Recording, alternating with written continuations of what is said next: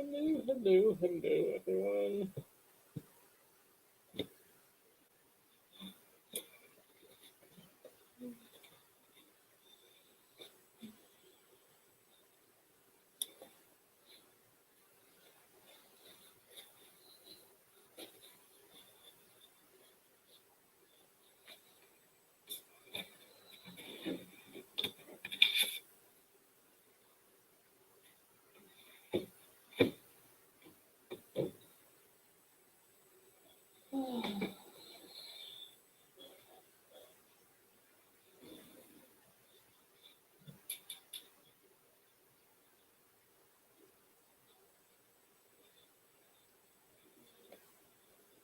Hello, everyone.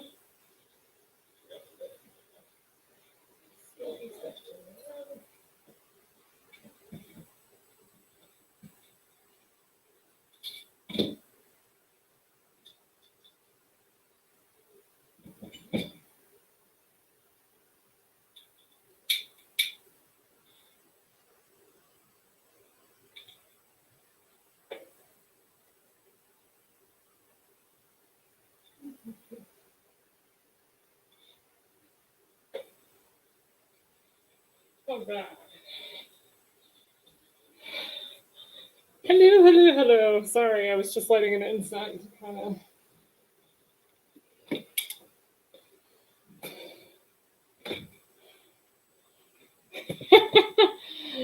Well, guys, new cards arrived today.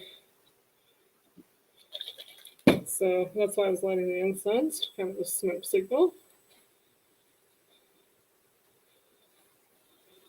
I ordered them around Black Friday, and they just finally decided to show up. Mailing system is very slow these days. Now I gotta find them. So I got nice new little bags to put them into. But unfortunately, I bought the same bag. Oh, you did a big intuitive thing, huh? I want to hear all about it. Yes, so my new cards.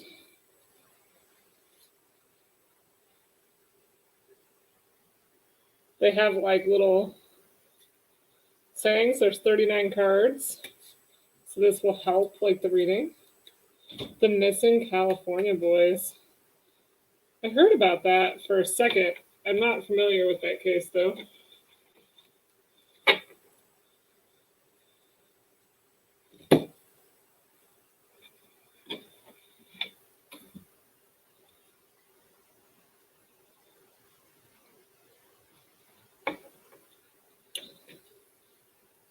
Going back through my past videos just to see what your cards said. That's pretty funny. Wow, I'm going to try out this new deck. Let me just cleanse it up a little bit.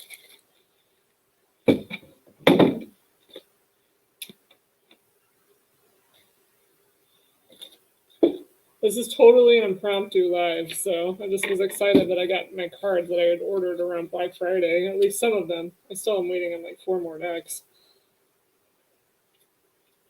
These are the vice versa deck.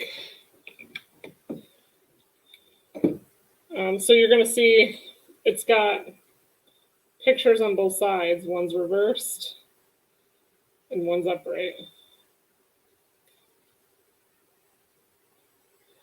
So, and how did the intuitive thing go?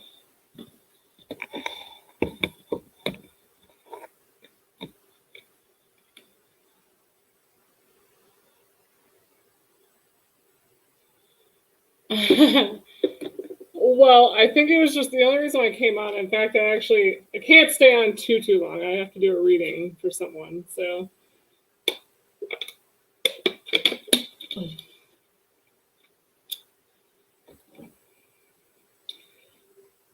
oh,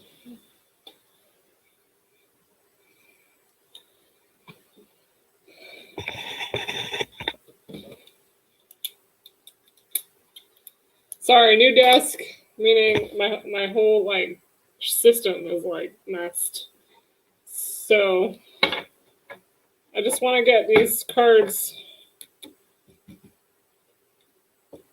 broken in a bit. So one of you asked me a question, so I can get them broken in.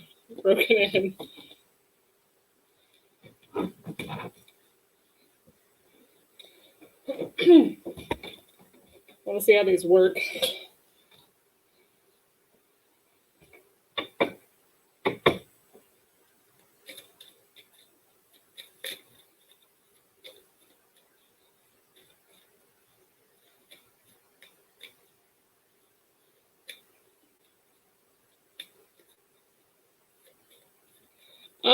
Oh, wow, Kat. Sounds like you and I need to work together.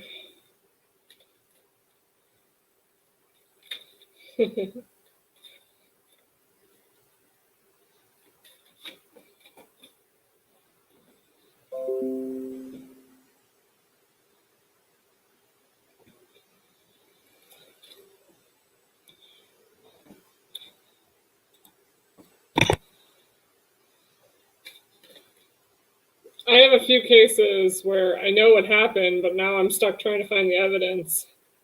So, reading the discoveries and that, they're all kind of like the case that we all hate, where there's missing pieces and everything's just not done right.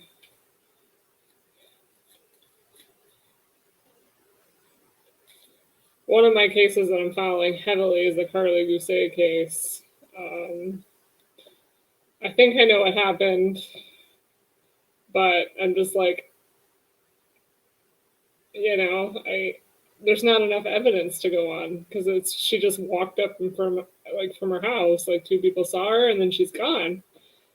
So there's not a whole lot to go by there.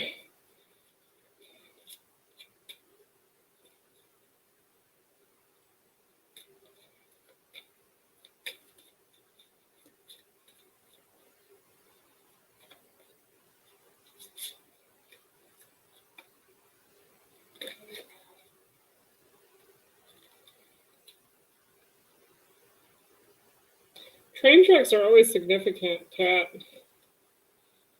A lot of things can happen on a train.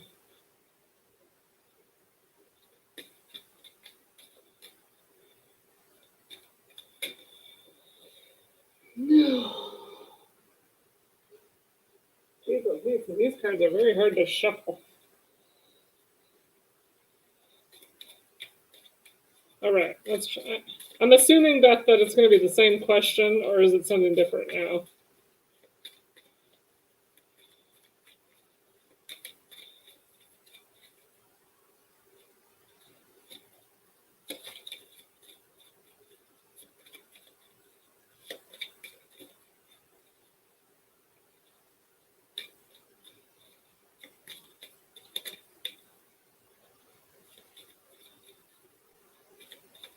You always want to know about your love life. Let's see what the cards have to say.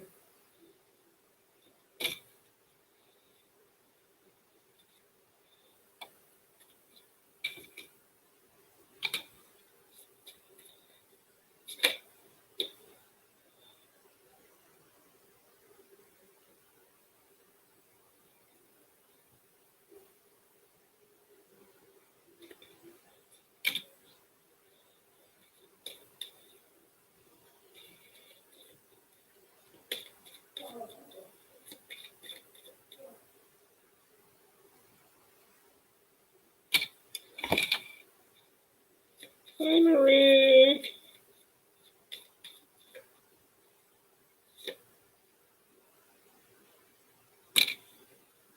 Wow, okay, Beth.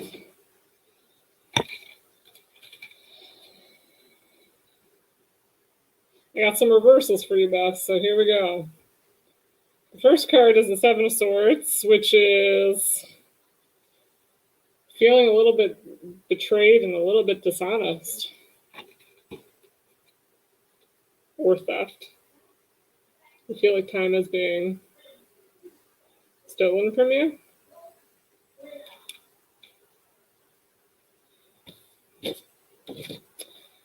King of Wands reversed. Not ready yet. Weakness. Problems.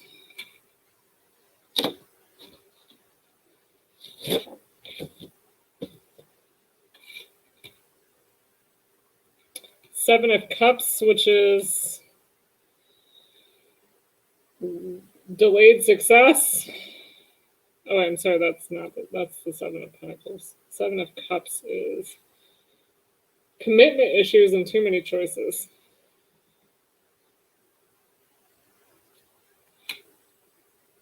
And then the Pentacles reversed. The King of Pentacles reversed is a jealous person not following through. Okay.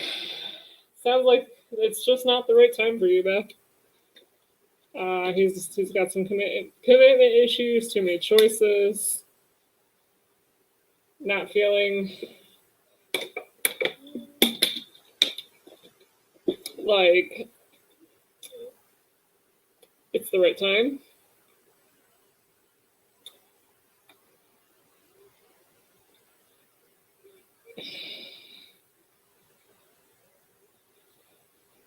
I'm sorry. It's a sucky one. I think that's the first time I've ever gotten a sucky one for you. Something just happened. I don't know.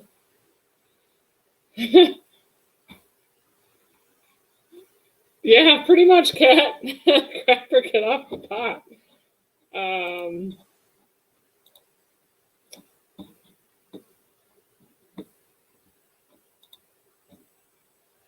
Let me pull a Kipler one for you. These are new cards, so these I will read the actual book for you.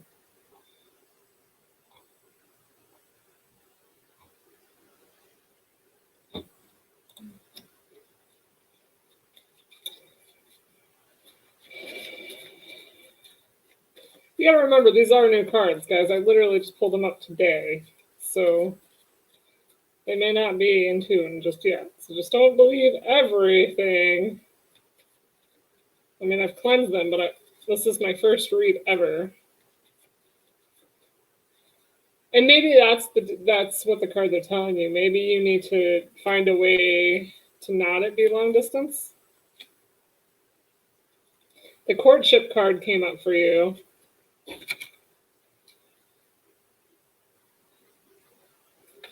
Meaning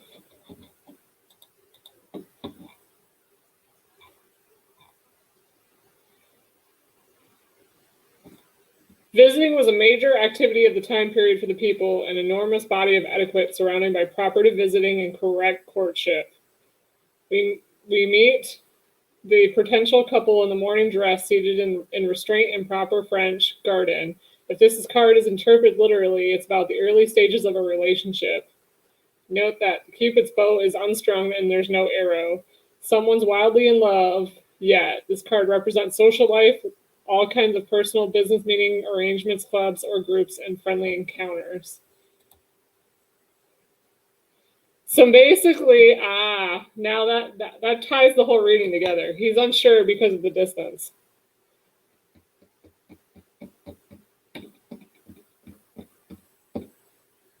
See, there's always a reason for the cards. He's contemplating the relationship because of the distance.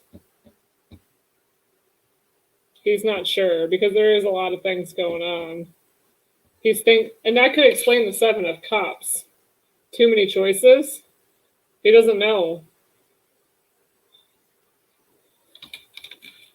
He doesn't know if this is a good thing because I know you have kids and I don't know if he has kids, but maybe that's part of his mindset. Like, okay, she's got kids. She can't leave the state. She can't leave 100 miles or she can't leave this. And I don't know if I want to go X. I don't know if I want to go Y. I don't know. That's kind of a big move for me. Or maybe do I have to quit my job? Do I have to do this? Do I have to do that? All those things are starting to pop up now.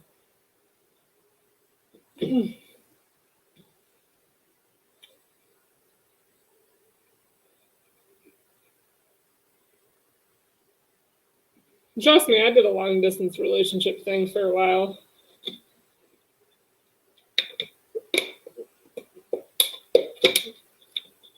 Since this wasn't very impromptu. I didn't properly get water and all that wonderful stuff. So yeah, you will see me pulling an Andy and going to get stuff to drink and stuff.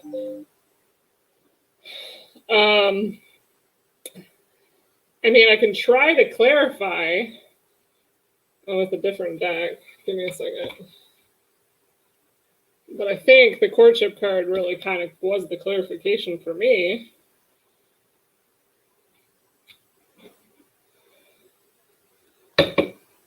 And see, this is a prime example, guys. Remember Beth? How her cards were always the same for months and months and months? Don't always assume that just because the cards are the same for months and months that you're on the same path. You still need to get readings every now and again to make sure you're on the path.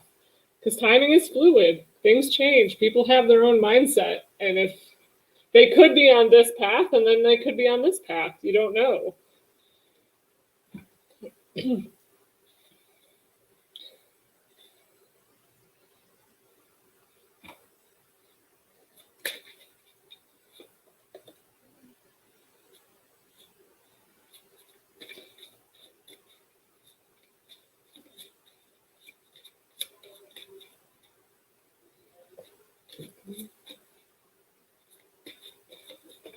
Yeah, they were always the same until a shift in the relationship.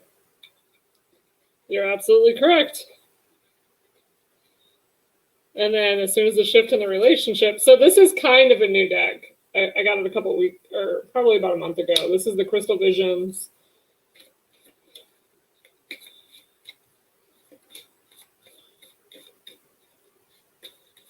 I just pulled the wrappers off today. Two of Pentacles is your clarifying card. Sounds like he has a choice between jobs. He's not sure. Maybe he's stable with where he is at and is unsure if he wants to take a different position or vice versa. Could be either or.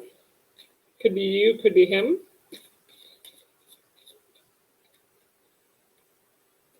The Temperance card, which is about balance, bringing restoration and balance to the situation. So it sounds to me, Beth, in order for this to work, there's going to have to be give and take by both parties. So whoever decides to do the moving, maybe instead of you moving there or he moving there, maybe find a central location that's where you both have to start over, kind of thing. Or find your own balance in the relationship is what that card's about. You don't have to take my example as the word. I was just giving you an example.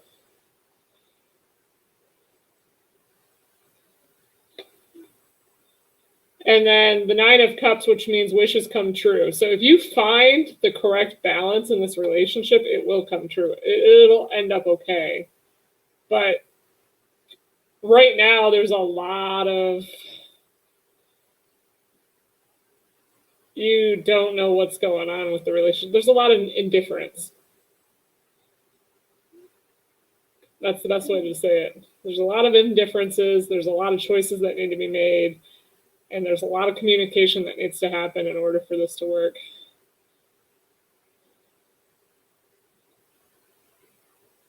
Sometimes clarification cards help because they help you see the real picture, especially in this situation.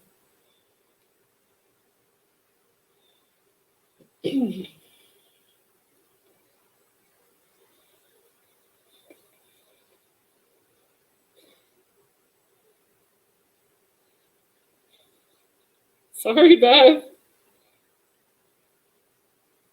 I wish I had better news for you. The cards are the cards. I read what I get. I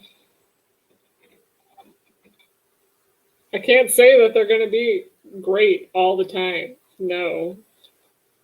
I can't predict that. And that's why people get mad at tarot readers. Because, you know, even when I had a tarot reading, I'm going to tell you a prime example. I get tarot readings. I'm a tarot reader.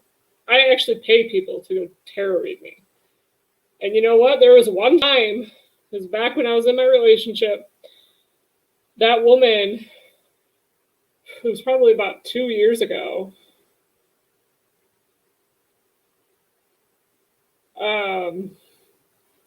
she told me, I was with my ex, I was having issues with, her,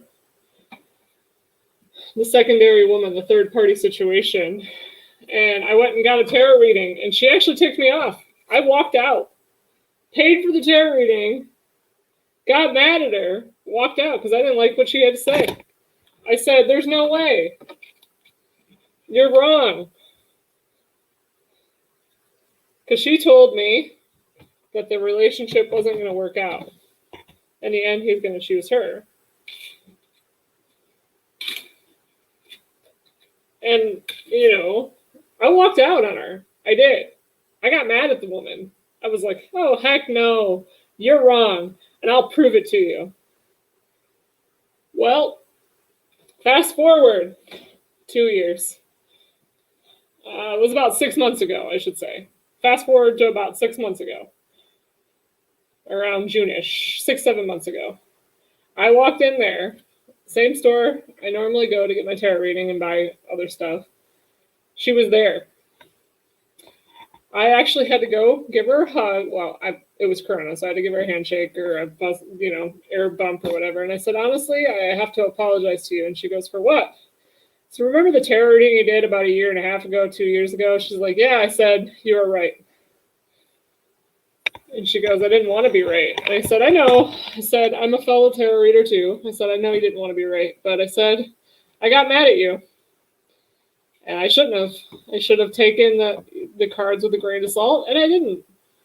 I said, I broke my own philosophy. Listen to the advice of the cards, but you still also got to remember that the cards and the timing is fluid. And she accepted my apology, and she said, I hope you never have to do that again. That was the hardest reading for me to give to you. And I was like, well, sometimes as tarot readers, we don't want to give the advice because, it could ruin somebody or ruin their relationship or ruin the path that they're going on. But sometimes the cards just don't lie. They just say what they have to say. And it may be hurtful. It may be something you don't want to hear. It may be a painful subject, but guess what? It's going to happen. So there you go. There's my little Q&A for the moment. Is there any other people that have questions? This is a very random.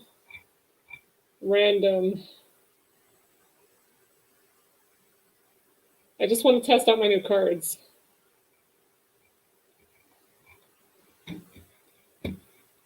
After I gave you my little sense of, I'm sorry, I don't mean the cards to be bad. Nation. We're going old school here. I have new cards. I want to get some energy, get some reads. I'm trying to revamp my channel. Oh, okay, Kat. What's your question? I'm trying to revamp my channel a little bit, guys. I'm trying to get my subscriber up a little bit. I do want to start doing new things. Don't do it, Kat. Oh, well. I was thinking about doing some paranormal woo-woo Saturday nights once a month. If you are in my Facebook group, I'm probably going to have poll notifications about, where you guys can pick the subject of the woo-woo, or we could do Random Nation, or like a random, not Random Nation, I apologize, that's an Andy thing. Yes. I kind of already know the answer, Kat, but we'll ask the cards.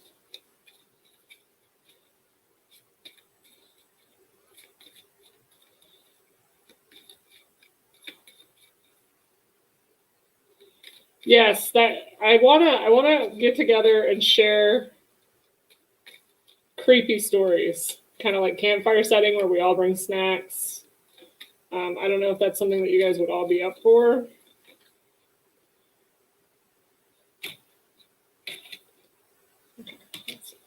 Sorry, Kat. I had to check to see if it was reversed or upright. These cards are vice versa, so they have pictures on both sides. One is reversed and one is upright. So you're going to see me checking because, like I said, these are brand new. I just opened them from the package today, so I haven't had even a chance to look through these. Your intuition.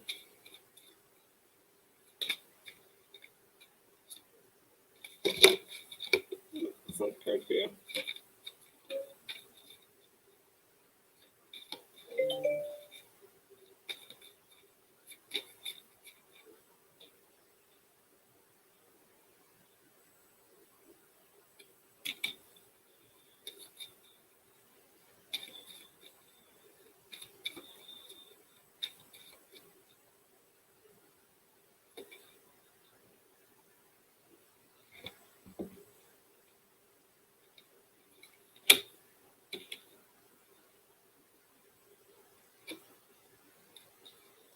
Okay.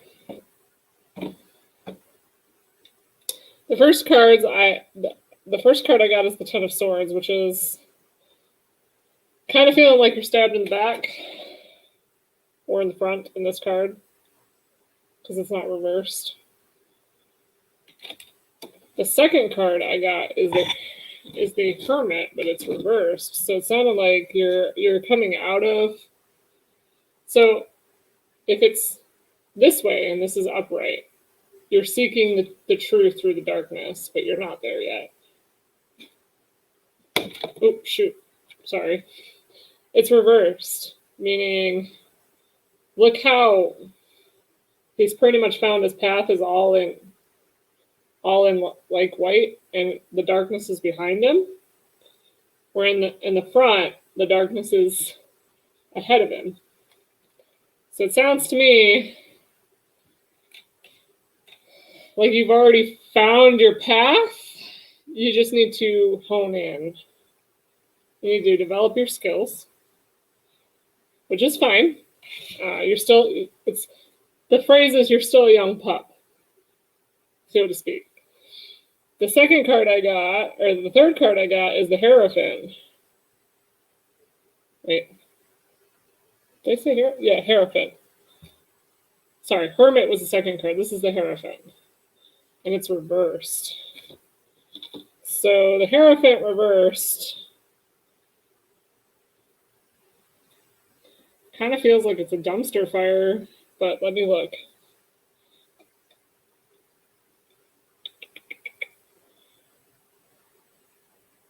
You have problems with authority. That makes sense. Like you're looking over the land, but you've almost got a dumpster fire going behind you because you don't like what's going on. So you need to find this path yourself, because if someone else tries to tell you how to do it, you're not gonna develop your own skills. Yeah, 2020 was a dumpster fire. But as I told you guys, 2020 was meant to happen. It was a shadow year. Because 2021 is the Great Awakening. You notice everything that's been going on right now? A lot of people are storming the Capitol and things like that, trying to make radical change. And that's what the awakening is about.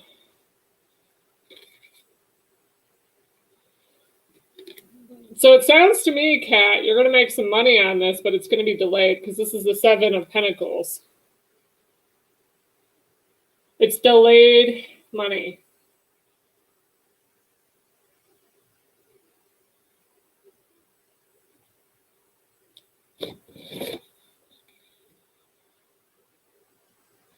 You have to put some work into this. You got to be patient. It's not going to come fast, and it's not going to come extremely.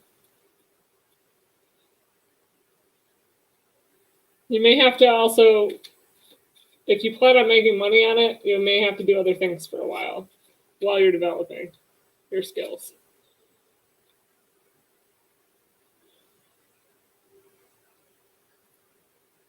But you're going to be very creative about it. It's real. I'm not saying it's not real. It's just eventually you're going to make money at it. You just got to hone your skills. It's going to take time. And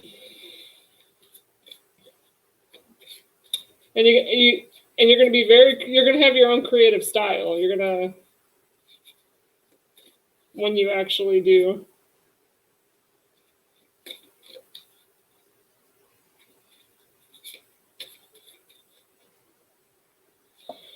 I got the journey card for you. Let me actually read it from the book, guys. And it kind of sounds like exactly what I've been saying all along. You're on this journey. This card illustrates travel via first-class carriage from Victoria Station. Notice the wealthy man on the platform standing with his fine leather luggage not too far from the citizens of the second class. Card 10 stands for all forms of transit and vehicles, as well as vacations, travel, escapes, and round trips. The round trip aspect of a place you're coming back to differentiates the change card, which is the card before it.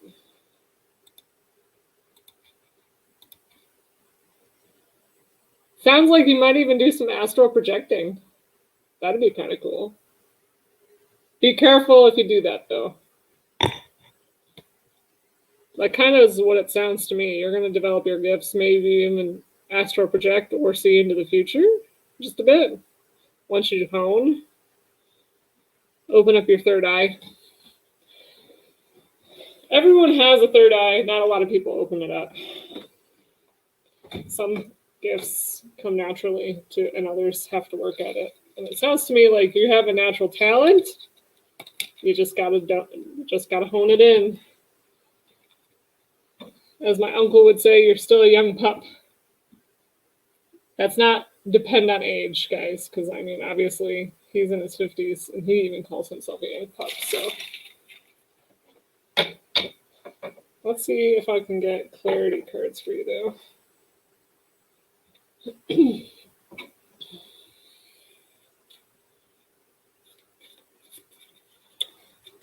Oh, okay. I forgot about the RV.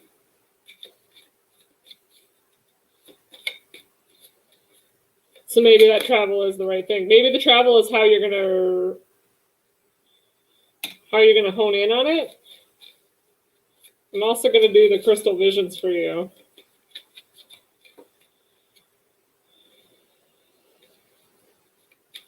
To finalize the reading a bit.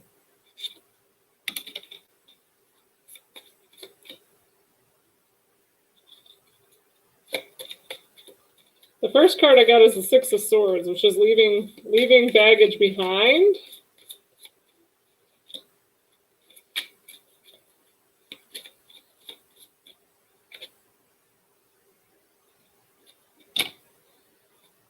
The next card I got is the Justice card, which is, it could either be, it's like kind of like a cause and effect, but it's a win-win situation. Everything that's supposed to happen is going to, in its divine timing.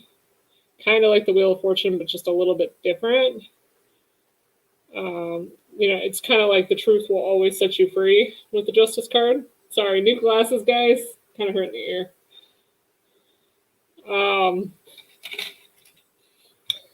The next card I got is like the Three of Wands, which is kind of like, it's talking about travel again. Expansion, travel.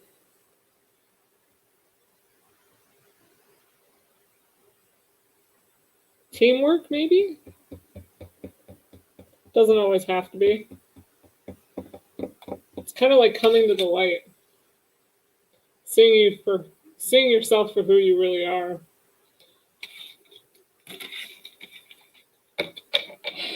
The thing that keeps popping into my head is your travel, isn't it? Thank you, Beth. I was trying to go for the sophisticated look. Do I look sophisticated? I'm trying to eat up my insurance before I lose it. So, I got a really good deal on all my glasses. I got 2 pairs of glasses and like 6 months worth of contacts, and I didn't even spend more than $400 with my eye exam. So that's pretty good.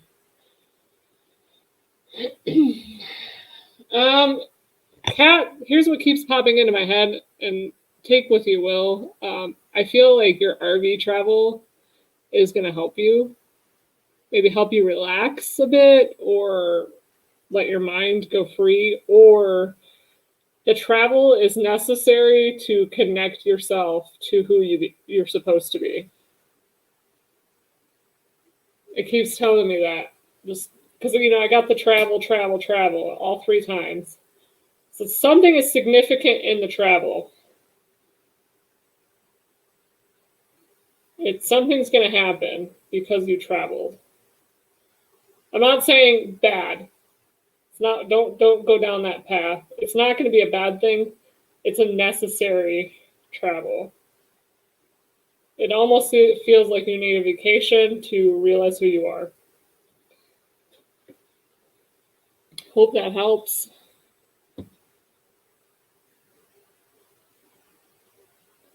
That's what I'm trying to say. I'm not saying travel is going to be bad for you. It's actually going to be very helpful for you, and it's going to put you on the right path. And it's because of anxiety is what I kind of felt like, but I didn't want to come out to say it. Anxiety or a burnt out feeling.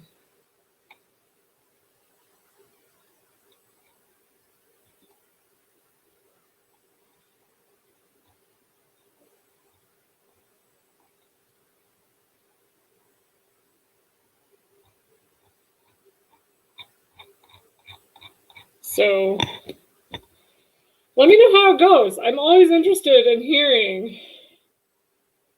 Hey, you know what? Age is just a number, Kat. It's how you feel. I mean, my uncle's in his 50s and he acts like he's in his 20s. I mean, he can run faster than me. And I'm in my 30s and I act like I'm 105. So it just depends on you. Like, I feel like your travel is going to help you either. I don't know at 59, I don't know if you want to do a career thing, if you want to do your intuition thing. I don't know, but it's going to help you figure it out.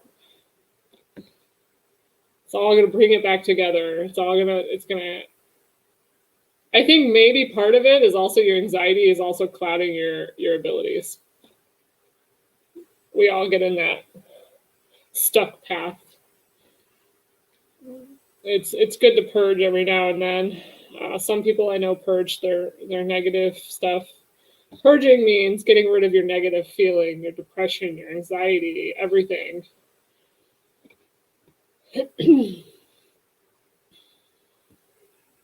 And people purge once a week because they just have so much negative, feelings or thoughts and I personally try to purge like once a month, just kind of let it all go.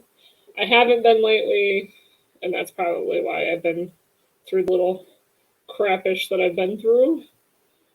I need to get back on that. Me, personally, I like to take a bath with candles as part of my purging, but everybody has their own routine. I like to bring out like the bath bombs and salts and, the bubble bath type of situation. Not everybody's the same as me. And I always bring out the essential oils and make the bath water smell good and kind of like a spa, but without the spa. I don't have the bubbly tub. I wish I did. Not a problem. I'm always here to help, guys.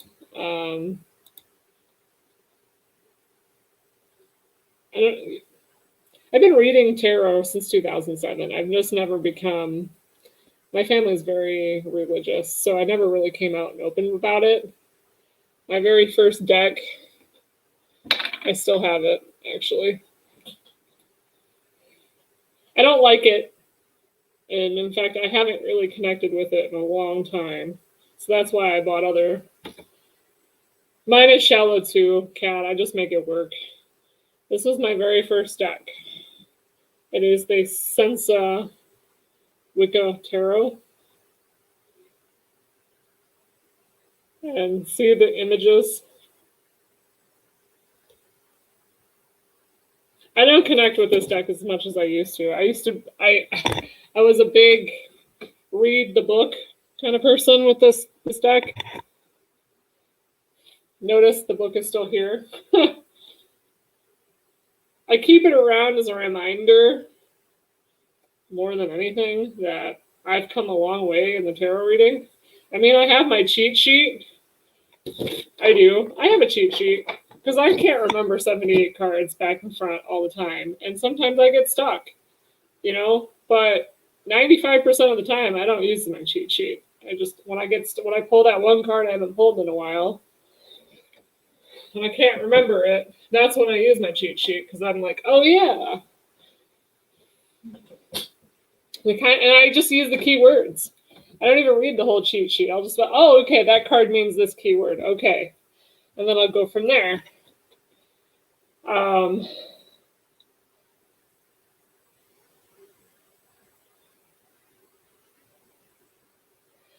Here's the thing, Beth. I am going to tell you that. I am a tarot reader. I've been a tarot reader since 2007. Maybe late 2007. I'm going to say 2008. And to this day, I have a hard time reading myself. And I'm not the only tarot reader that says that. And here's why. I'm going to explain why. You are too connected with your own problems and your own feelings that you almost block yourself from your proper read. So to answer your question, you can read yourself. It's just you're not always going to get a straight answer. And I'm going to give you a prime example about it. I had a friend that visited me before COVID hit from New York City. I did a tarot reading for her. She flew from New York City. Of course I'm going to do a tarot reading for her. Hers were dead on. I asked about my love life. She was like, oh, do a tarot reading for yourself. I asked about my love life. Every card was about work. And she goes, that's not very clear about your love life. And I'm like, nope. And then the funny thing is, I have friends that are tarot readers because, when you get into this community, when you're a tarot reader, you become friends with other tarot readers. Everybody has their own style and their own way they read. I personally use the cards and connect with myself and just kind of figure it out. Cards are just a guide for me to what path do I need to go. Some people, they use the cards like the card is the word. I don't. And I've never been good with the card is the word. I mean, I may pick up keywords from each card and then I draw my own path. As you all can see, I mean, there's several videos on YouTube where I don't use every word. I may, like the new cards, the Kipler, yeah, I'm going to use every word until I get used to them. But no, I have never heard of anyone could do a very good reading about themselves. I'm not saying that it can't happen. I just have, in my community that I've been, I have lots of friends who are tarot readers. They all say the same thing. I can't do myself. But I'm not saying that it can't happen. But I always personally go to other people for mine. I have my favorite 4 tarot readers who read me. They're very cheap.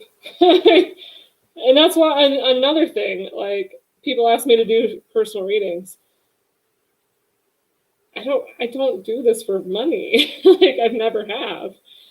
But I understand, because, there's a difference when somebody wants a personal reading.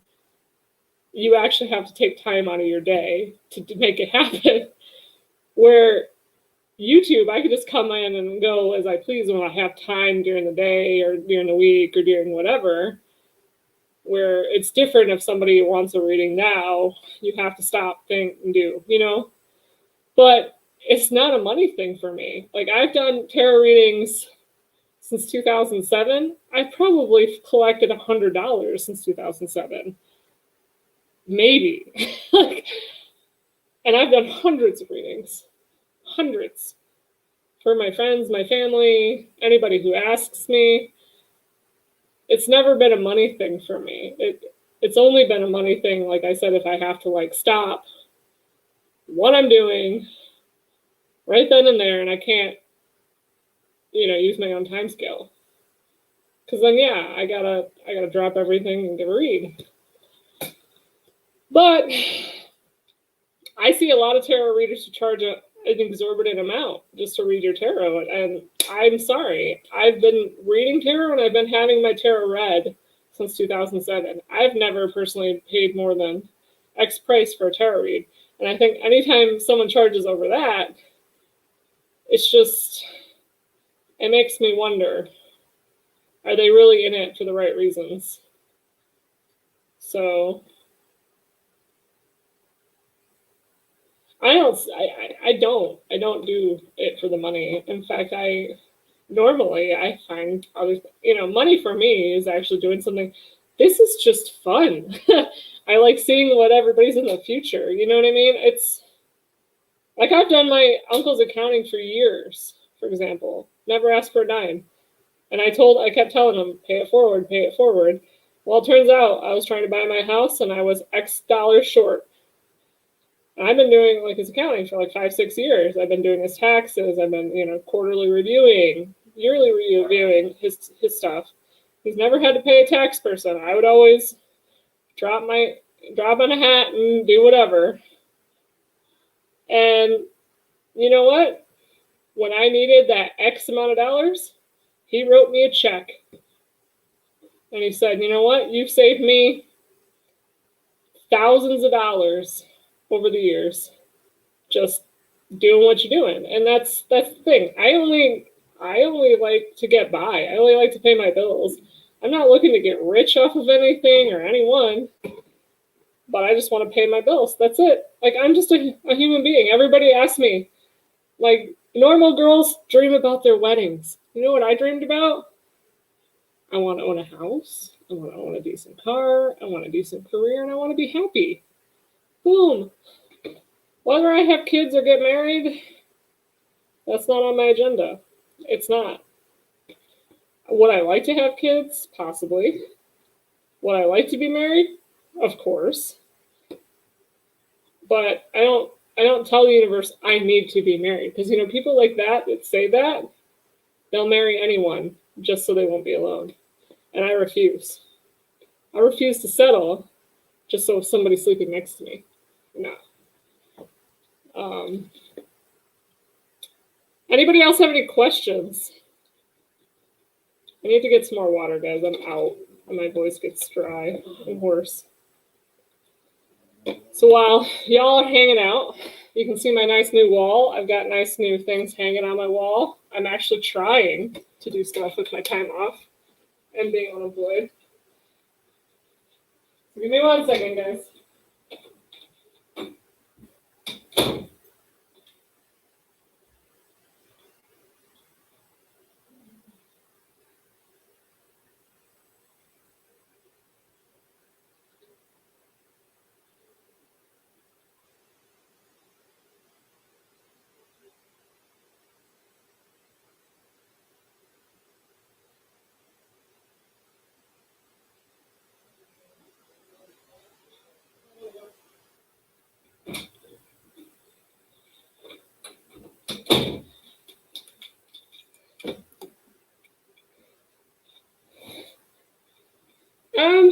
You did say something about his health, Kat. Maybe I want to pull some cards on that.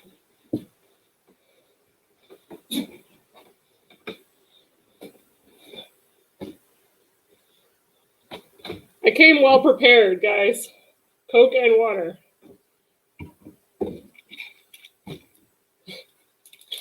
I was like, I don't want to constantly like, hey. Well, let's pull some cards on that health issue, Kat. And see what I see, if that's okay.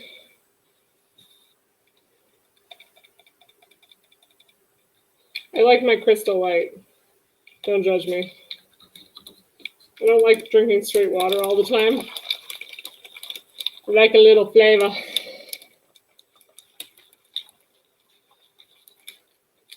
And this one's the best one. It's wild strawberry. Cool. I love crystal light. Not a paid sponsorship. Even though I would love to be paid by Crystal Light because it's getting expensive. A 30-pack of these little packet things cost $7 now. I'm like, man, I remember when it used to be a couple bucks. Where did the times go?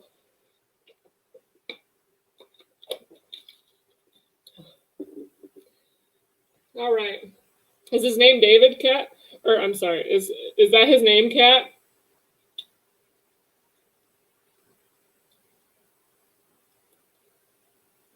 Because I don't see a David in the chat.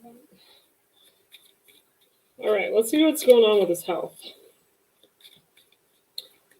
In fact, I do have a health candle if you want me to light it for you.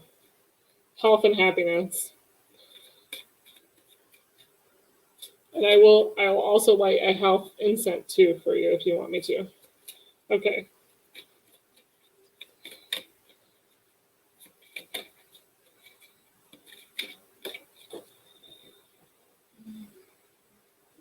These cards are not loving me right now.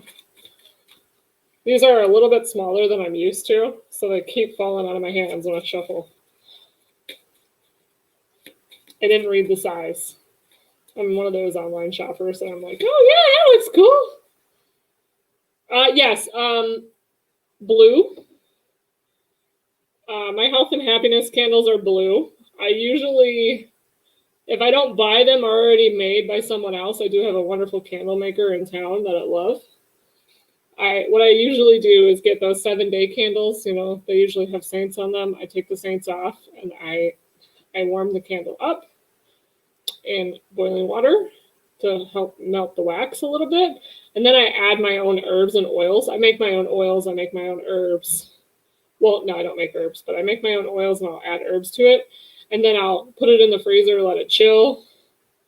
And then put my own, and then I'll write whatever intention it is. Because you can buy 7-day candles anywhere. You can buy them at the dollar store. You can buy them at Walmart. You can buy them anywhere. But the health and healing one is blue. And then you can add, like I said, you can make your own oils, herbs, and add it to it. And some people add glitter, but I don't. Yes, let me grab that for you, Kat.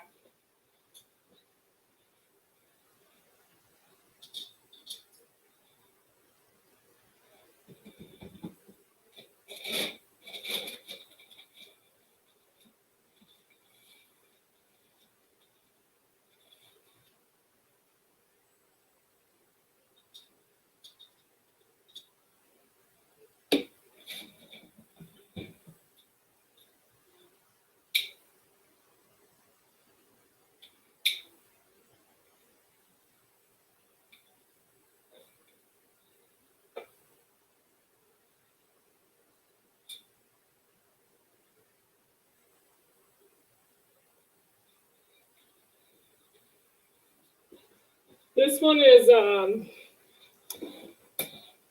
yes, they usually have saints and stuff on them.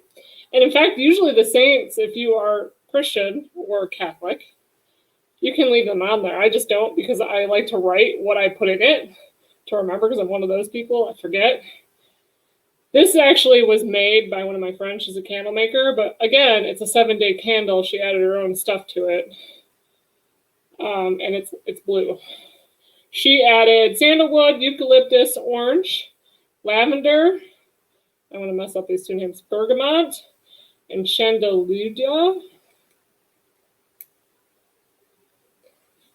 And essential oils to it.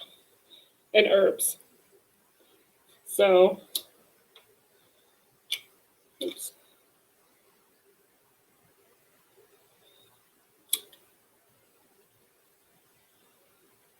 There we go. That's lit for you, and I also lit my incense, but unfortunately I didn't bring my incense over there. You can see that my incense going, and I'm going to put the candle next to it.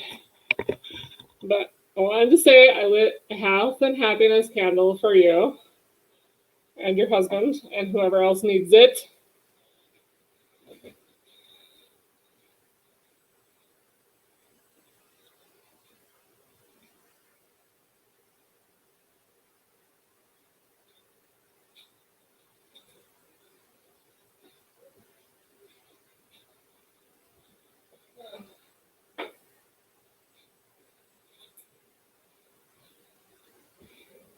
I'm also like that. You're welcome.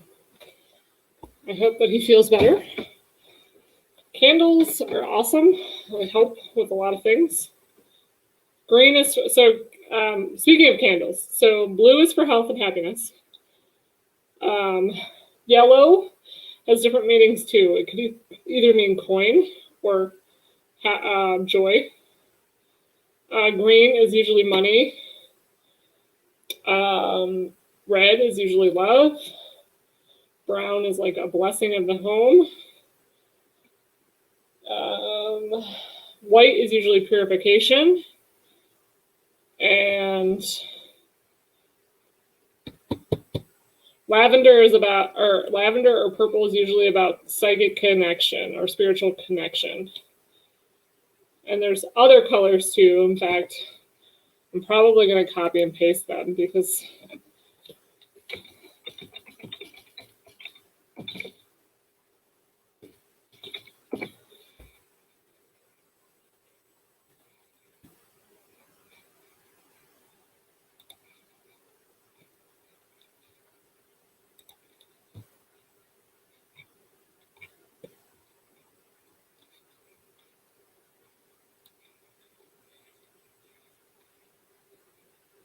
and also manifestations, no matter what religion you are, manifestations and candles are very, very powerful.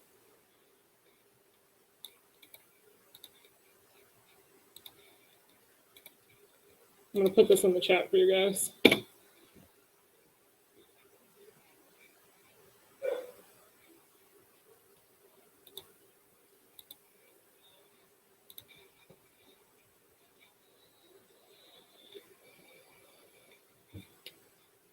You're welcome. So, and like I said, white promotes serenity, peace, and enhances personal strength and insight. Black is also protection, as well as white. Green helps ideas come to life, amplifies prosperity. Blue connects with healing and emotional wounds. Yellow is more of a networking, social skills, bringing new career opportunities. Red is more about love, passion. Pink is for romance. And also red is about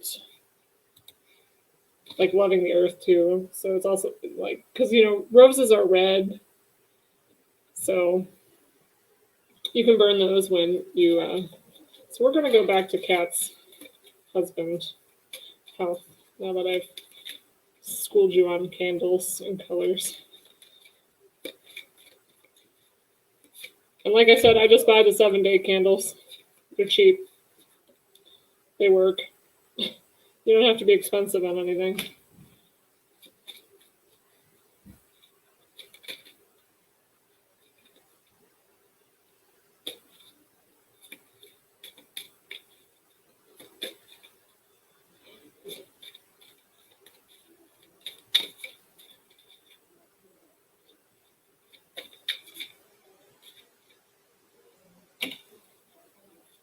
Okay.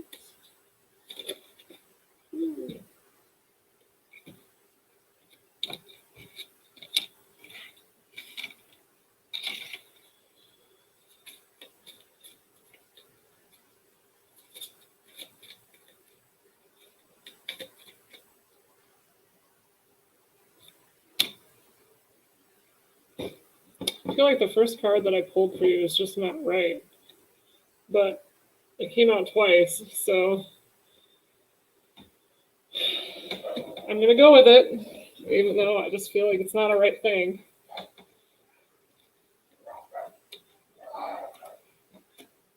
Ten of Swords, which is like you're hitting rock bottom. It's kind of like a painful, emotional thing.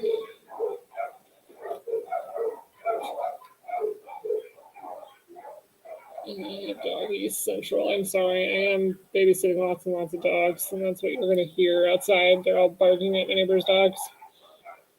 So the next thing I got is Temperance. I apologize, guys. Which is like bringing balance, pouring out your own emotions, bringing balance to a situation. You see how she's just pouring out all the negative energy, but the light is upon her?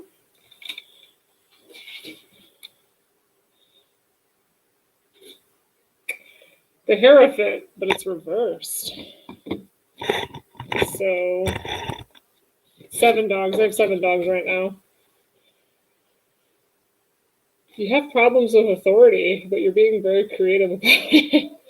Maybe you're not believing what the doctors have to say. And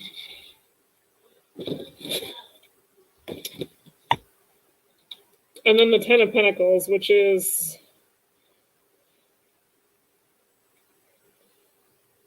basically talking. Wait, hold on. This is reversed.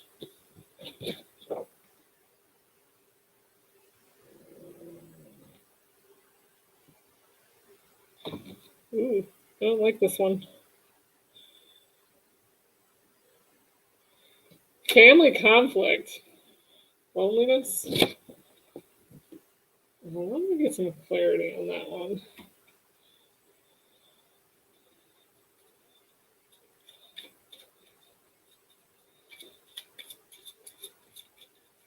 So now that I've gotten all of these together, sounds like he felt like he was stabbed in the back.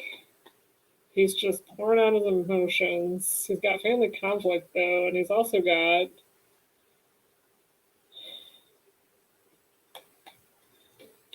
he's not conforming to whatever is being said.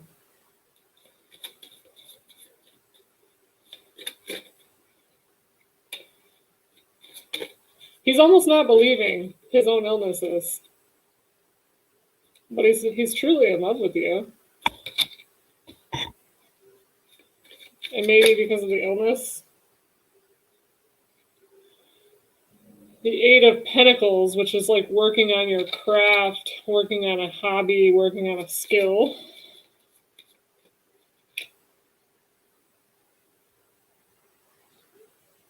Six of Wands, which is like almost being a leader. Oh. Now that you said that, Scorpio. Well, that explains. I'm like, dang, this reading just, it sounds like he's kind of like in his own world, but now that explains it. He's a Scorpio. Scorpios, they don't like to tell people their feelings. They won't even tell you what kind of laundry detergent they like. That's how they are. Unless they absolutely trust you. And it takes a long time to get you to trust. So it sounds like, ooh, you're a Leo. Big confident Leo. Okay, well, you know what? That card was for you, Miss Leo. Because the Leo is a lion.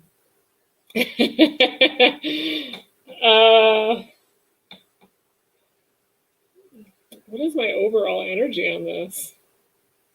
It sounds like he was in denial for a long time. Whatever the illness is, the doctors was like, you have X. And he was like, oh, heck no. I don't. You need to do this again. And it sounds like he doctor hopped for a bit to kind of just see where he could get the answer, if the answer was truly true. Which maybe created a little bit of financial issues.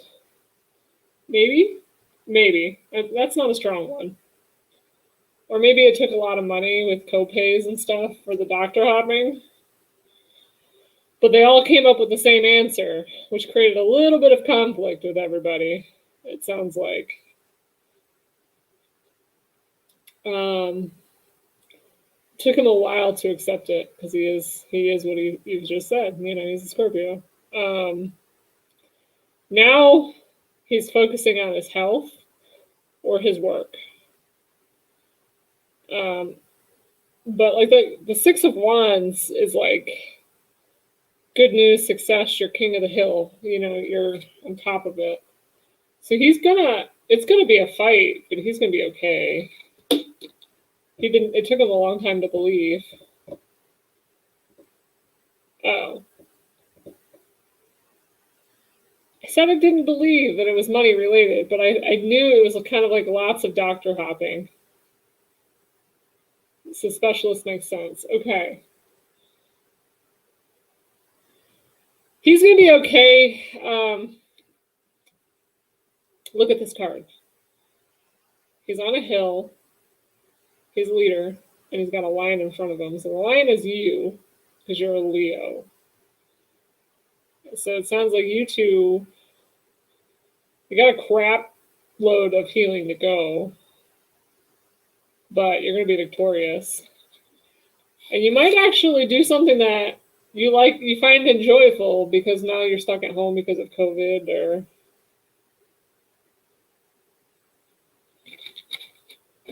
let me get more cards. He's getting jazzed about leaving. Yeah.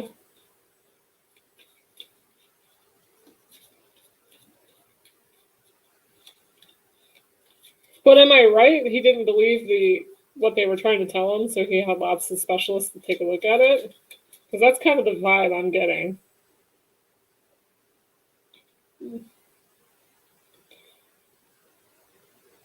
So this is card number 22. It's official person. And see, he's in a military uniform. Let me read the actual book, though.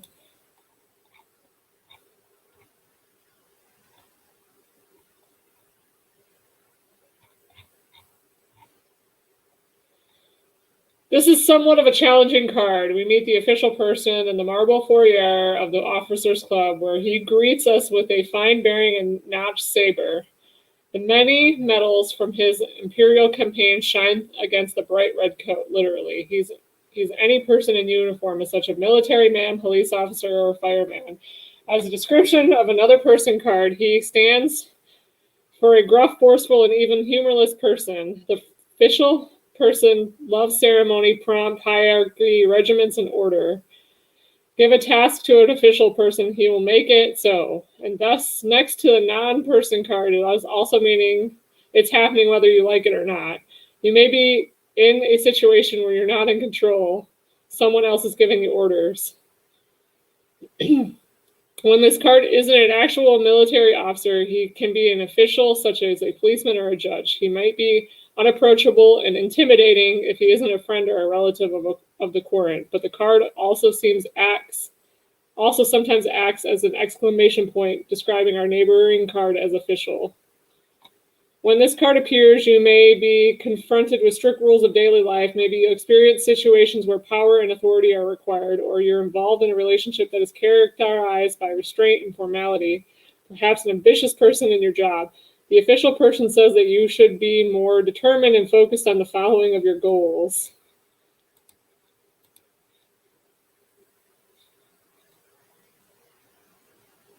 Oh.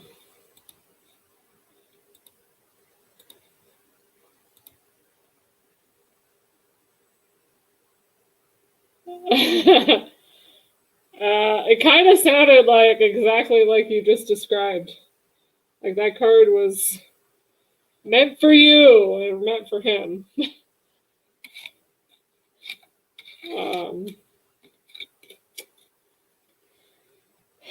I think he's gonna be okay. It's gonna be a rough road.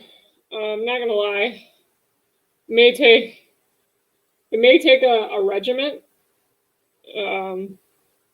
You said breathing issues, so probably like nebulizer, inhalers, or changing of his diet, stopping any bad habits, etc.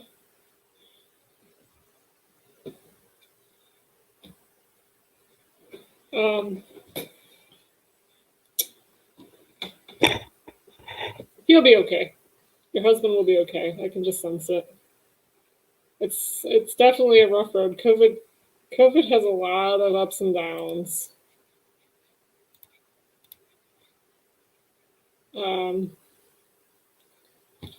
Definitely get an oil diffuser if you don't have one. And the one oil I am going to recommend for you, you can buy oil. If you do not have one, oil diffusers are $15, $16. on Amazon. They're super cheap. And the one oil that I recommend is lavender. It helps with my mom's breathing issues. I just do it all day and night. I just put a few drops in the oil diffuser with some water and just let it go. And she's also diabetic too, so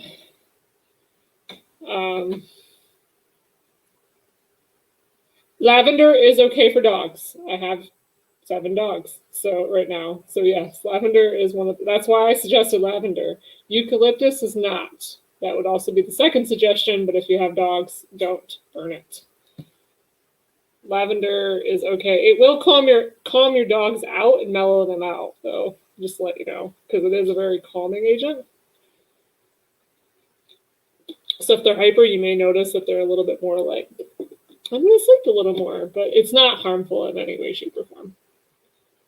It's actually on the approved list for dogs.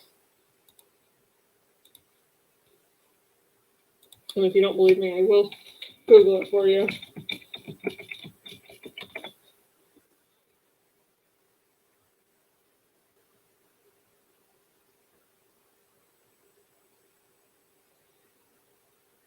So, lavender should not be ingested by a dog, though. But if it's in the air, it should be okay.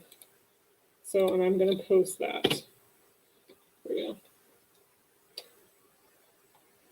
And it has to be in large quantities for it to be extremely toxic to dogs. So lavender does contain a small compound which could be toxic to dogs, but it has and found in smaller concentrations, like diffusing. It's not. I don't. It doesn't say that it would be.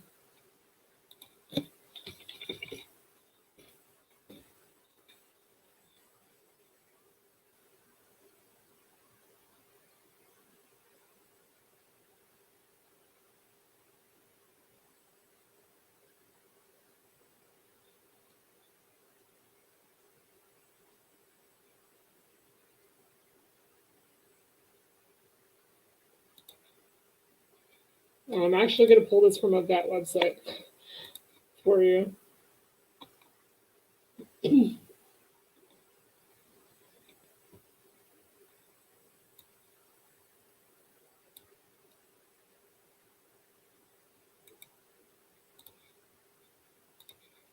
These are ones that are toxic to your dogs.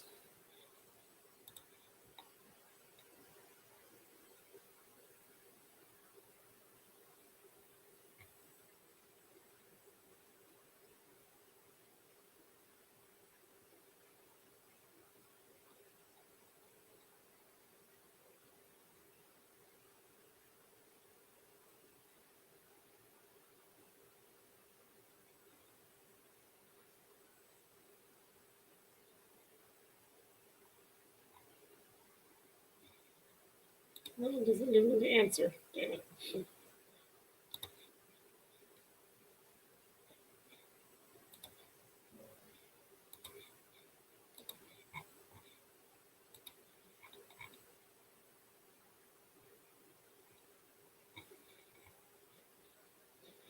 This is a good website because it does say that lavender is okay for dogs right here.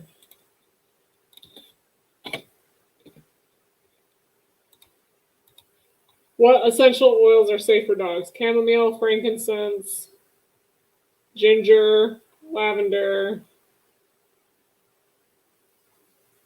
It does say that lavender will calm and tame, or it can tame anxiety or car sickness if diffused.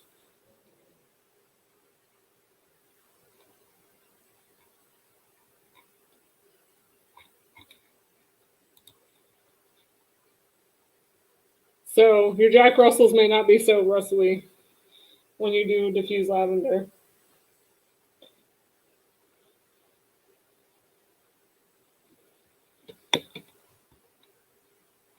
Oh, let's see who's here. Who's all here, guys? I see 3 people are watching. I know Kat's watching.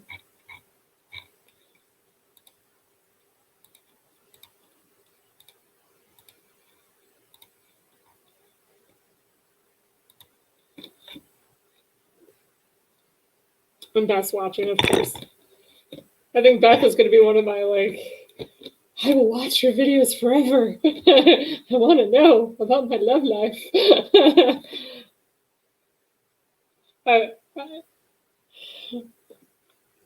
Is Marie still here?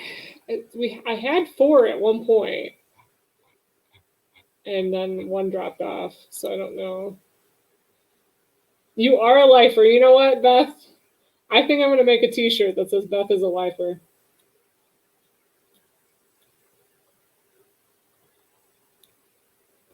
I was thinking about doing t-shirts, guys.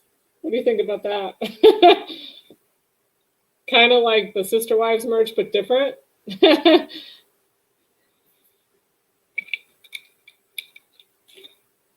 But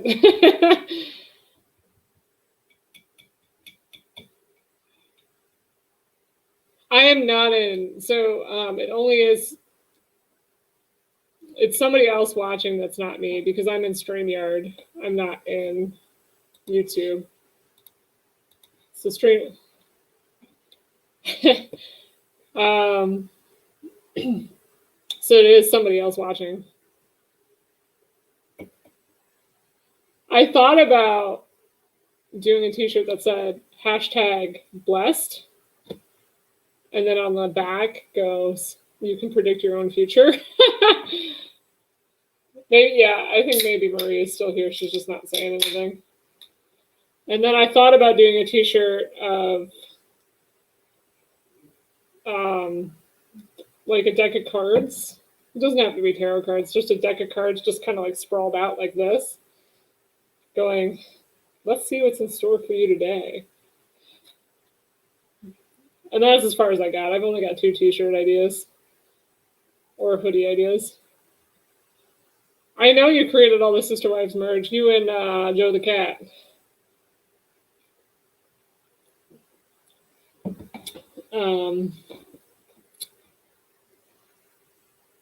And then I was kind of thinking about doing like a #Nightmare Before Christmas version, like, but I don't want it to get copyrighted. So I thought about doing like another, like doing a crystal ball and goes, "Welcome to my nightmare."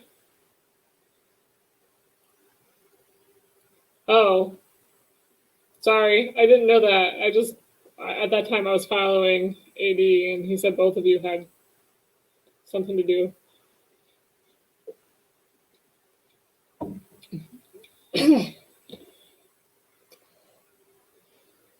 What do you think? Wouldn't that be cool though? The crystal ball. Welcome to my nightmare. And then on the back, like, put Z's, like, you know, like cool Z's going up like you're sleeping.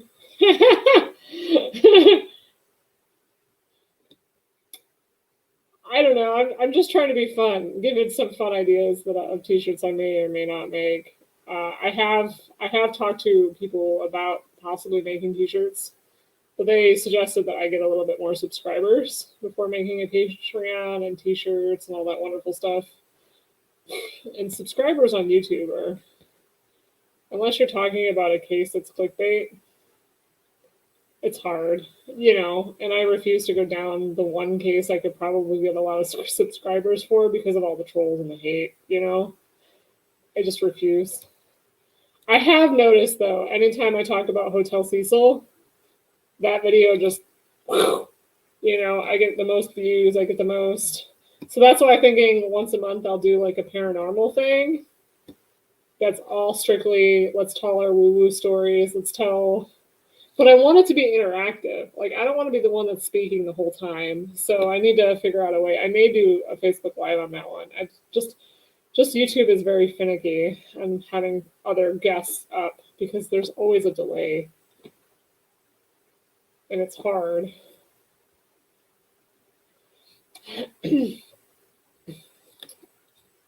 And then I also thought about doing like campfire stories, you know, like turning off the lights and maybe having a little small ring light.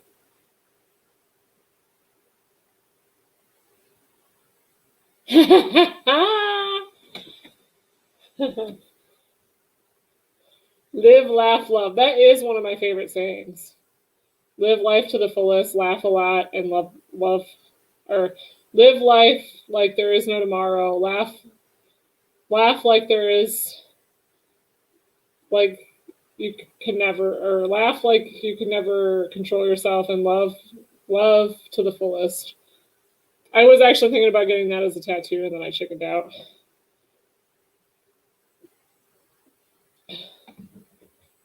So, and then I was also thinking about a t-shirt with a pendulum on a map. So saying scry the path of your life. I don't know. It's just some ideas. But like I said, I have three. I have one right here, I have one right here, and I have one on my leg. Tattoos. I'm afraid of needles, but I have piercings. Obviously, you can see my nose.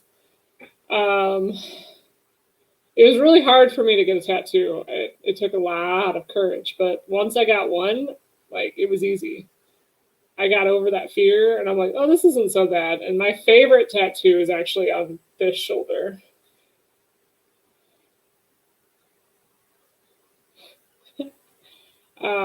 And it says, I will live the life I choose, and it's got a thorny heart. And I actually got that because of a breakup, and it was one of the tattoos that I had thought of. Thorny heart was because of the breakup.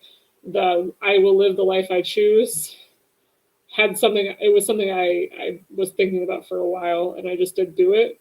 I just did the thorny heart because I was like, it signified the breakup situation between me and the ex. So, and in fact, the artist that did it, oh my goodness, I kind of gave him a little bit of free reign on it. I was like, I want these words, but you can just design it however you want. He's the one that came up with the thorny heart idea, and actually, it's funny because everyone who sees that photo was like, oh, I love that tattoo. And it takes up half my shoulder, and I basically, like I said, I gave him free reign. I was just like, here's the words I want. You can do it in whatever font you want. You can figure it out. I don't care. And it actually worked out for the best. That is one of my favorite tattoos. Actually, and this one is a brother tattoo. It just says love is love because my brother is gay, guys. Not gonna lie. And he had a hard time coming out to some of my family. And because most of my family are very straight-laced Christians. Kind of Catholic, kind of Protestant. And in fact, half my family doesn't even know I do tarot. So I'm kind of like a little afraid, like, oh, what if they why would they be searching tarot? I don't know. If they're searching for it, then yeah, then they'll find me. But they don't even know I'm a witch. I hide that one quite well too.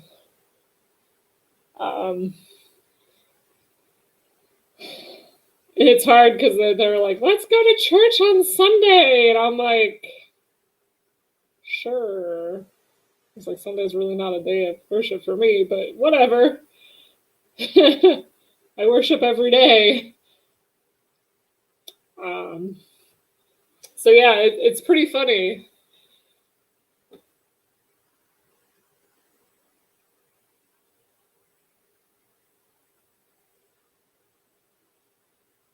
See, that's a cool tattoo. See, I'm not saying tattoos are great. My brother has like 85,000 tattoos. I swear to goodness, there's not an inch of skin that's not tattooed in some way, shape, or form.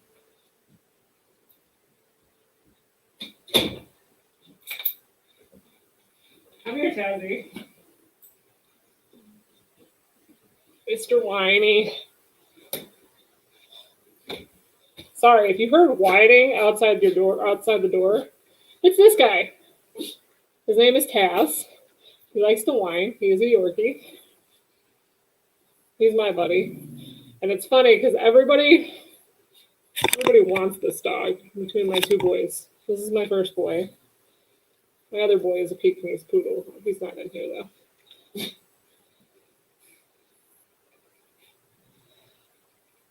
That's one thing I love about the witchy title.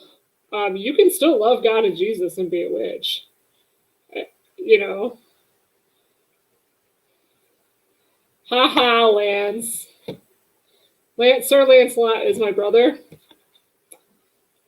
And he's making fun of me right here because the first tattoo I ever got, I used numbing cream because I was anxious and scared, okay?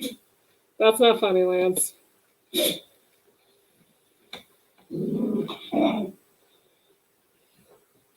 Sir Lancelot, that's my brother. Haha, I called you out.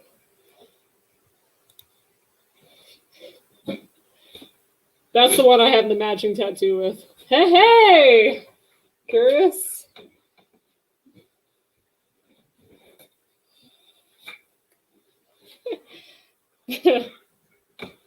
And he's still, okay, this was like 4 years ago, guys. 4 or 5 years ago, I got this. See,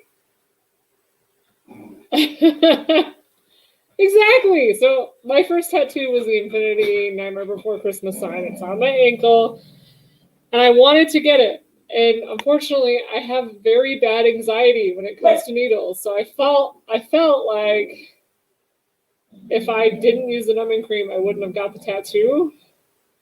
And now my brother makes fun of me because he's like he's tattooed everywhere. He's like, "Oh, your very first tattoo is him. He's numbing cream, ha ha." Yes. So I called him out. Haha. But I do have a matching tattoo with Lancelot. It's on this shoulder. It says "Love is love." And I think he stole this one from me, the I will live the life I choose. So we might have two matching tattoos, but not on purpose. I got it first. It was smart, but not according to my brother, because he gets tattoos like and he doesn't care. So love you, bro. He's my brother. I'm allowed to say what I want.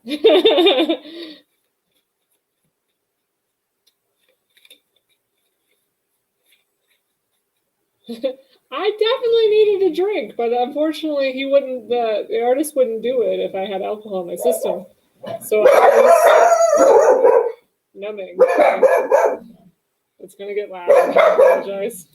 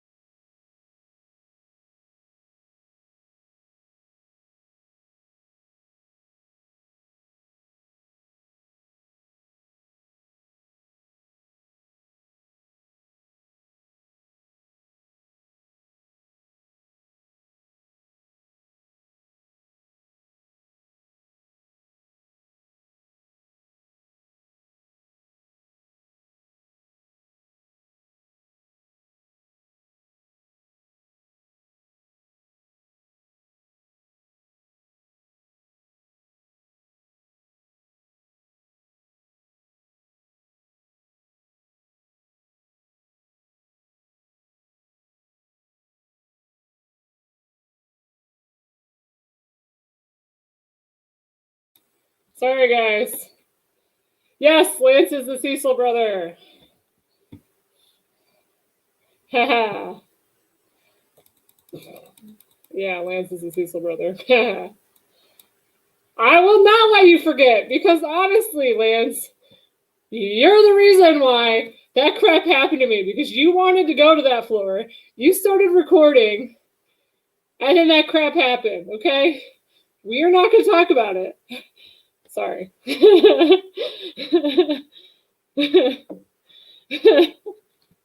And then I had a stupid attachment that I couldn't get rid of for like 3 weeks. And then when I go back to visit, it tries to still like be attached. No, you're the reason, Lance. I never wanted to stay in that hotel. I wanted to stay in Burbank like a human being. But no. My brother was like, it's on AHS.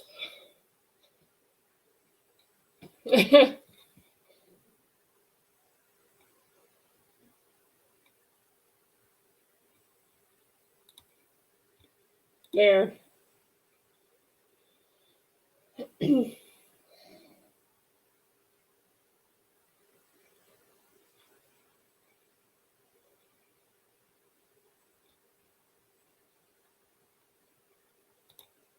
Yes, he is the Cecil brother. And then,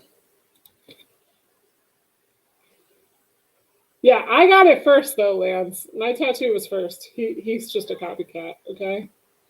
And yes, I'm sorry. I apologize. It wasn't like a dog frenzy, and I didn't think you wanted to hear 7 dogs barking. Apparently, one dog found a shadow or somebody walking by, and then all of a sudden, all of them wanted to bark. Then don't go to the Cecil Hotel, cat, especially if you're female. It does. Well, it doesn't even matter because it attached to also Sir Lancelot in a different way. It affects males and females differently. Depending. Well, depending. It affects everyone differently, but.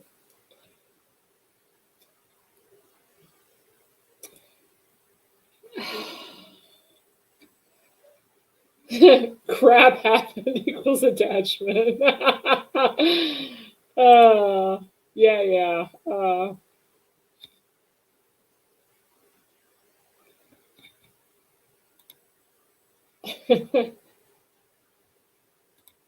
Yeah, well, look, did you guys see the maybe not Cat, but because she said she doesn't like woo-woo stories, but did you guys see the Ghost Adventures on Hotel Cecil?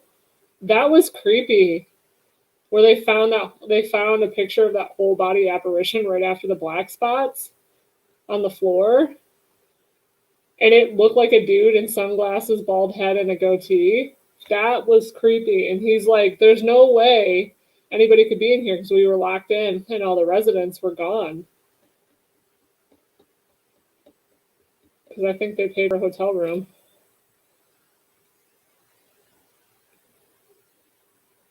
And I also, Sloan Bella did, she's a fellow YouTuber. She's a psychic medium. Sorry, guys. And she did a Lisa Lamb reading. And she pretty much agreed with what I've been saying all along. It was somebody who had power and know-how over Elisa. But she didn't kill herself. At least in my opinion, she didn't. She had something went on.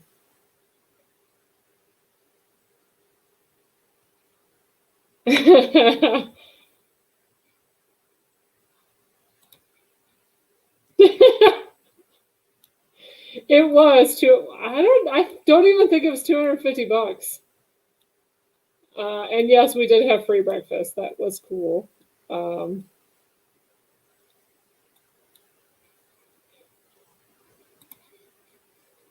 In fact, I think I have a copy of that receipt somewhere. Let me pull it up. Because I wanted to prove to people that I actually stayed there.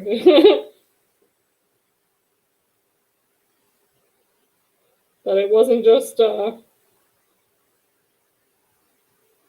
for show.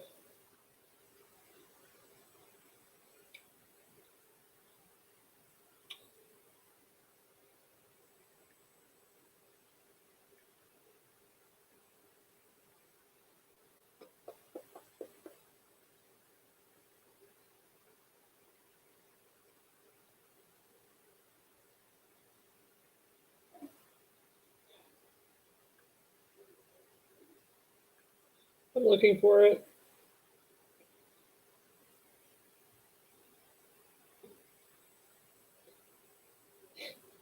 We didn't dry the water. We brought our own. I think we bought Life Water or something. I don't even remember a case of it.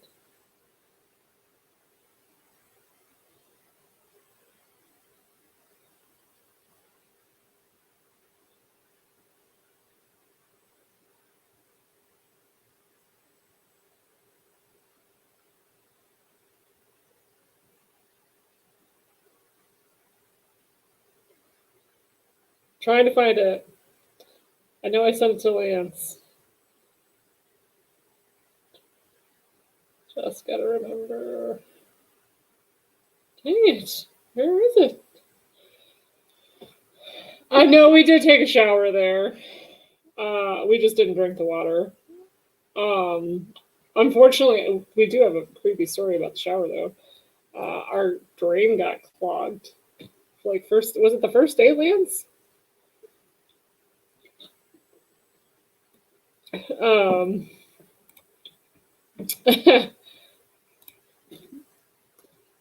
And like there was like this black gooey, it was like almost like an oil crap that came from the drain when they like unclogged it.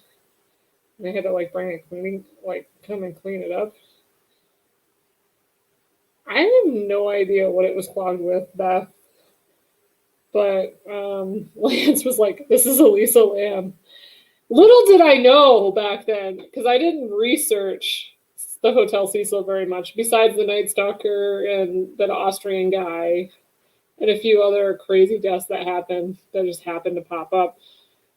I never really researched like where everyone stayed.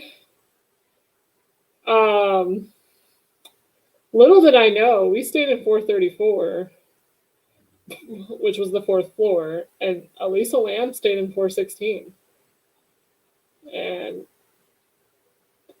that was creepy to me. I was like, OMG, she was right down the hall 4 years earlier before she just disappeared. Creepy. So I know that she stayed in the so Elisa Lance eventually, she first booked a room in a hostel, which is a shared room, kind of with bunk beds. Apparently the people she shared a room with didn't like her habits. So they put her in a private room, which was 416, before she disappeared. So, yeah. Okay, I stayed in Elisa Lamb. That instance happened in 2013. I stayed in the Hotel Cecil in 2016. So I'm hoping there was no shower corpse water. Now you guys are creeping me out.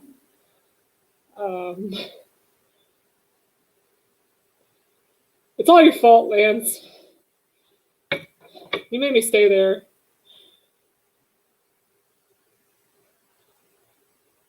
It's all your fault.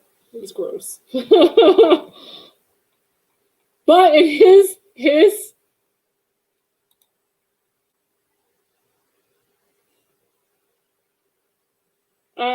so the real death, I've been saying this all along, and it was actually an interesting thing that I saw Salone kind of agreed with me, but she didn't have the same storyline I always thought.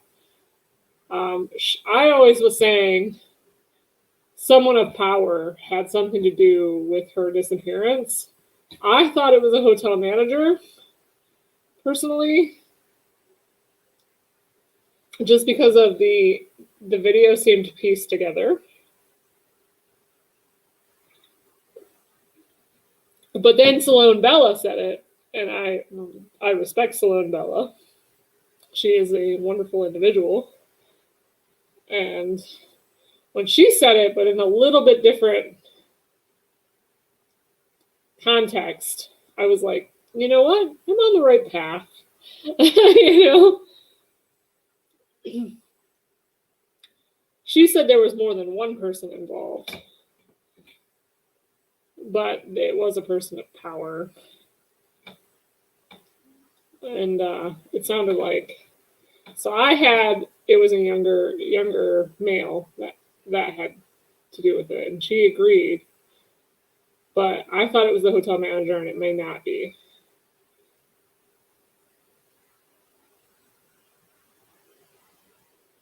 And she stayed in 416.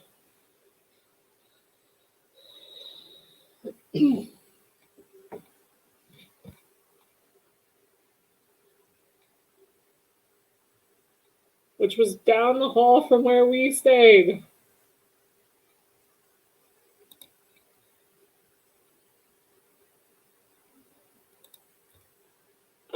Beth, I do agree that it is a cover-up, but for a totally different reason. I believe it's a political thing. Unlike the first cover-up that we all know about. Yeah, don't watch it at night especially if you're woo-woo conscientious, but if you do get to see it, it is on Discovery Plus. It is the Hotel Cecil by Ghost Adventures. And then there is another little 4-part docu-series that goes into it. That's more like a movie docu-series about the Hotel Cecil. That's also a good watch. YouTube's a good watch to see the last video of Elisa Lam. You'll notice that in the video you don't really see it's kind of fuzzy. So the time kind of looks like it's seconds or that is true, you did.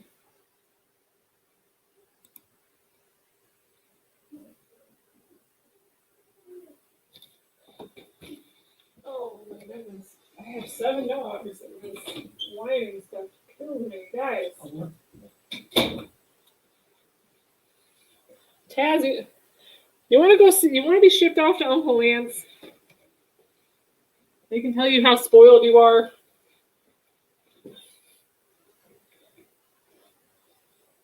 It's Ghost Adventures, but yes. Apparently, Tazzy wants to come see Uncle Lance. Okay, Lance, I am totally gonna respond to this. But hey, did you die? That is my line, not yours. I came up with it first.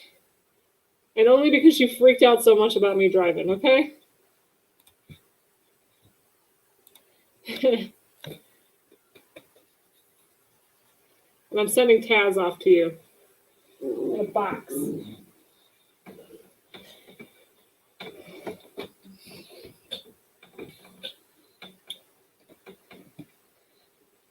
I do love Zach on Ghost Adventures. He does a good job. And the only thing I don't like about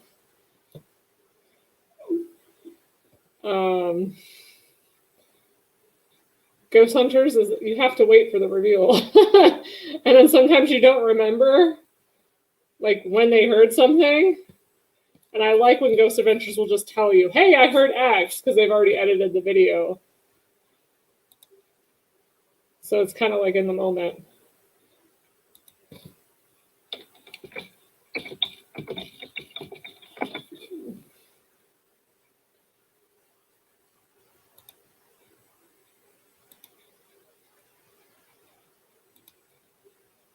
Oh, now I get that comment. Huh.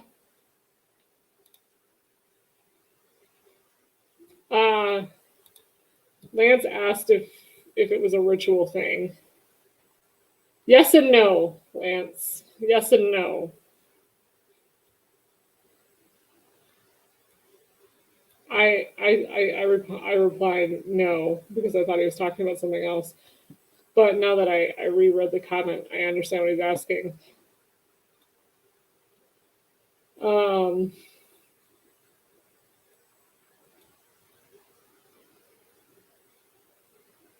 So Elisa Lam was a targeted individual. unfortunately. I don't know why she was targeted. I don't know. I'm getting mixed signals whether it was her ethnic. I can't say it, ethnic. The fact that she was Asian or her look. I don't know. But she was a targeted individual by a set of people. I thought it was a person. Turns out it's not. It's a set of people. Salone kind of helped me figure that one out. So go to Sloan Bella. She's got a nice little wonderful video about Elisa Lam. I probably will link it in the comments.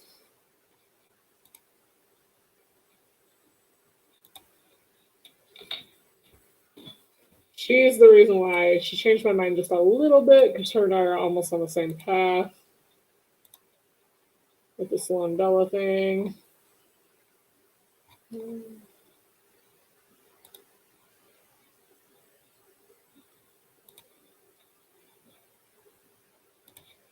Gotta find it. Hold on, guys.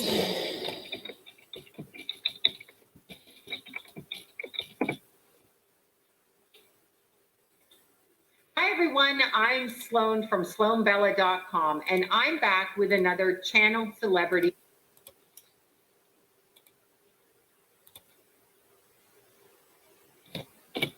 That is Sloan Bella. If you want to check out her Elisa Lam channel, it's a good.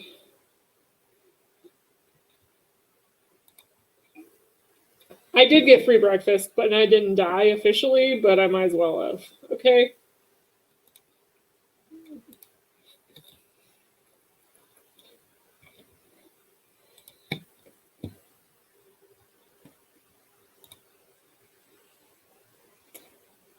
Lance loved the waffles at the Hotel Cecil. In fact, I think we have photos of them somewhere. I don't know. Because he was like obsessed with the breakfast at Hotel Cecil. Because he was like, it's so good. You get cereal, waffles, and coffee. And I'm like, it's just a regular continental breakfast. But he was like, you get waffles every day. So yes, I am calling you out there because he did take a photo on the last breakfast at the Hotel Cecil. They are talking about reopening the Hotel Cecil, though. Will I stay there? Absolutely freaking not.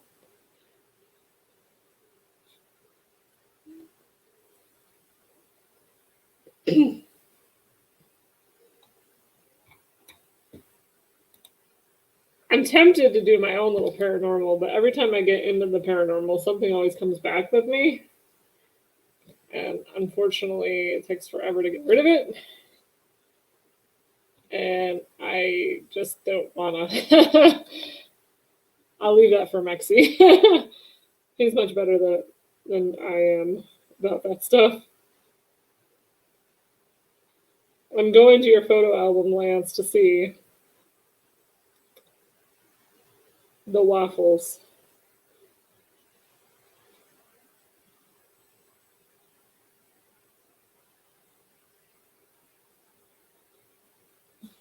I kid you not, guys. You can see.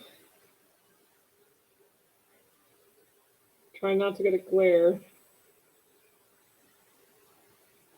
My brother took a photo of the waffles. And that's my hand with the orange juice, by the way. Putting butter and stuff on my waffle. But yes, he took a picture of the waffles and cereals on the last breakfast. This was the last breakfast.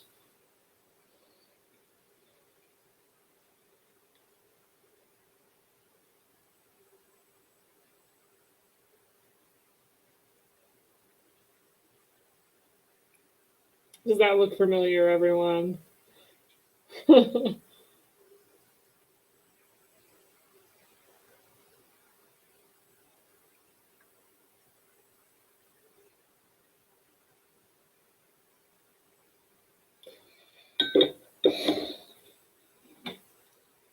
What do you guys think about like how-to videos too? I was thinking about doing like a how to make your own laundry soap video, how to dress your candle video, as well as doing a woo woo once a month, Saturday night. Let's grab the popcorn. Let's talk about cool stories. I'm trying to build more followers, guys. And I noticed that the more I talk about paranormal stuff, people are all like, that's the video they watch. Especially the Hotel Cecil. Everybody's involved. Like, everybody wants to see those videos.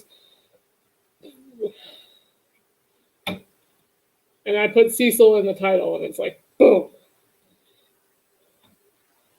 It's like clickbait, even though I don't want to be clickbait, but...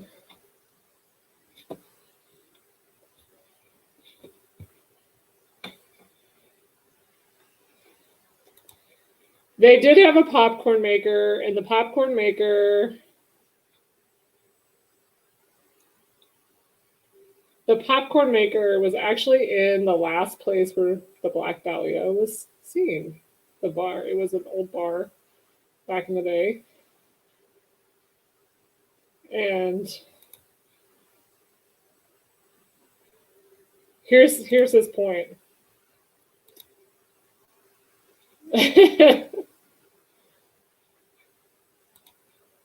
The Hotel Cecil is planned to be reopened. See, this is why I don't want to get anybody's hopes up, because the Hotel Cecil has had 3 reopening dates, okay? But they're saying the end of 2021, probably the fall or the winter of 2021, but we'll see.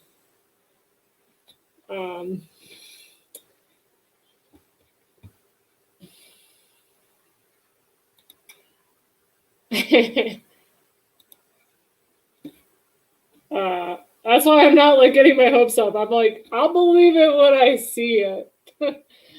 If the Hotel Cecil opens up, sure.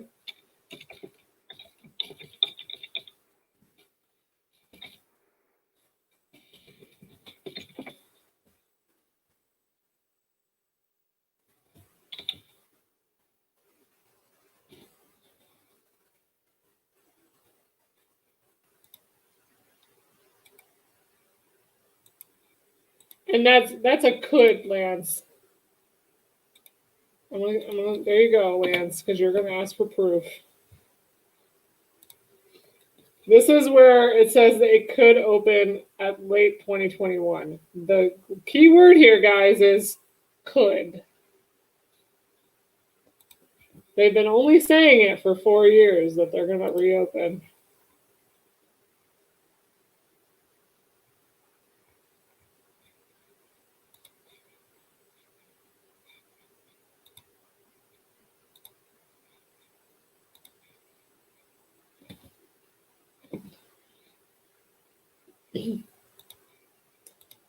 Can you tell that my brother's really involved with food? He really loves food. Look at this. Look, listen, it was a good breakfast, okay? LOL. Yes, I understand, bro. It was a good breakfast, but the crap we had to go through to get the free breakfast kind of wasn't worth it. Just saying. But in your mind, free breakfast makes it all worth it.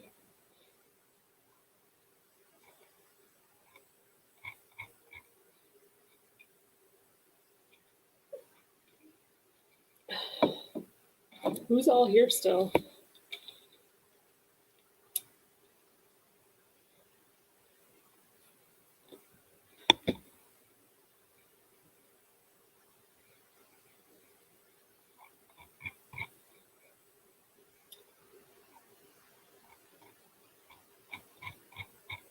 Who's all here? I was tempted, if they do reopen, just going to take a look at the lobby to see if they've done anything differently. Because if you look at the lobby, when they did like zoom out videos in the Ghost Adventures, you see there was like a pole that looks like it was like crumbling, that was cement.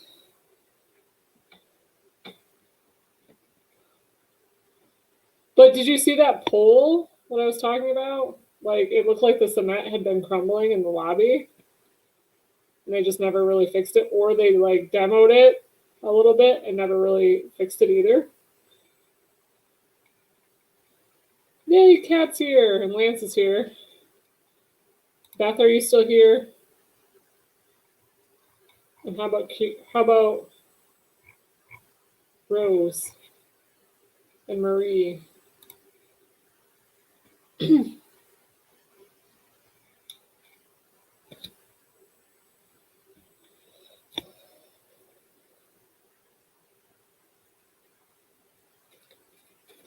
Who knows? How many times have they said they're going to reopen? They were supposed to reopen in 2019. It didn't happen.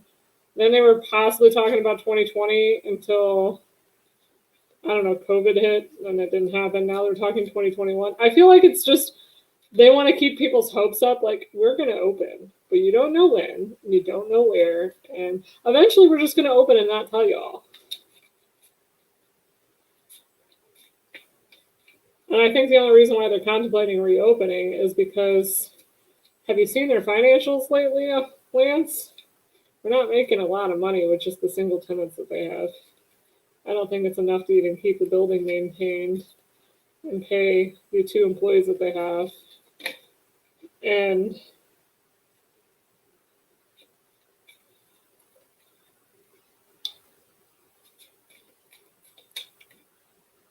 pay property taxes and lights and water and everything else that, you know, a building has. Because they have to keep the lights on. The hallways do look the same. The only thing that I saw that was different was in the, when they zoomed out in the lobby, there was that.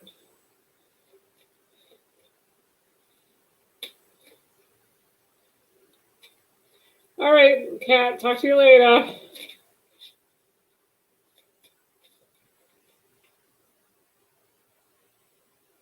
I do agree with you, Lance, that they need to rip up the carpet, especially in the rooms that we had.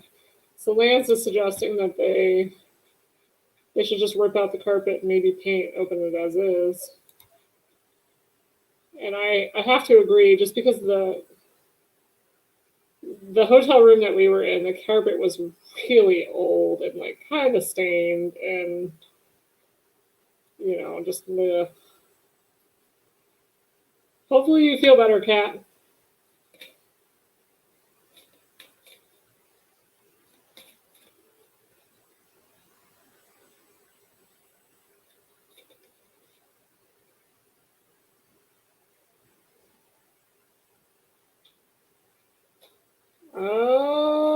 I mean, honestly, Lance, I feel like that was the only perk that they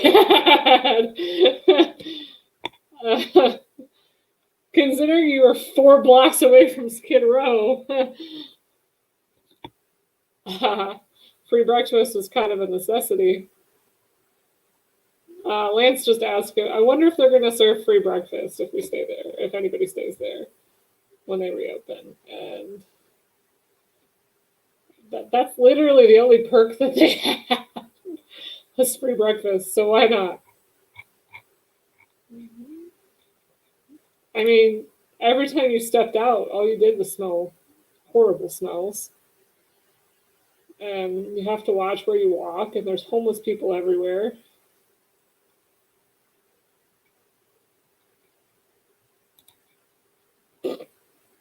What a waste of money.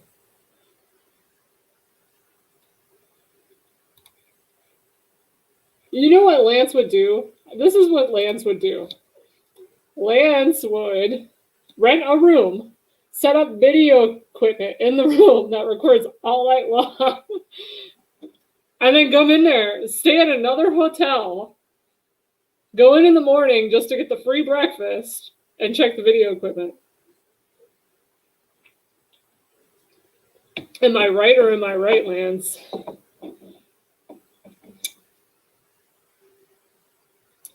And then he would also use the fact that he has like the hotel key. He would also bring other video equipment to roam the hallways and edge things on like he did before while videotaping it. You would have to get a hotel room that was close by, Lance, because the amount of time that you would want to spend in that hotel, you might as well just stay there at that point. I don't know. Because you're going to spend just as much time in the hotel than you are just staying the night. Just protect yourself.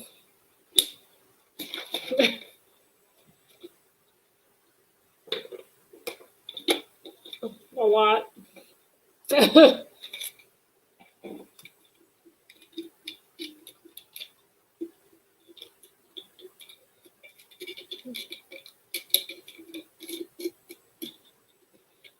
Yep, and then check out. Yeah, that would be you.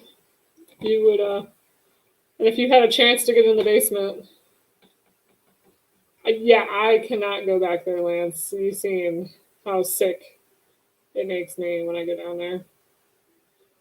Every time I go down that road where the Hotel Cecil is now, I get sick. I almost threw up in the Uber driver's vehicle like 3 times, and I don't get that motion sickness that bad, but whew. It got to the point where the Uber driver didn't even drop us fully off at the hotel. We were like on the road. It was like a block away, and I was like, just stop. I'll walk it. Because I had to throw up that bad. I didn't even throw up, but I felt like I was going to. I was just, I need to get out of your car because I don't want to be paying a cleaning fee. Because I feel, and then I ended up going back to the hotel, taking a shower, and like taking a huge nap. Because I just needed the headache to go away. So who would be up to go with Lance to the Hotel Cecil and spend a night? Who's got the nuts and the bolts and the raw iron shield? Would anybody go stay at the Hotel Cecil besides Lance? Because I won't do it.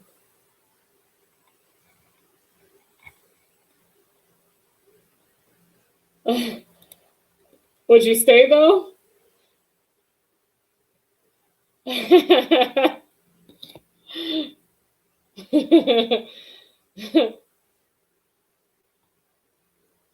gotta remember that hotel doesn't have air conditioning. Just FYI. So don't go in the summertime because it's freaking hot. The rooms don't have air conditioning. The hallways do, I think. But I don't think the rooms do.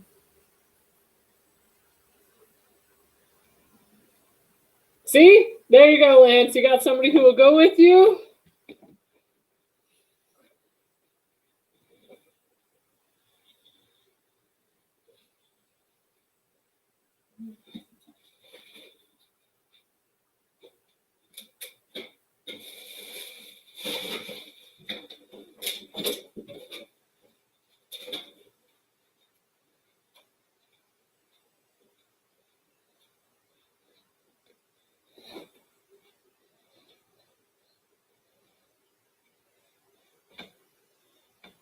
And then you can come back with the video recorded equipment, the video recording stuff that you do.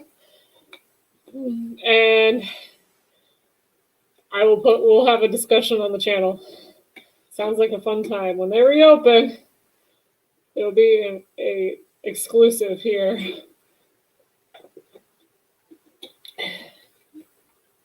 I'll stay in another hotel, somewhat close by. Not downtown though. At least in the area, so that you guys can call me if anything happens. Yeah, you can just stream it live. That would work too. I could see Lance trying to convince somebody to go in the basement though. He's gonna ask all the security guards, I'll give you $20. Let me see the basement. Here's 50, here's 100. There you go, a full overnight stream.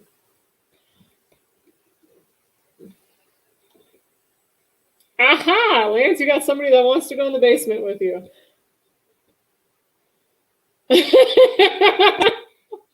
I'm going to be with the Curious Rose on this one. I'll be in the house in the canyons when you're all ready to hit the town. I'm going to be staying with her.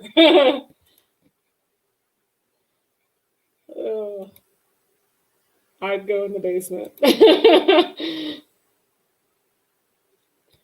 There we go. We have our first live special. It's going to be Hotel Cecil when they reopen.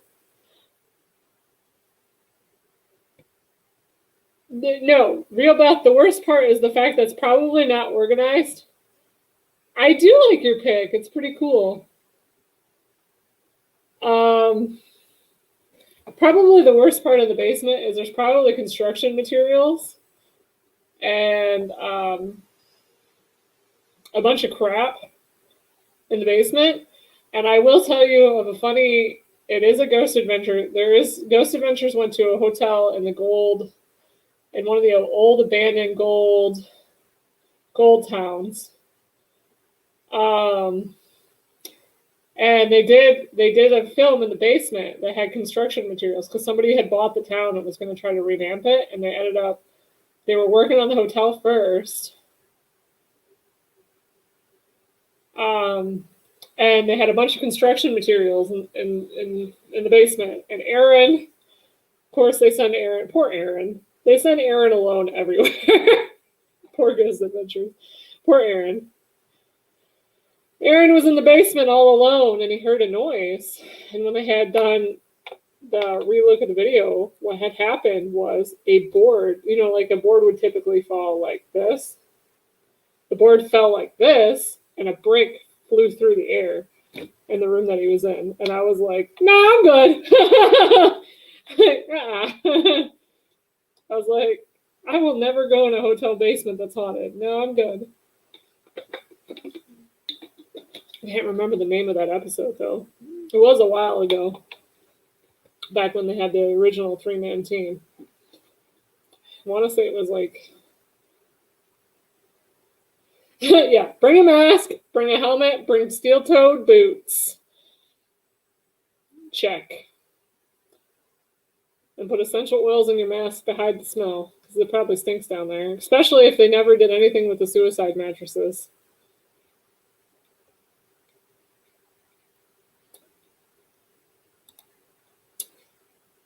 And bring goggles so nothing hits your eyes. And Curious and I will be in the hilltop drinking margaritas while you guys are all live and streaming.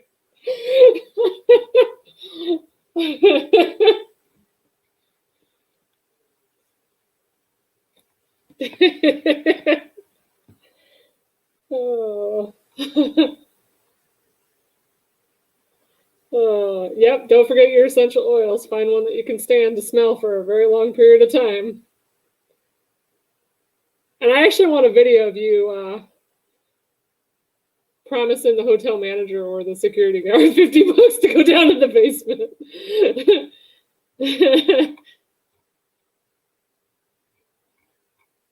Oh, this is going to be fun if they ever do open it up. Lance and Beth are on our team there. They're going to go in.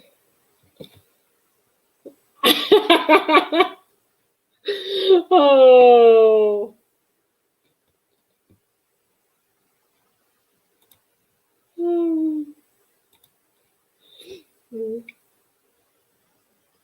Yeah, I would be laughing. Not with Beth, but for Lance, if the ghost threw something at his face, I'm not gonna lie, I probably would laugh.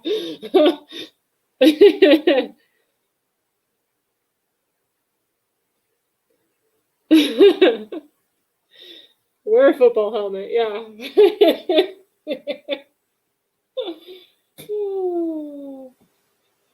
But you don't forget, Lance, if anything happens to you, I get all your stuff, okay?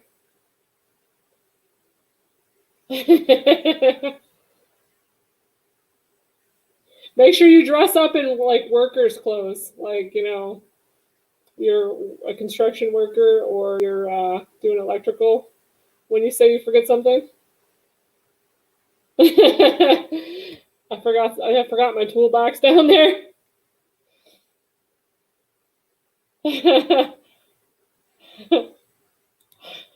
We'll have to save that $50. Yeah, it could be in another night in the Hotel Cecil. That price is or maybe 2 nights, I don't know.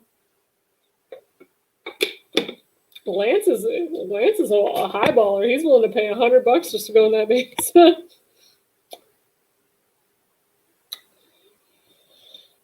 The cable guy, yes. Oh yeah, he has a Hotel Cecil tattoo. He has the sign on his body somewhere. I think it's on his arm or leg. The Hotel Cecil red sign.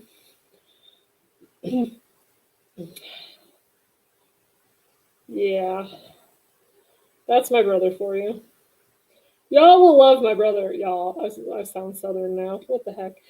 Everybody would love the my brother. He's pretty funny, but he has a lot of tattoos. And Beth is trying to save you the $100, Lance. Don't forget to dress up as the security guard or the cable guy, or a construction worker, or something to get you in the basement. And if you get in the basement,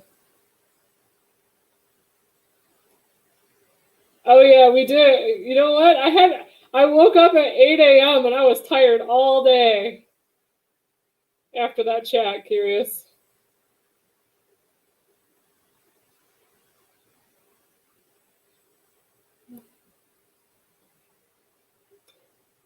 You don't even have to use the fake mustache. You could use Lance. He's got the mustache or the goatee or the soul patch. Act like you guys are the cable team, not just one person. That chat was interesting. Yes, curious. We had a lot to say about Hotel Cecil. Curious Rose and I do have a lot of chats about Hotel Cecil and just all the crazy crap that happens because we're both paranormal woo-woos.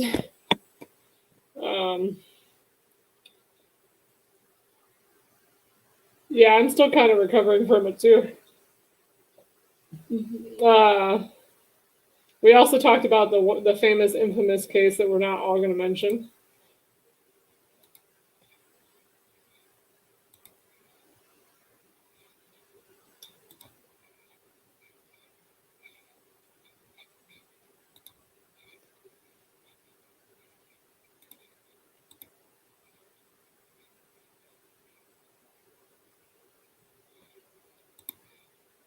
The no-name case, the circus show? Yeah, it is the circus show case that is still a circus show. I refuse to get into it anymore just because nothing's going to change on that case. I'm trying to focus my energies on something that's a little less circusy. I only started getting involved in that case just because I saw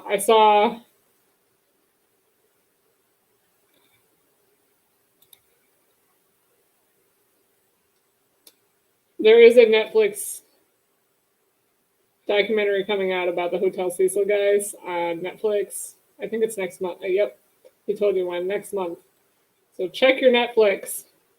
There will be a Hotel Cecil documentary.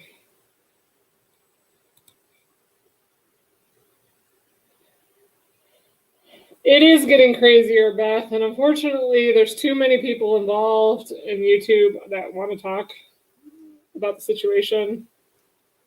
And I keep telling everybody, I said the one variable that, and they all claim that they talked to CW himself, and you know that every other one is a lie, and blah blah blah blah. And unfortunately, the only variable that is consistent in all of them is the person they're talking to.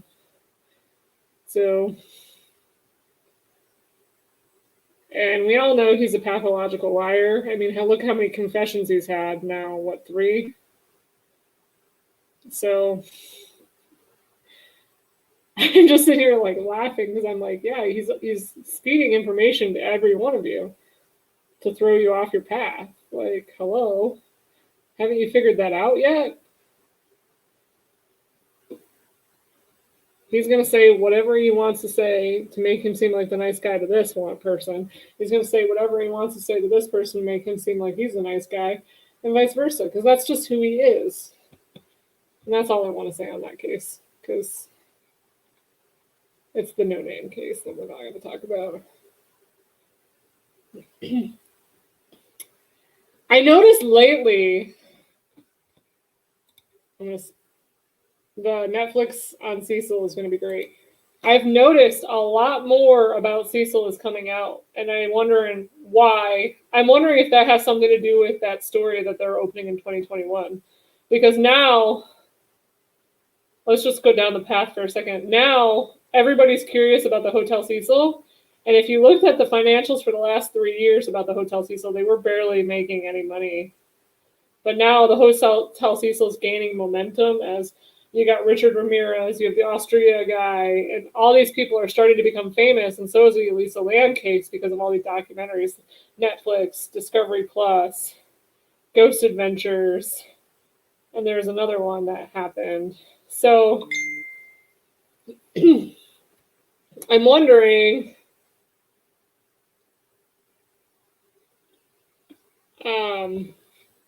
if that's why it'll open up, because they're gonna make a killing off of just that alone. Because that's the reason why we stayed there, Lance. The reason why we stayed there is because of American Horror Story season 5 Hotel was based off of. It wasn't filmed there, but it was based off that hotel, and that was the whole reason why we stayed there in 16. Hello. So now it's like you got all these documentaries and all these cool shows, and people are like, I want to see it, even if they're just going to spend the money for the hotel and do what Lance does and not actually stay there. You know, that's what's going to happen. I agree. It should have never closed. They were closing because they were remodeling, and then they ran out of money or permitting or something.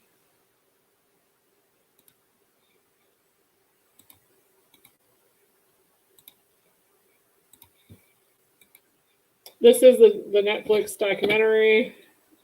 Thanks, Curious, for sending it to me. It comes out February 10th.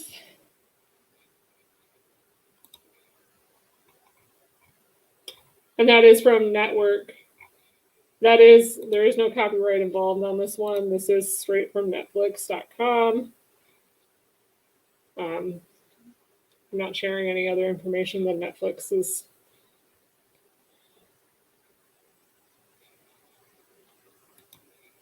And I'm curious because February 10th, it sounds. Has anyone seen the Night Stalker Netflix? Was it Netflix? Night Stalker? Yes. The Night Stalker Netflix documentary. It just came out about 3 or 4 days ago, so maybe somebody didn't watch it. I keep falling asleep on it. I've gotten through like 2 episodes, and then the third one I always fall asleep. So I need to watch it earlier in the day, I think.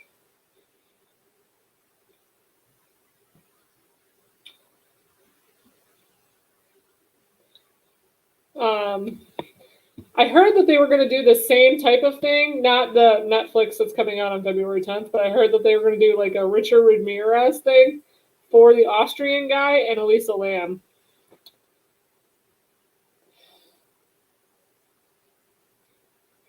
Ooh, there are 5 episodes. The last one is actually sad. I have not made it past 3. I keep falling asleep mid 3. So don't give the way out, because I want to know.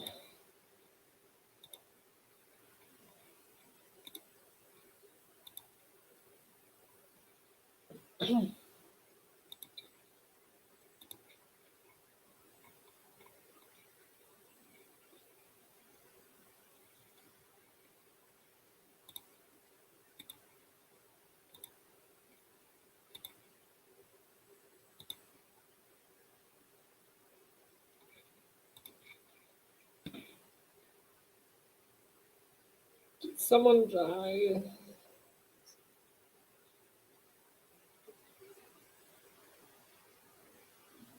Did someone die? I'm curious. What do you mean, Beth? I apologize. A lot of people died in that hotel, so I'm kind of confused about the question. They're saying 16 deaths, but I just don't see. I see more than that because I was under the impression that Richard Ramirez brought at least a few people to the hotel to kill. But maybe I'm wrong. I don't know. I haven't seen the documentary.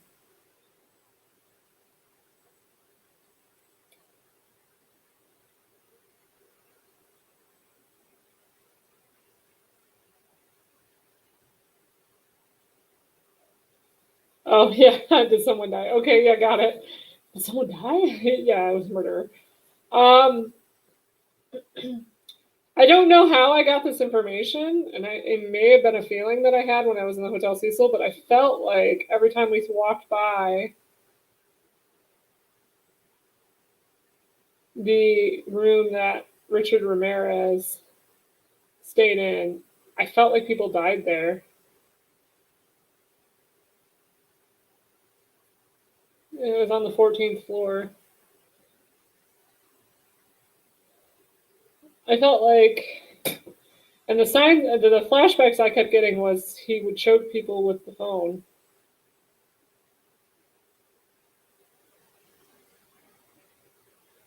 And then throw their body out on Hilltop or somewhere else.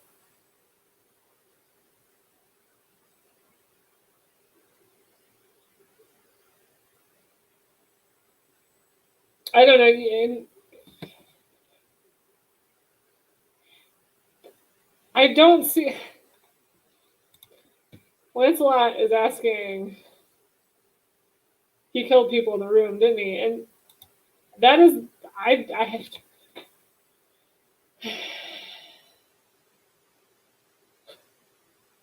I was giving you good ones up until now, Beth.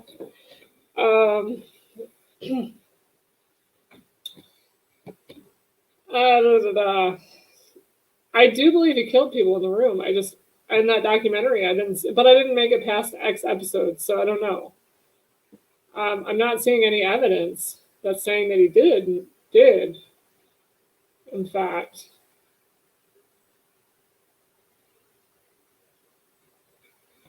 Kill anybody in the room. I was using the new cards, Curious, that I told you about. I got to do a reading for you later.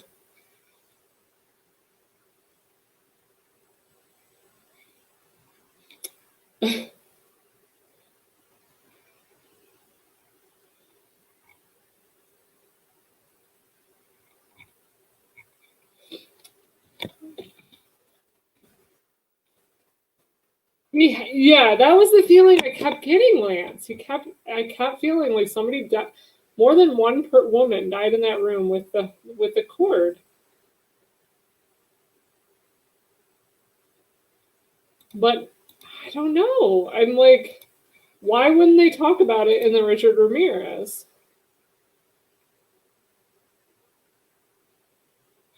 And Beth, I am going to. Lance is calling me by my real name. I don't put my real name on YouTube just because of crazy people. I put my facade name, which I wanted to name my child.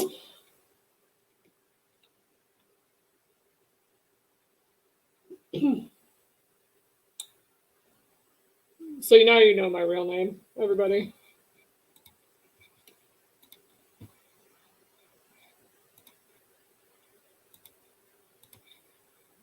I've had crazy stalkers in my life.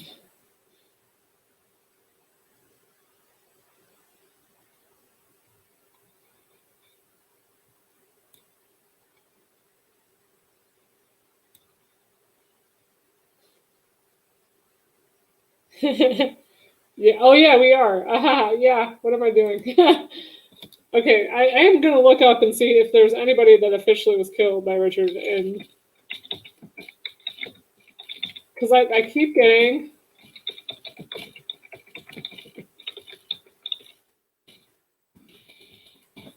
He did.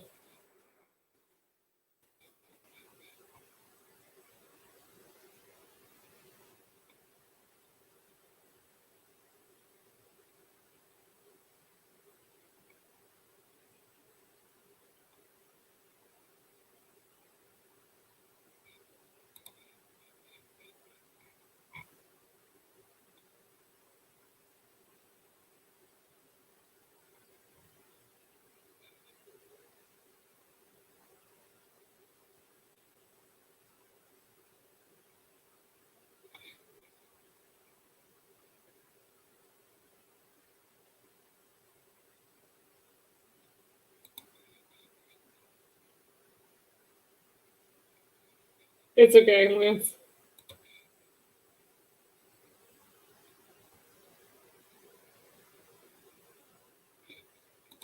I guess there is no official word that he killed anyone in the hotel room, but I did see in my vision that he killed somebody with the phone cord. At least more than one person. But I guess it's not officially on the record. I'm not finding any documentation that he actually killed somebody in the room, but I swear I saw it. That he killed people with the phone cord. I don't know.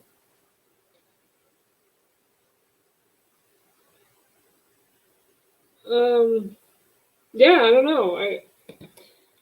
I have to agree with whoever said on death row he admitted to it was Ramirez admitted to even more murders than we knew about once he was on death row.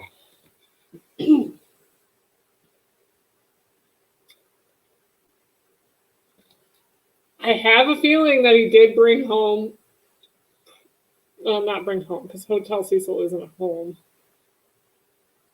I have a feeling he took prostitutes and killed them in his room before paying them.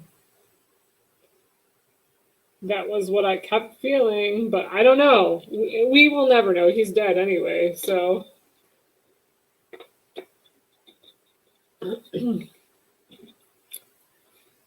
And see, that's the thing. I knew he did young children.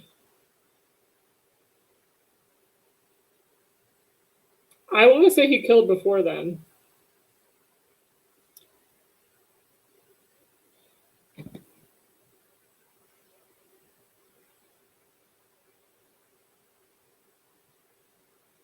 But maybe I'm mixing up the serial killers.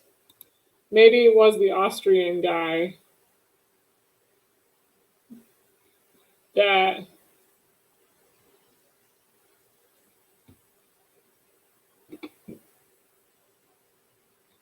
did the phone cord thing. I thought it was Ramirez. Which is weird because I remember them going through Ramirez's room and the phone is like, because they never touched it after he got arrested. Because they never tried to touch it too much after he got arrested because they couldn't get anybody to even clean that room. Because anytime a woman would go in there and try to clean it, she would feel bad vibes. And even in the Hotel Cecil documentary with Ghost Adventures, you notice they put a woman in there and she was just like, who killed in here? They put the psychic in there and she was just kind of like, I don't want to be in this room kind of thing. And then Zach got a scratch on his neck and something above his eye.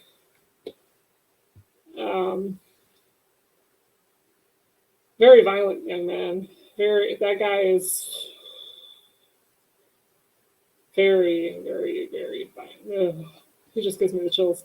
The Austrian guy fooled everybody because he didn't give his whole past. He actually was in prison in Austria and got out, killed a bunch of people in Austria and got out because of his writings. They thought he was a changed man. Then he came to LA and killed people here. And his reasoning was because of his writings. He killed people because of his writings. He wanted to be a serial killer again, like Ramirez, because he idolized Ramirez. I why, I don't know. Who idolizes a serial killer that worships Satan in the weirdest ways?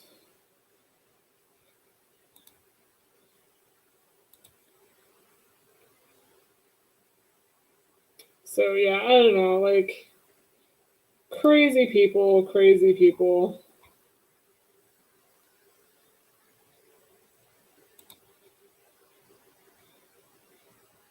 And Ramirez, he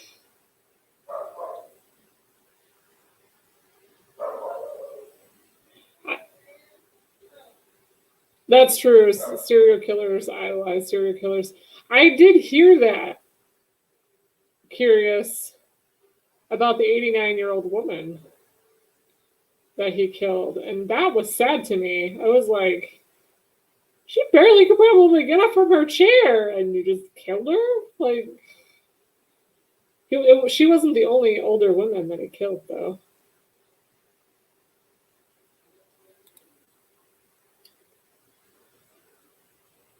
And the sad thing is, he never repented. Ramirez never, I cannot find one source of documentation of him even feeling sorry about anything that he ever did. His explanation was, we're all bad people. What? 13 murders is more than just a bad person. We all have evil in us. It's the only thing I could find.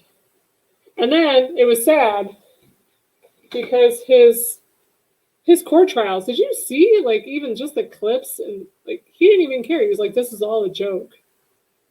What? You're on trial for murder of 13 to 14 people, and you think it's a joke? What the hell? And his philosophy is, oh, the military kills more men and women than I did, so it should be okay. What the hell kind of philosophy is that?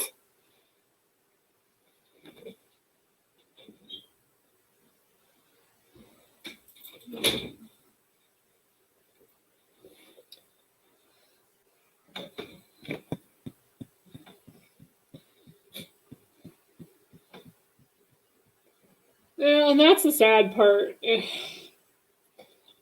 always starts. I don't understand why people would idolize a serial killer, especially a woman. Why?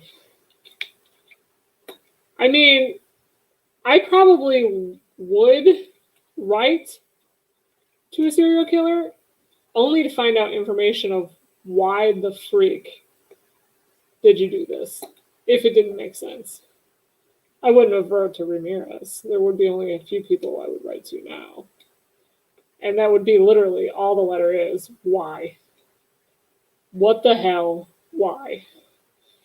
Not, oh, I adore you. I would never even send my own photo. I would never even put my own return address on it. I would just put, what the hell, why? And ask the questions that I see in the document, in discoveries that I find as inconsistencies, and go and write that in the letter. I find XYZ an inconsistent thing. Tell me why. What happened? I probably would never get a letter back. But at least I would feel better. But again, I've never done it. Like, I don't understand why people idolize serial killers. Oh, he's a bad boy. He's just misunderstood. He killed X people. What is there a misunderstanding about? And then Ramirez's women believed he was not guilty. How the hell? He was the only one with those shoes in LA in that color of that time period. Tell me how that guy isn't the one. Did he steal the shoes? And if so, when did he steal the shoes?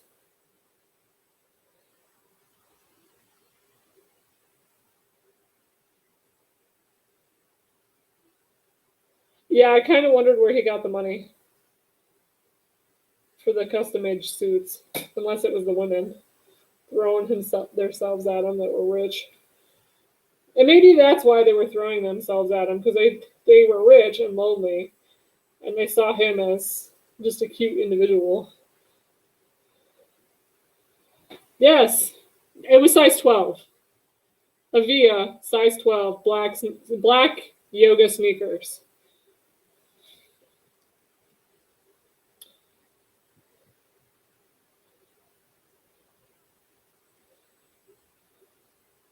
Nobody is a god. Sorry.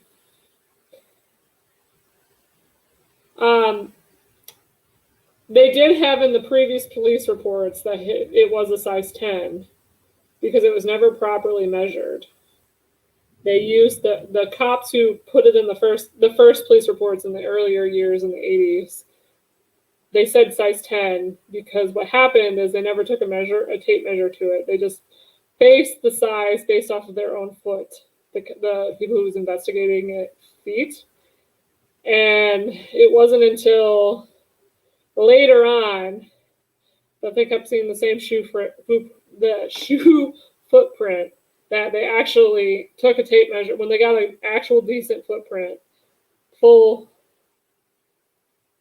Oh, I was told size 12 because they show in the documentary a ruler and it says 12.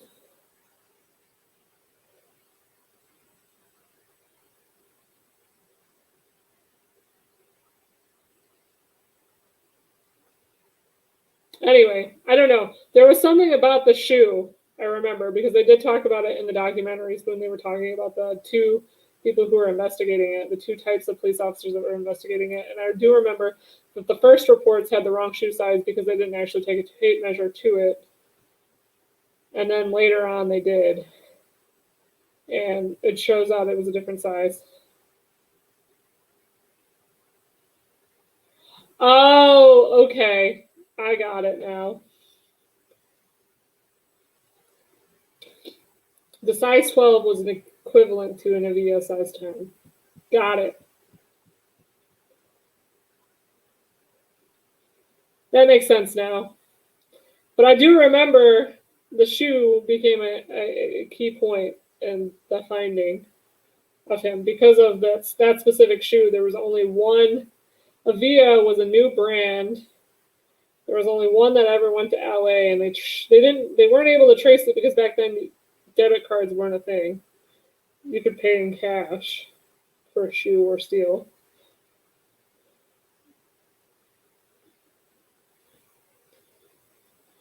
And that's the reason why he was caught, because he really loved those shoes and wore them everywhere.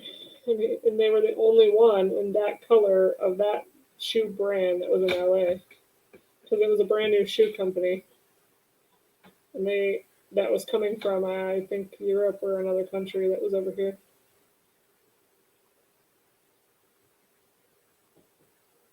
He left the AC/DC cap at a crime scene. I'm shocked. This was before major DNA, though. In the times in the 80s when DNA wasn't like heavily like it is now. I'm shocked that they didn't get anything off of it. But back then, fingerprints are the only thing that they really knew about, I believe. It's on Netflix, Lance. It's a documentary about Richard Ramirez. I told you all about it. It came about 3 days ago. It came out about 3 days ago. And I warned you to go get Netflix, and you're cheap, so you didn't do it. Probably.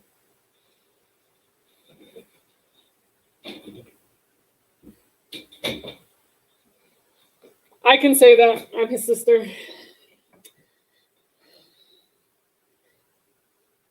Yes, you would enjoy it. It's actually pretty decent.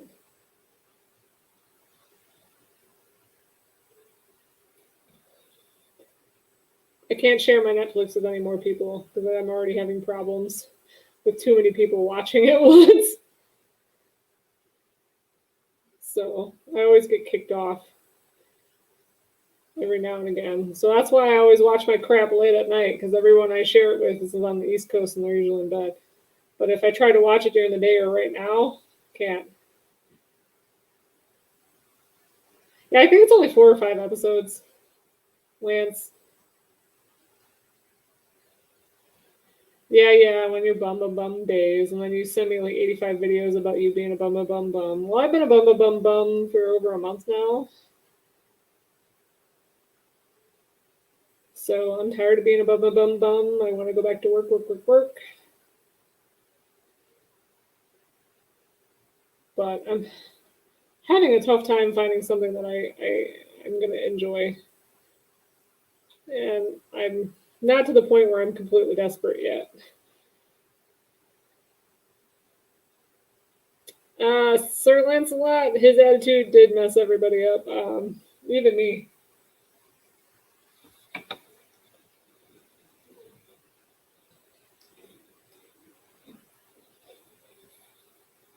Got to bring some cuteness to this creepy live stream.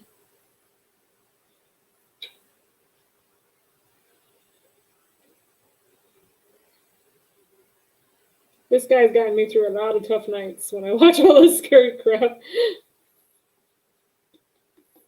Not Tabby Labby. Yeah.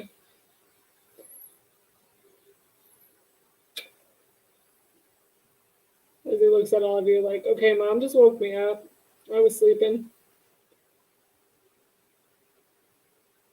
I don't like her right now. As he yawns.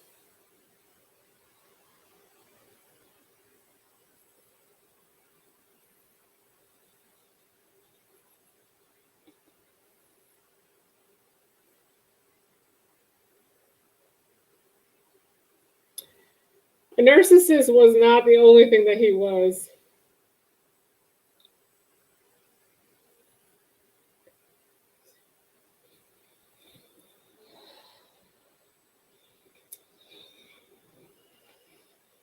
Ramirez was not a cookie-cut serial killer.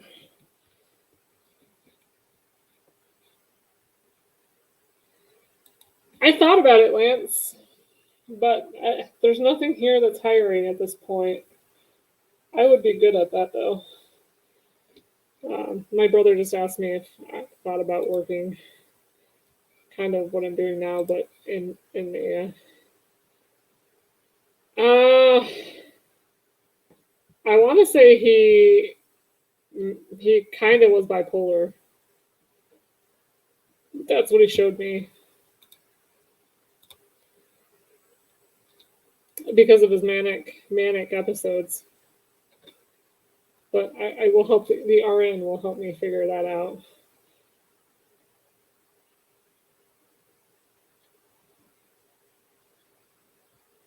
I think Ramirez was, because he went through these manic depressive moments. Manic when he started killing people, depressive in any other interview. Like almost feeling sorry for himself, depressive because he got caught. And yeah, that is a narcissist feature, but it also could be bipolar. We'll shoot that out to the crowd. What does everybody think? What do we think Richard Ramirez was mentally? Besides a serial killer and a narcissist. And while you all are figuring that out, I'm gonna get some more to drink. Because it is 2 hours and 43 minutes. And I will be right back. Yes, this was an impromptu live, so yeah, I wasn't exactly prepared like I normally am. Drugs, alcohol. I do have to say I agree with all of those things, Curious.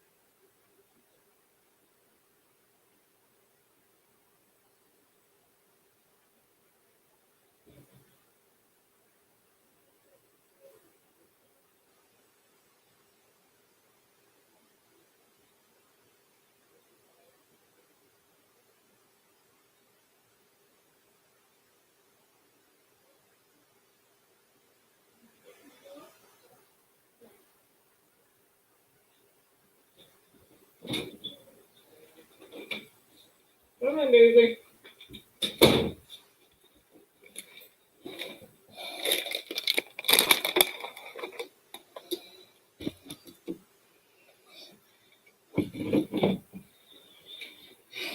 It was more than Taz. It was all dogs. They do this a lot.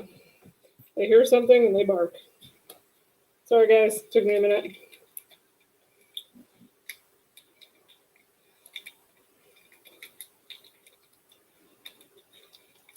I don't have music like Andy does. It's like doo doo doo. While you wait.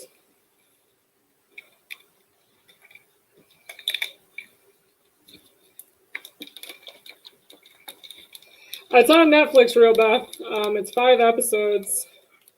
I think each episode's like an hour long, maybe a little over an hour.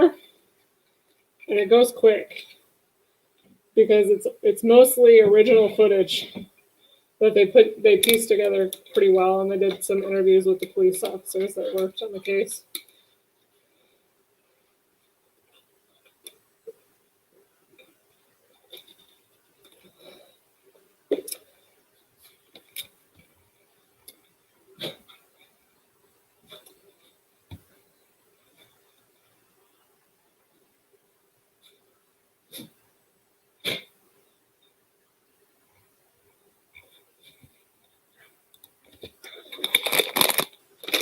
I also brought snacks, guys, because moving on to the 3-hour mark, you get snacks. You need sugar, you need substance. And these are the best gummy bears out there. They're cola flavored.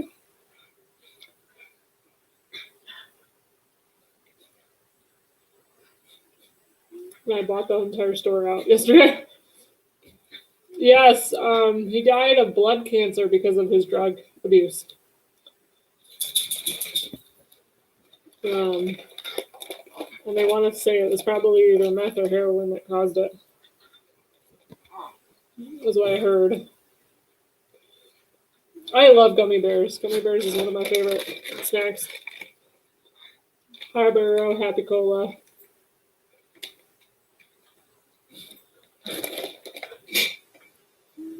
Oh, we had Hep C? That's not what I saw. I saw some lymphoma, sickle cell kind of stuff, so I didn't know what that meant. Yeah, B cell. Is that what that is? Is Hep C? Lymphoma, B cell, Hep C? Or are they two separate? We're going to ask the nurse. Sickle cell. See, I didn't even pronounce it right.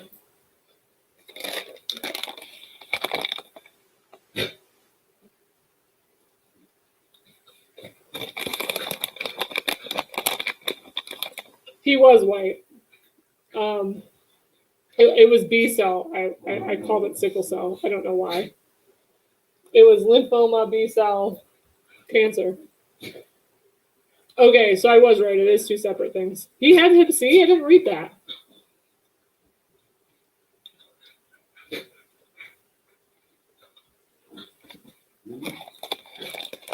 That makes me wonder if the children had anything that he raped and let go. I hope and pray that they didn't.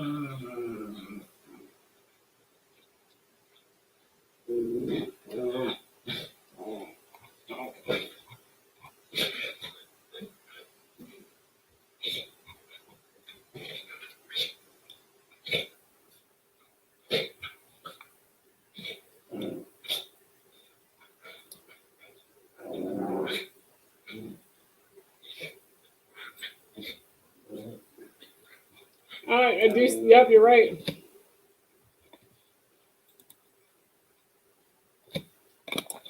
The 6-year-old is in her 30s now. I wonder if she had anything because it does say chronic. You're right. Chronic hep C, viral infection. I had to look that up because I didn't know that. I knew about this the lymphoma B cell cancer.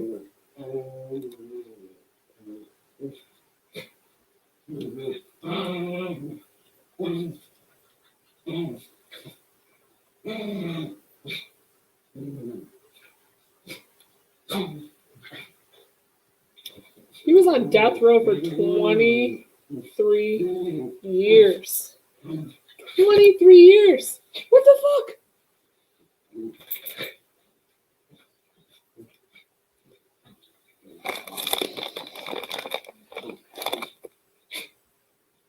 Wikipedia is wonderful, Lance. Look it up.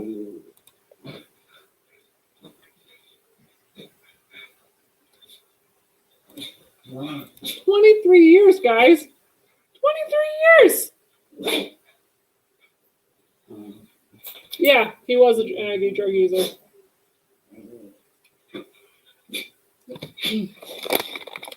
I think he also did heroin or meth in the IV, or both. I will eat this whole bag. I need to put these away.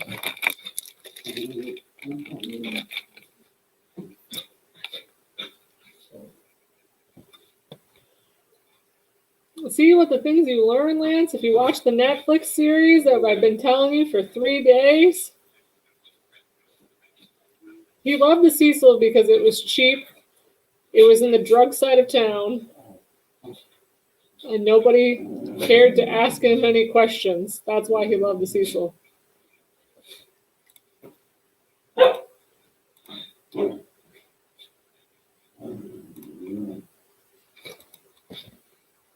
When you have a cheap hotel that doesn't ask questions, because he used to walk through the lobby naked. Nobody asked any questions. Nobody cared. Pay your bill and move on.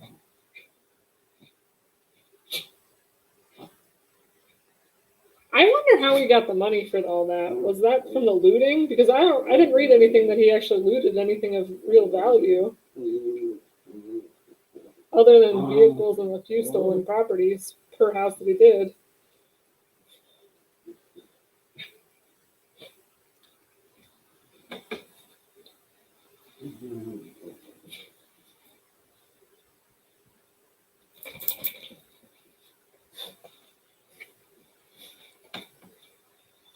You know, Tazzy, you're 8 years old. Those puppies are 2. They're going to wear you out. You can't play like they do. You're an old man. You see how he's like, okay. Sorry. See, this is why you shouldn't be playing like you are. Because you can't breathe.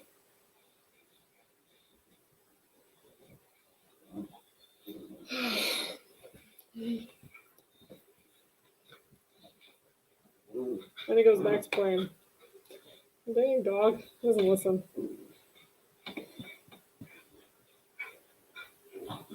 He doesn't realize that he's much older than these other dogs, because these other dogs are like less than 3 years old. And he's turning 8.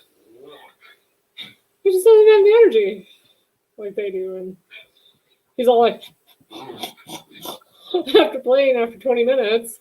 And these dogs are like, let's continue to play.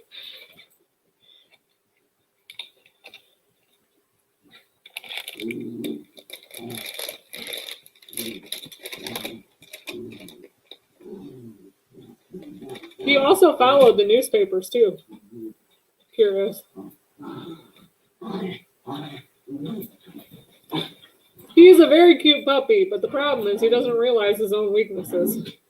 Because you can see him choking because he was like, when I saved him. You can hear him right now playing with the others.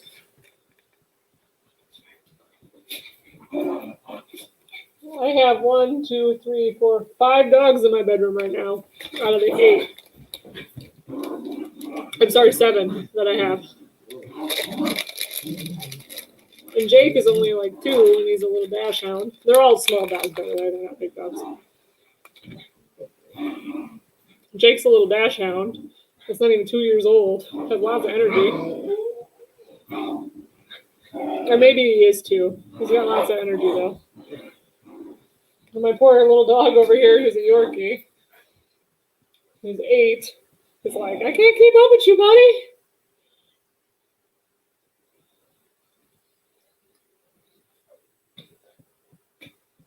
Leave her alone.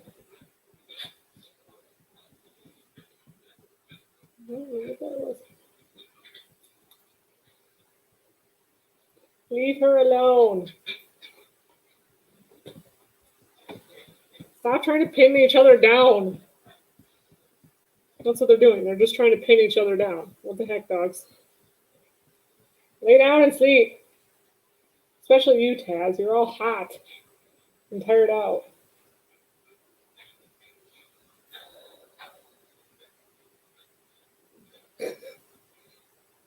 He is a cute puppy. So, yes, the Night Stalker watched the newspapers. That's the reason why they kept renaming him. Because they were trying to find the perfect name. Because they originally thought 2 murders were connected, and then they weren't. 2 sets of murders. The Hilltop murders. Then he got the Night Stalker.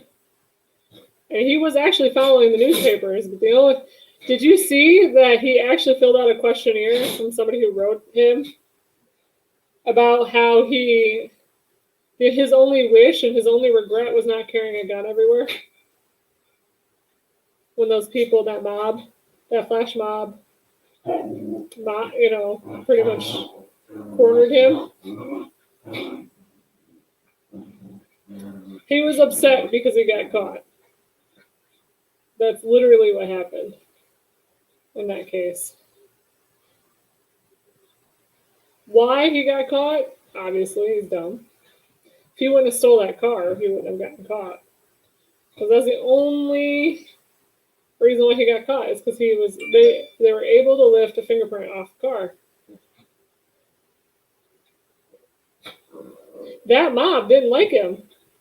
They wanted him gone.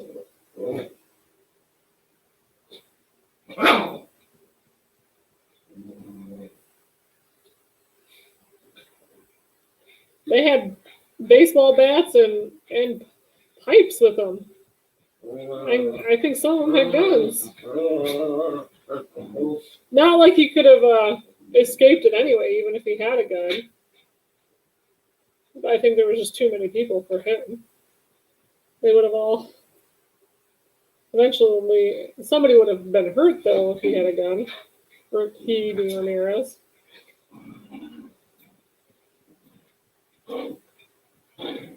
So, I mean... I don't know. He was just a weird one. My hair is all crazy. I can't get rid of this little wavy thing. I apparently slept with my hair wet, and now it's like wavy. 10,000? That was a lot of money back then. 10 G's? I mean, it's not so much money now. But back in the 80s, 10 grand was like almost 3 years worth of salary.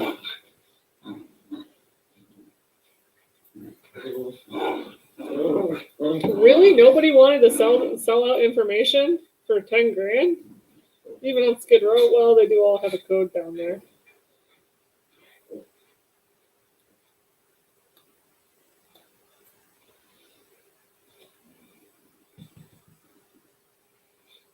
Yeah, well, you learned your lesson, Tazzy. You can't keep up with them. Those young...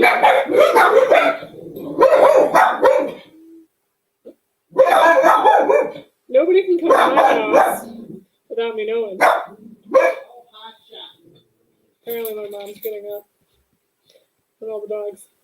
You can't even walk in my house without my dogs knowing it. I've got 7 of these motherfuckers. They're great alarm systems. Does anybody need a dog? because they're great alarm systems. You don't need no alarms. They will bark at their own shadow. Especially Finny. He's the loudest one. Finn's my brother's dog. Loud, loud, loud, little boy. He's a little beagle. Hi. All y'all. Loud individuals.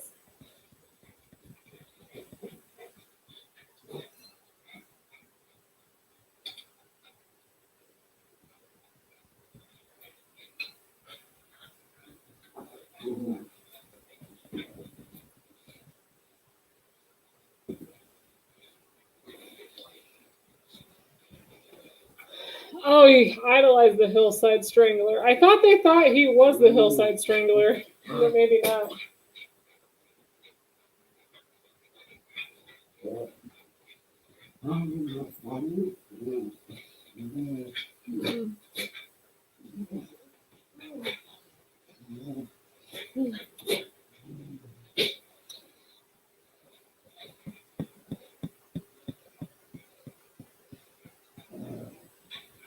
I need to have these readjusted again. Ugh. They keep readjusting my glasses, and look how much of a curve they put on them. Okay? And this, I mean, they put that much of a curve on my left one, and it's fine, but my right one, it's like it's rubbing it raw. It's driving me crazy. And I thought when she readjusted it, I was like, well, it's kind of sore because it's been rubbed raw for the last 2 days.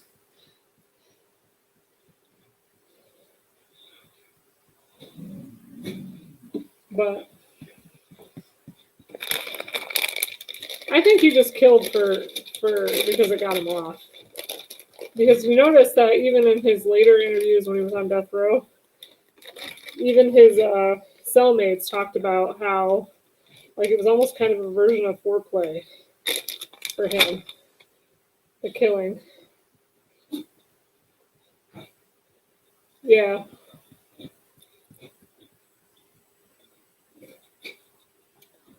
Because he had no rhyme or reason. Ramirez had no rhyme or reason in his murders. He just, and he had no type of person that he was after.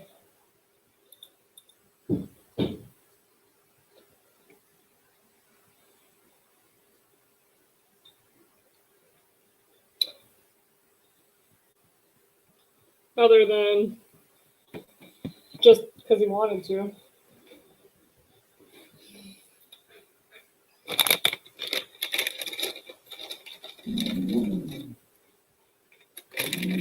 I gotta stop eating these things.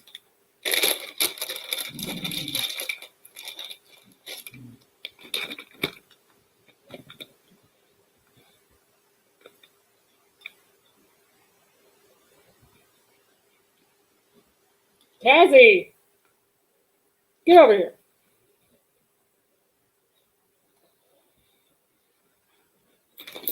Come here.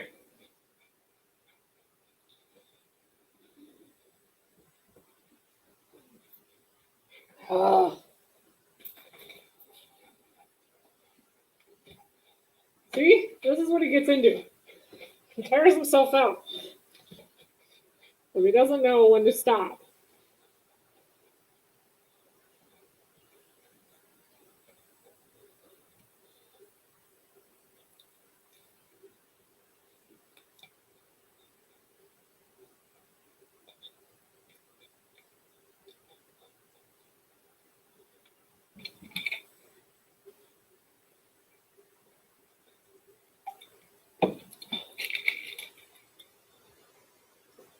Honestly, I would probably try to kill him if he came in my house.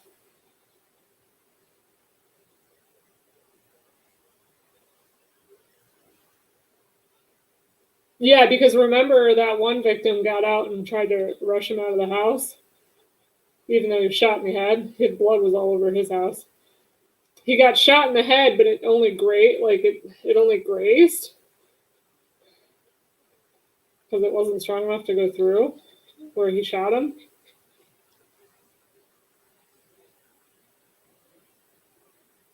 I don't remember he chased Ramirez out of the house. Of course, because he was, when you have a head wound, even a graze won't stop bleeding right away. So he had blood all over his house. It looked like a murder scene.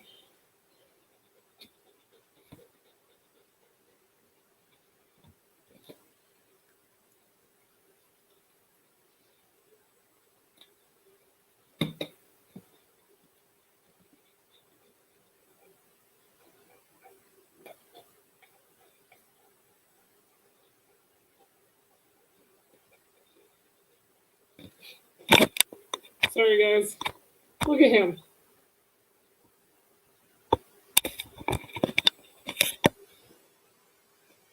I'm about to shove you out with Grandma so you can cool off and stop being all playful.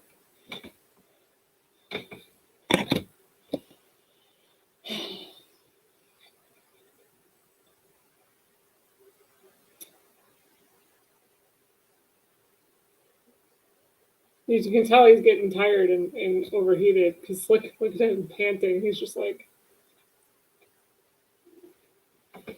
but he'll still play. I'll put him down. I bet you he'll go back to playing. He doesn't realize his own signs of tiredness. Come on.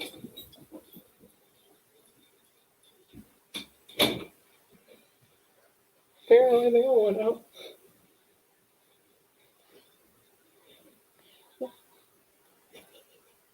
He does love to play. The thing is, my dogs are older. I've had them since 2013. Like,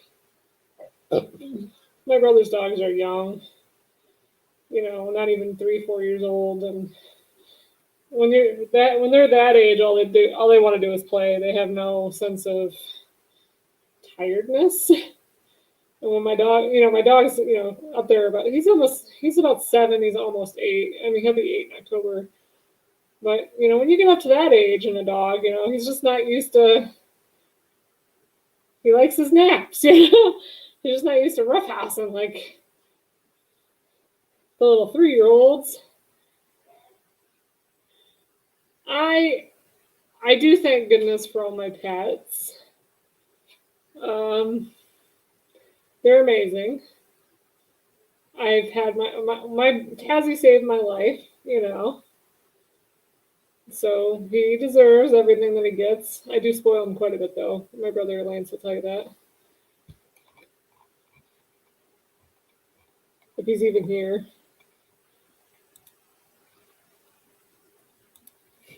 Probably not. He's probably just listening and doing something, because I know him.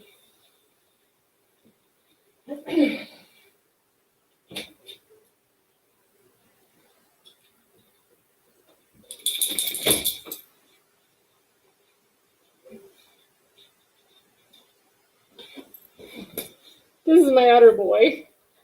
His name's Fatty. He's giving me kisses. He got a haircut. I need to fix his face a little bit more, though. And the one that's curious and popping, the black dog that's curious and popping over here, is my brother's dog. His name is Jake.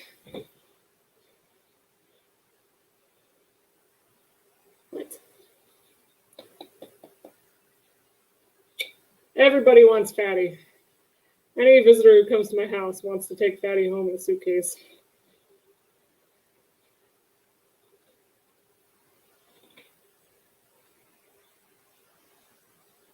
Because they love him. He's a good dog. I've learned how to cut my own dog's hair with this wonderful COVID, because his hair grows by so quickly, but he kept moving yesterday when I was cutting around his face. So I noticed there's some spots I need to fix on his face. This part right here.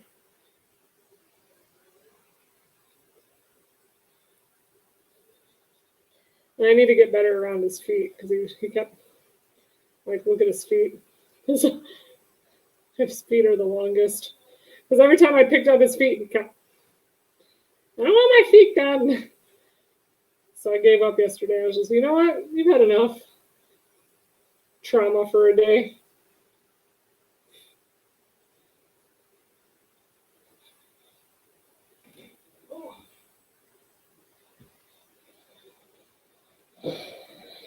Hi, Patty.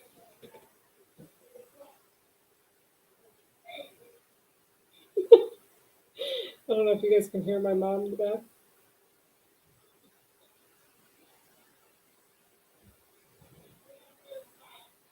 Get out there and go, Papa. Don't yell at those dogs.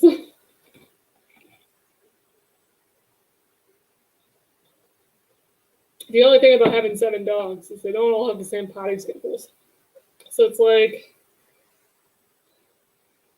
you're constantly letting dogs out, and those dogs will come in, and then you're letting other dogs out, and then those dogs will come in. And I feel like I'm constantly letting dogs in and out all day long. I told my mom, I said, before 7 a.m., the dogs went out 6 times, you know?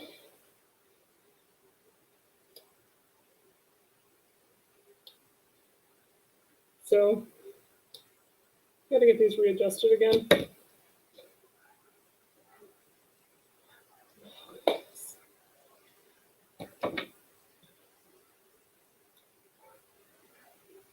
My neighbor's dog's starting to bark, so give it about 3 minutes, my dogs will start to bark.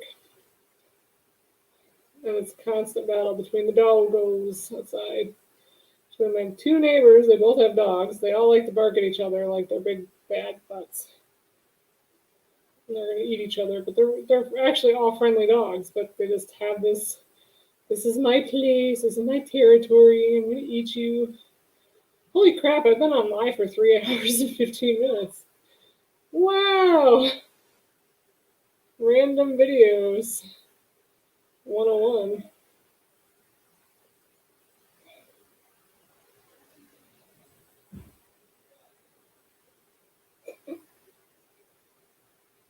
Baby out there. I can hear my mom. Can you guys hear my mom or no? Yelling at the dogs.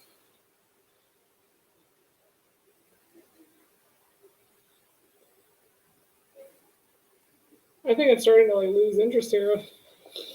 Sorry, just talking randomly. I started on Richard Ramirez. I started tarot, then Richard Ramirez, then paranormal. Starting to lose my focus here. That's not good. After 3.5 hours, I shouldn't be losing my focus. I'm starting to feel like I'm Andog over here with a random nation. But I did put it in my title that it was going to be random. It wasn't going to be your typical Tuesday.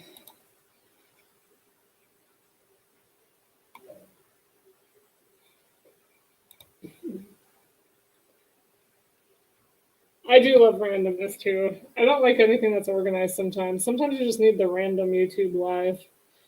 And sometimes, the randomness turns into good videos. Like that Hotel Cecil one that I did that had the most views that I've ever had on YouTube was total random. Like Andy had talked about Hotel Cecil. I mentioned I had gone there. We all got in a video. And we took it, I think we were on live for like 4 to 5 hours just talking about Hotel Cecil and the coolnesses and like all the random stuff. And my brother came online too. And just, yeah, like,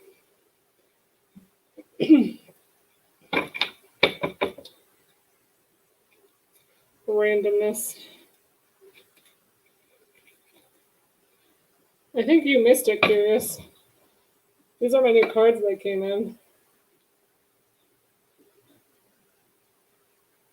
They're called Vice Versa.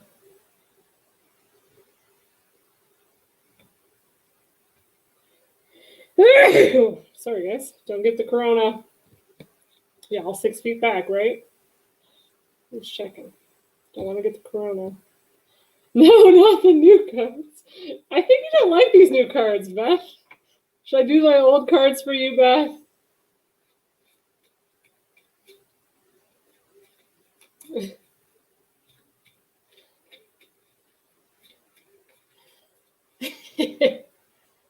Do you want me to get out the Golden Girls cards for you?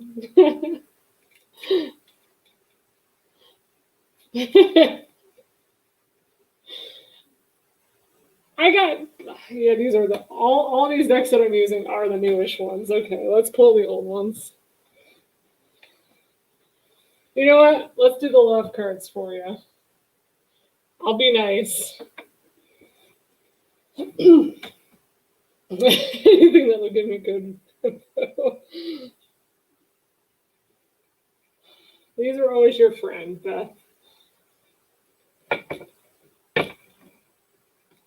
These cards, the Twin Flame. But if I get the same read on these Twin Flame ones, Beth, then the new cards didn't lie to you, okay?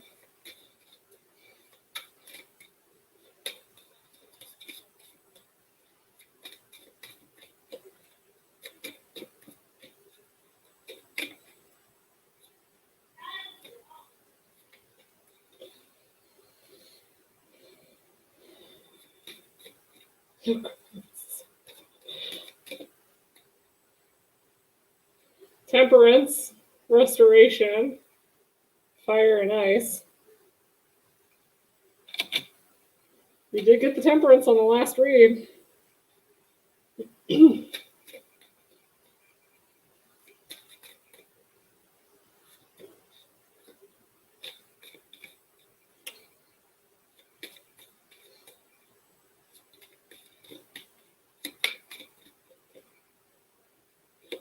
Three of Wands, awaiting results.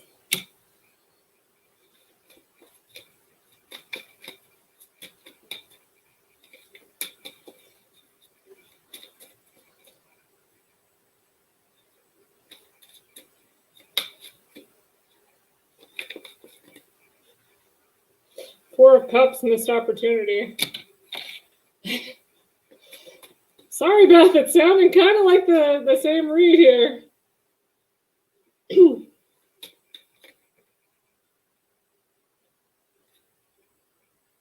Message of love, Page of Cups.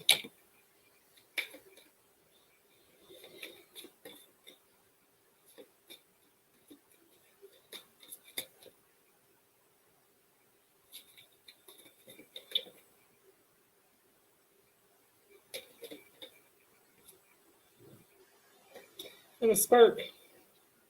Ace of Wands.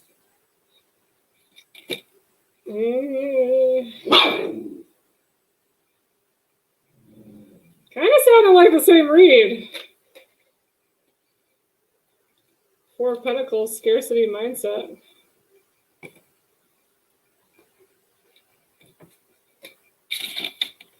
All right, we'll try the Golden Girls ones. Are you gonna cry again? This is why you should just.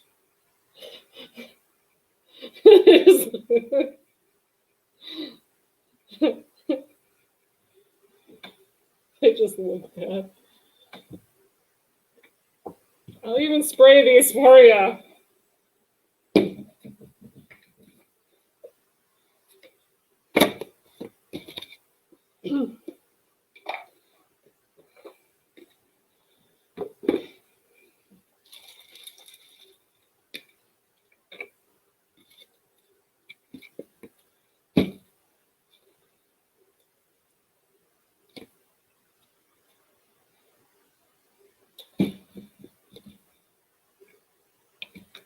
Crystal Sage.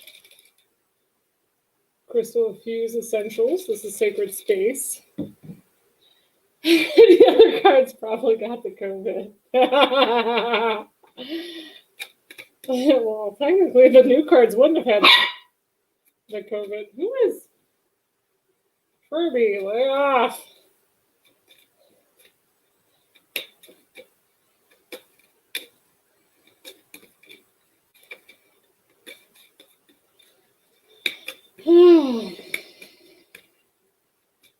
I'm shuffling these.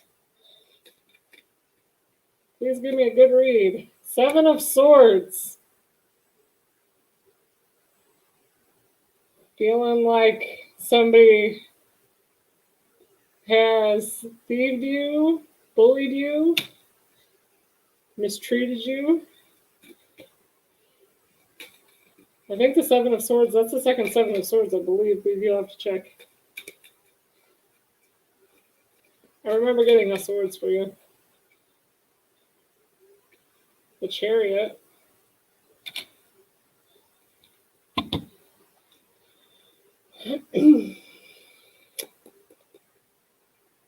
New horizon.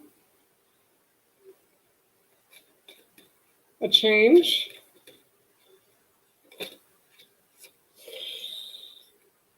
Five of Pentacles. Financial loss. Scarcity of mindset. Let's be honest. Let's see what it says. Worry and isolation. Sorry, Beth.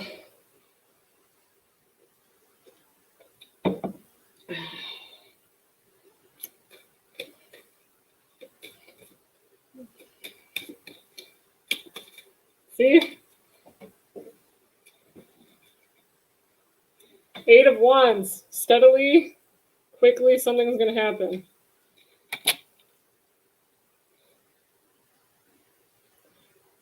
News is going to arrive very quickly.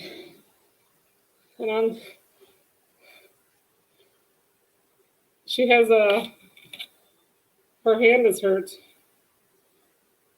She's holding it over her heart. These are the Golden Girls. I do have the 9 of Cups, which is celebrations.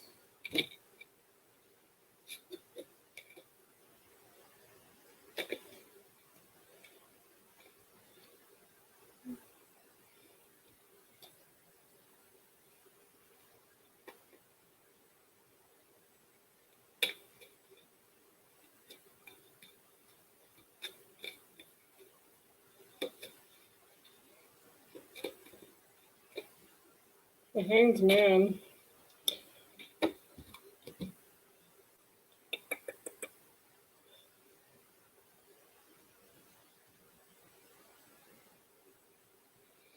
can't remember what the Hanged Man reminds me of.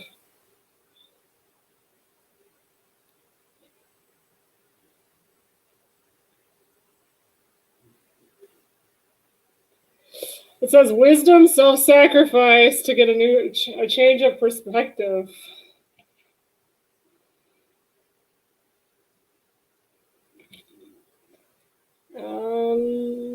It sounds like you need to change your perspective in order for it to work out.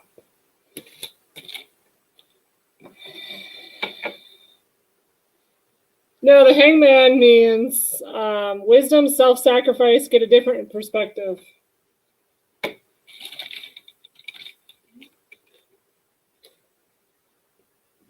Either you're going to have to sacrifice something that you don't want to do for it to work out. Meaning move, maybe? Or...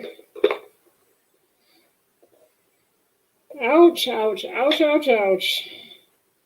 Sounds to me like you got some issues to work out, girl. The cards don't lie.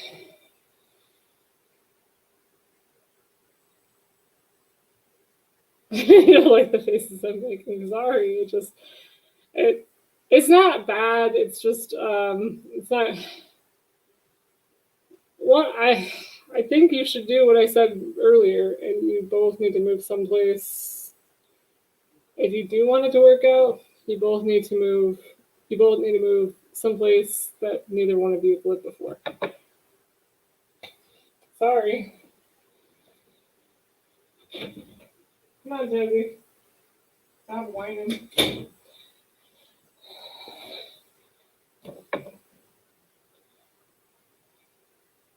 Yeah, and it sounds like there are issues you need to figure out. And you can get through them. Not saying that you don't.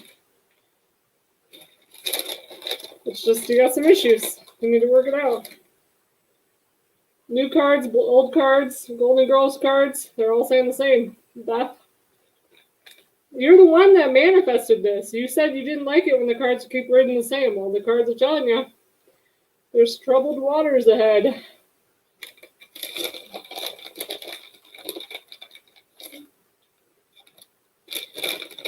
Trust your own intuition.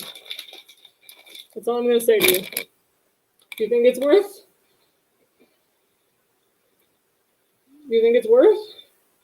the time and energy, and then let it make it worth the time and energy. If it's not worth the time and energy, don't make it worth the time and energy. You're the only one that can figure that out.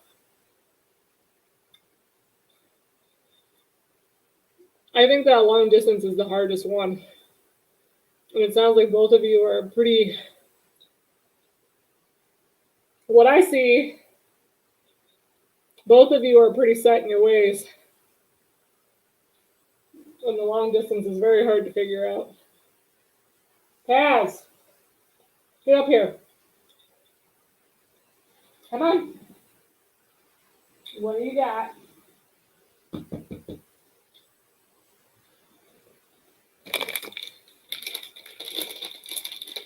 I think from what I'm seeing is you're set in your job, he's set in his. You live a long distance away. You have your own life, he has his. And you guys it's going to be hard to make it work. Because neither one of you sound like you want to give up what you have. Which is hard. If nobody wants to move, it's really hard to make a relationship work. Unless you can see each other every day. Or once a weekend.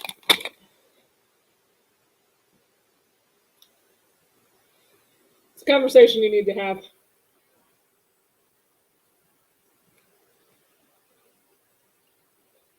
Before you get too highly involved. How far away is this person? You said airplane. Is it like a few states away? Or is it like you can't visit each other even once a month kind of situation? When it's non-COVID. Could you visit each other once or twice a month? Or would it be too costly to do so? Maybe that's a better way of putting it. Ooh, that's a lot. It sounds like you guys are like halfway across the country from each other. Same time zone?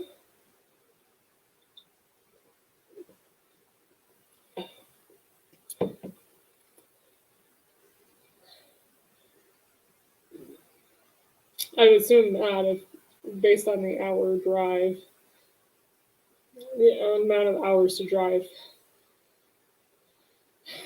That's another thing that gets to be a bother, because when you guys are in different time zones, okay, the 1 hour is not so bad, but I mean, take it from somebody who knew. I mean, there were times my ex and I were 3 hours apart. You know, by the time I was waking up, he was halfway through his day. You know, and vice versa. And the only one who did all the changing was me. I'm the one that woke up earlier, not him. I'm the one that stayed up later. Or he didn't stay up later. I think you need to have that serious conversation. In your own timing. And it doesn't have to be strings attached. Just, go, hey, you like me, I like you, but here's the problem I see.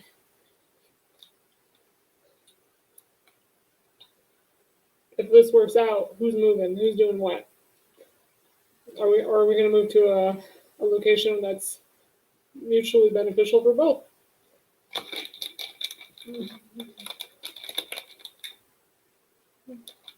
And that's also another thing. If one person does all the self-sacrificing, it turns into a fight sometimes in a relationship.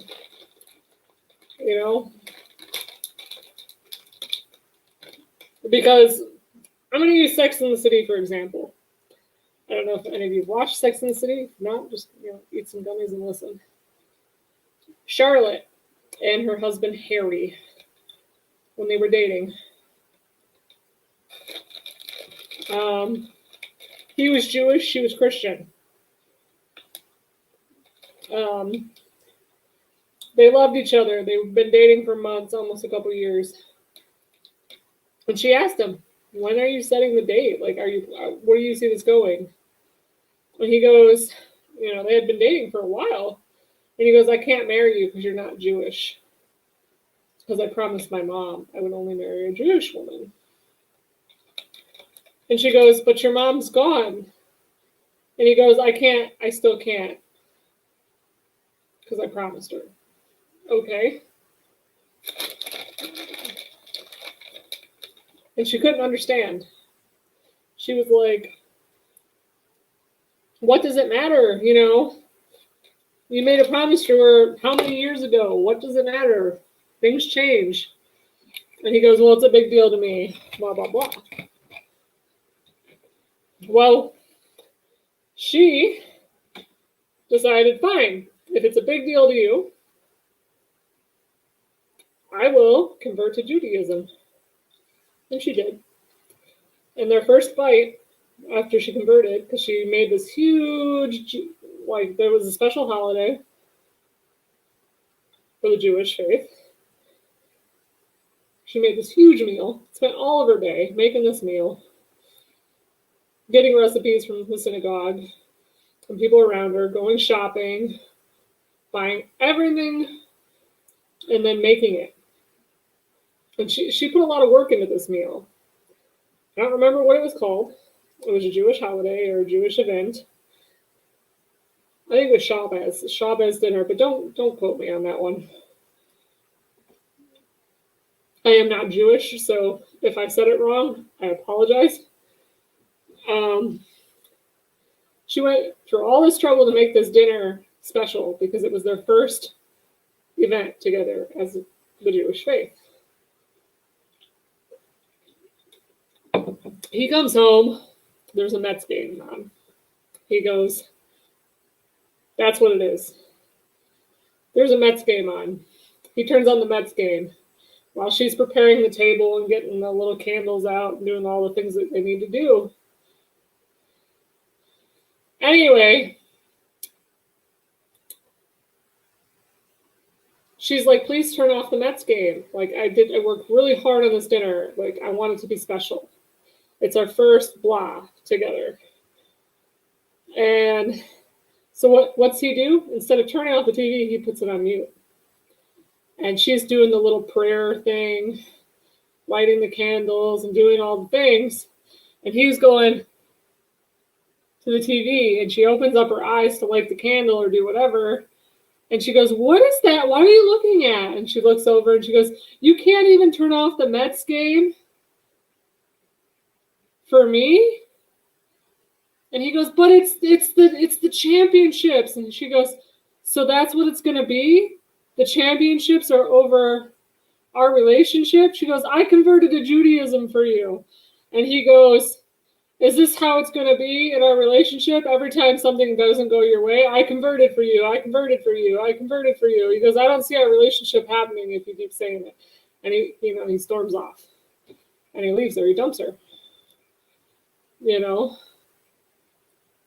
I mean, obviously they get back together, but that's besides the story. But that's the point I'm trying to make, is make sure whoever is the one that's doing the sacrificing, make sure it's something they want to sacrifice and not something you're forcing them to do.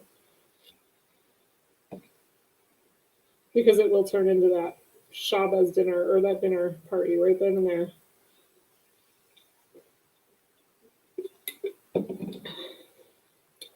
And then it could turn into other fights later on. So, there you go. That's my advice for you, Beth. I feel like I'm a psychiatrist today. Putting on my psychiatrist hat. I'm basing it off of TV shows.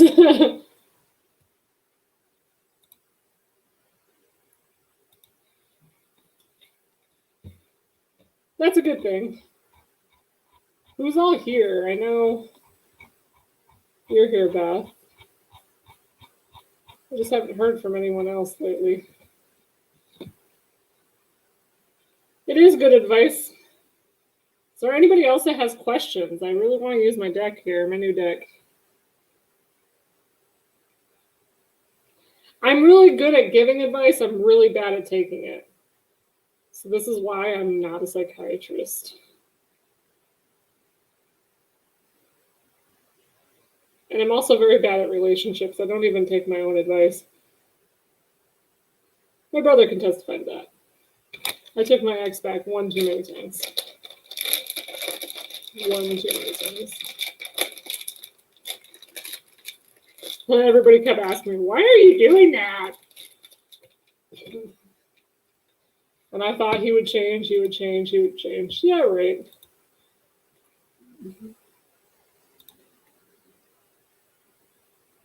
I was dumb. Never again. Would I ever, ever, ever do that again? My self-worth is worth more than someone else. That's one thing I've learned in my few months of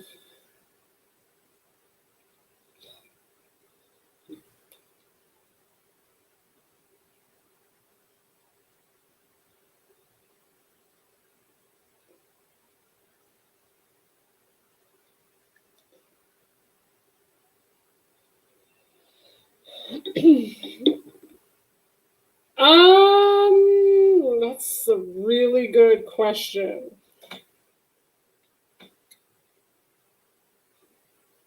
I say a little bit of both. Your heart, and I'm going to answer why I say that. The question is, should you follow your heart should a person follow their heart or their head? The heart is what the heart is. But the problem is sometimes the heart overlooks certain things that are red flags because of the love situation. Fortunately, love is a very strong, powerful thing. It blinds you.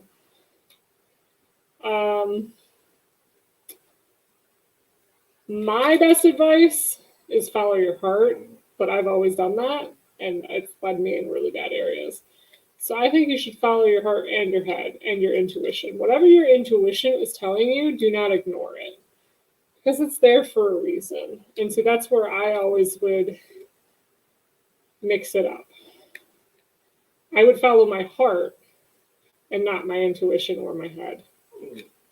And if I had followed my intuition, I would have dumped my ex in 2018 and never looked back.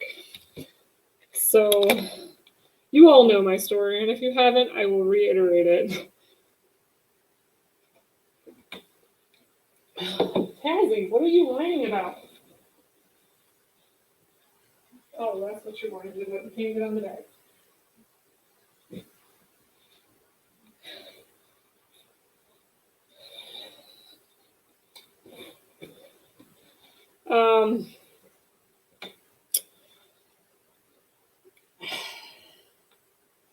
What do you feel, Beth?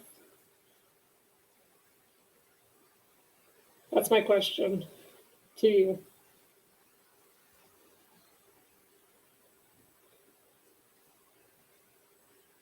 I guess I would have to get more into detail of what things you're seeing and why your head is shooting you red flags. And that's another thing. The problem is sometimes your head will shoot you red flags from past relationships and when there's really nothing there. So it's very hard to know where to go. And unfortunately, that's the only advice I can give you because I'm very bad at relationships. What's your gut telling you, Beth? What's your intuition telling you? To stay or walk away? Because the cards only read what they see and how you're feeling. If you're not feeling it, then the cards are going to show it. But unfortunately,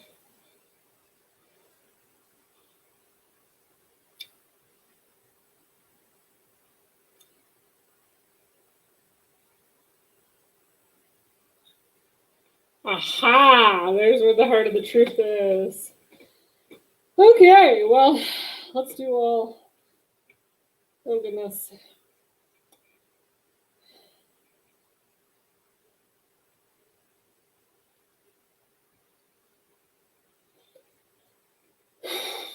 Sounds to me you got hurt in the past, seriously hurt. And your head has put up walls and mazes. And unfortunately,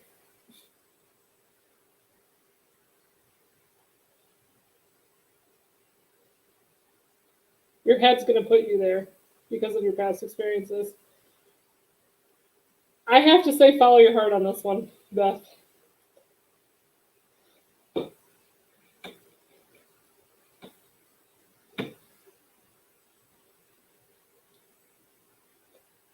Because you can't stay single forever. Because you will be the dog lady or the cat lady that nobody likes. Or the pigeon lady if you're watching Home Alone. Unfortunately, relationships are hard. They're one of the hardest things to get over.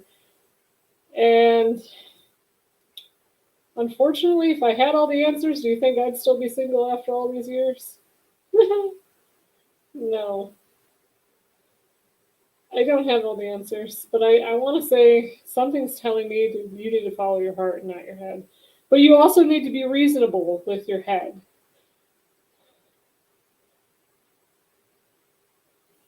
It's going to feel tricky because it's new waters, new territory, something that you haven't done before, it sounds to me.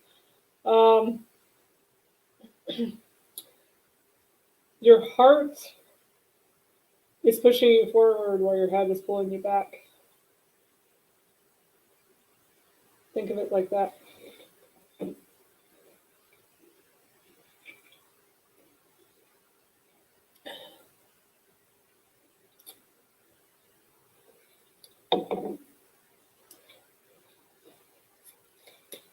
I'm going to pull one card for you with the new deck about your heart and head.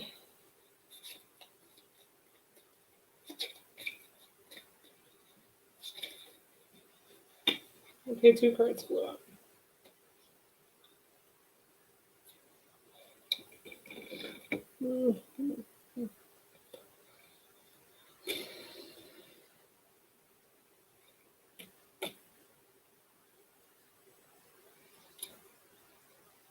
You got the 9 and 10 of Pentacles. The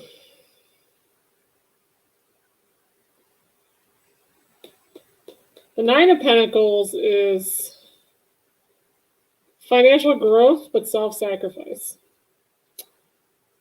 Okay? You're sacrificing something to gain something else. And the 10 of Pentacles is talking about retirement and leaving a legacy. Inheritance.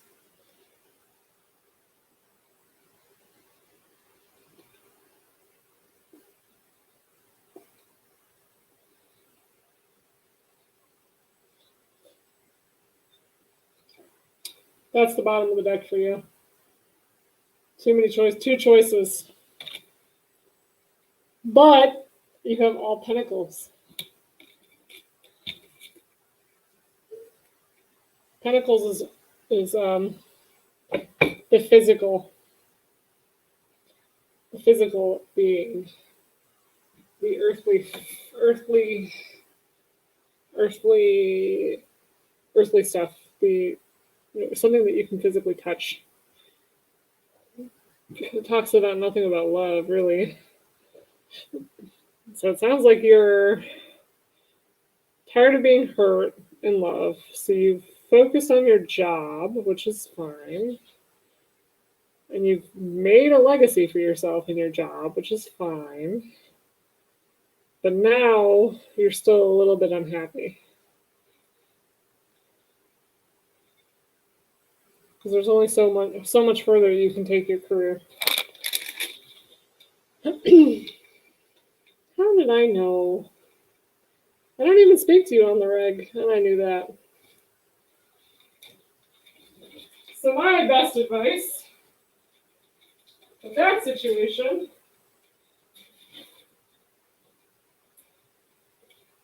is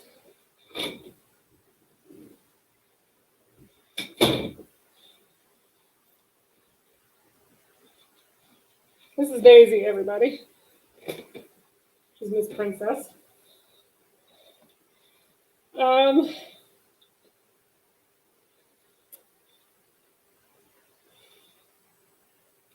I want to say meditate or write a pros and cons list. That helps. But you're unhappy for a reason, Beth. You're not satisfied with just the job and the career.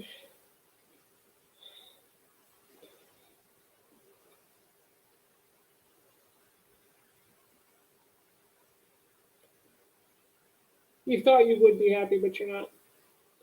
There's something missing.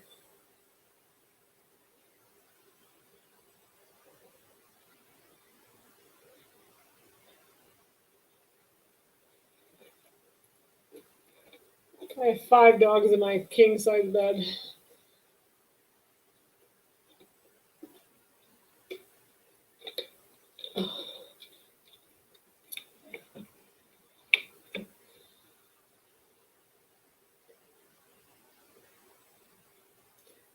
You're scared because it's new for both of you. Newness, especially when you're a Virgo and you're focused on physical possessions. It's hard to give up a sense of stability. But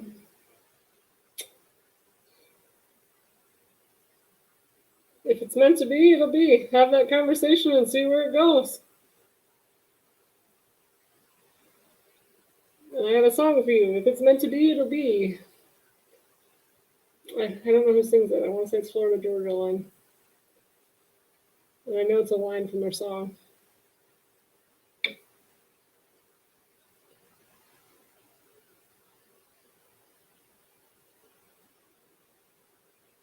And I'm not singing any more lyrics because I don't want my video to be taken down for copyright. Because YouTube is getting a little funky these days about that stuff. Stability is the best way to put it.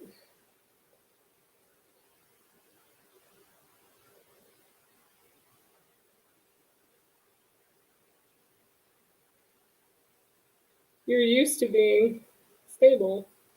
You have a good job, you have a good career, you have a good income coming in. You probably have a 401k and all that happy jazz.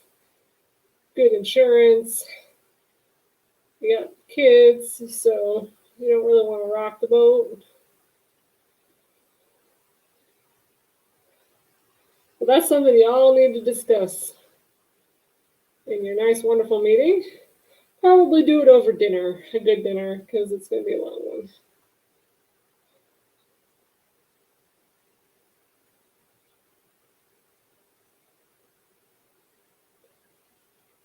I think you manifested me coming on tonight, didn't you, Beth? So I wasn't planning on it, because I wasn't feeling the greatest. But I got the new cards in, and I was like, well, I should probably do a live stream. So I haven't done one in a while. And I'm trying to gain more subscribers. So I'm only at 42. I'm trying to get up to at least 100 subscribers. That's my goal. But I may have to change. I may have to change what I do, which is unfortunate because I like what I do. It's very calm, cool, and relaxing, but my goal is to get 1,000 hours and 1,000 subscribers, but we'll see. Or 4,000 hours and 1,000 subscribers, which I don't know. My first goal is 100. And then I'm gonna go to 200, blah blah blah. But once I get 1,000 subscribers, I think I probably am gonna do a giveaway. Either give away like a t-shirt or something, or maybe a free reading.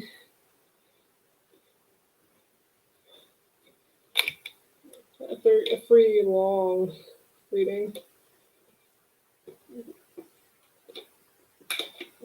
With the deck of your choice. I've got more decks coming in, guys. I've got another love deck. I've got a Celtic Tarot deck. I think there's one more deck that's coming in. You've never gone back to watch my videos before? Oh, I haven't either. I don't really like watching myself.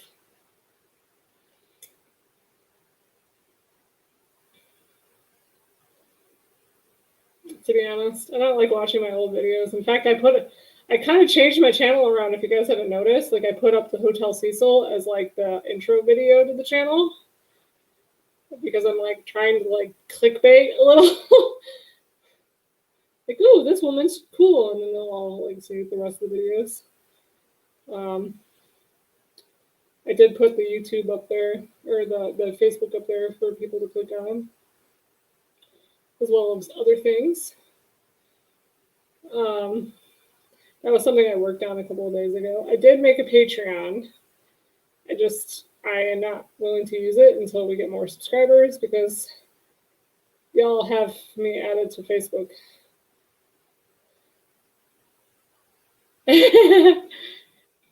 Timing is fluid. I told you that. Timing is fluid and you're not always going to get the same reading. And you were getting the same reading in a while because you kept asking the question. And at that time, that was the answer. But now, you said it yourself. You both are having questions. You want to move forward in the relationship, but you both are having questions. Well, now the cards are picking up on that. You're not going to get the same reading over and over again, then you wouldn't come back. Timing is of the essence.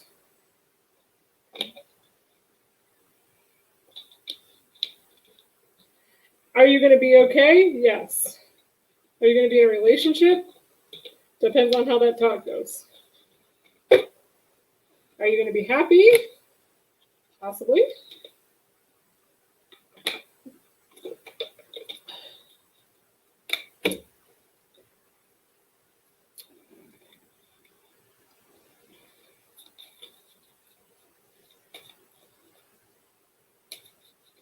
I could pull one more for you.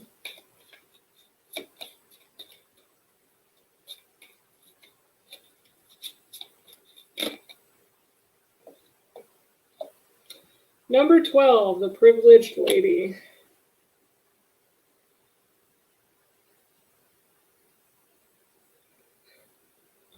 Readings aren't bad. The readings are that you have issues that you need to work out.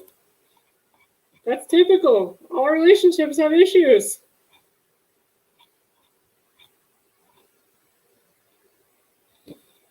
We meet the privileged lady, the uptodone of wealth, ease, and youth, health, beauty, and charm. She strolls across the wide lawn past the childhood house, lavishly dressed. In the latest fashion, she gives us the relaxed look of the lady used to admiration. This card stands for fun, creativity, luxury, the good life, and all the beautiful things. She can also be a best friend to the main female, card 2, in an opposite sex reading, or a partner of the main female in the same sex reading. She's a female counterpart of the wealthy man with a false person, card 8, which means she could be a mean girl capable of snobbery, vanity, disdain, and cluelessness. With other challenging cards, she can be wayward, headstrong, and stubborn. She can be a young woman, a daughter, or a young mistress when this card isn't referred to a person. It's talking about lucky phase, being carefree, no worries. This is usually a positive card, but near bad ones, it can be a family relief-related grief. This card represents prosperity, luxuries, creativity, and wellness. It also shows a young female or a relative, girlfriend, sister, daughter, best friend, or a young privileged lady. This card shows the gentle and comfortable way of life.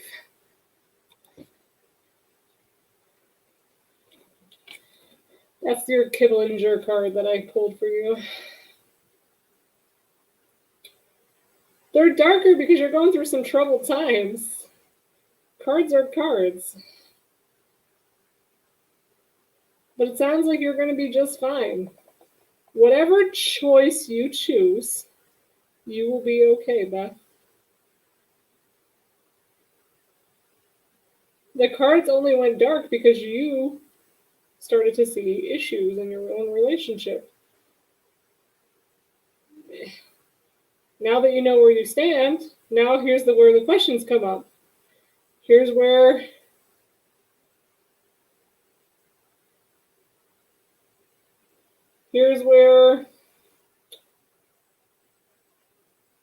the troubles are setting in, because you don't know who's going to be the one that moves, who's going to be da-da-da. That's the conversation that you need to have. Meet him. You fly out there. You said you're doing it already. You already have plans. Go to dinner. Have this conversation. Because if you don't, you're going to not know who's going to be the one that moves. You're going to be the one that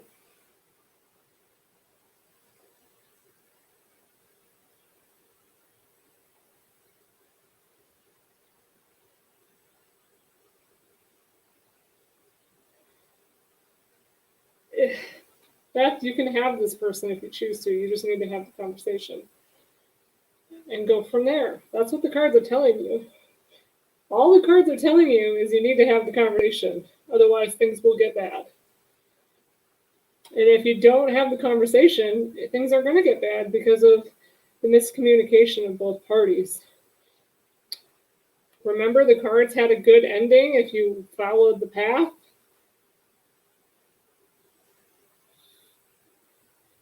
Follow the path. Have the conversation. Know where you need to go in this thing and how you're going to focus to get there. See how serious this dude is. There we go. Don't read too much into it right now until you have that conversation. And I really propose that you do that face to face. Have I ever been wrong, Beth?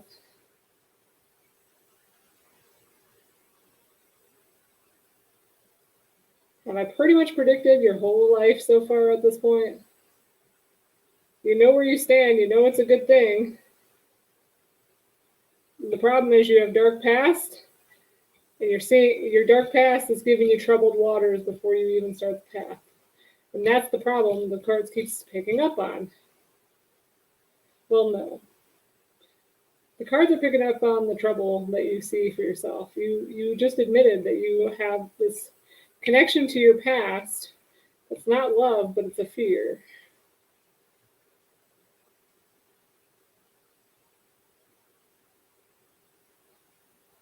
So the problem is, if you don't have this conversation, you have fear, he has fear, you don't know where you're going to go, it's not going to end up well. Set the life straight early on. Get rid of your fears. Make the goals. It may be a delayed thing, but you need to have it. That's my honest and to goodness truth. Take with you what you will. Even my brother said it early on. He hates how right I am.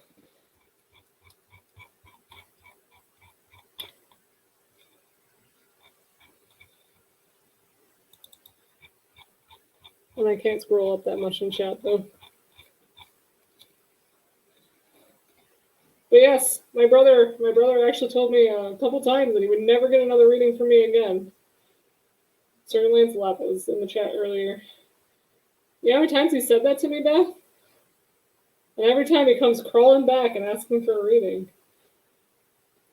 He goes, I hate how right you are. He goes, 6 months later, I'll remember this.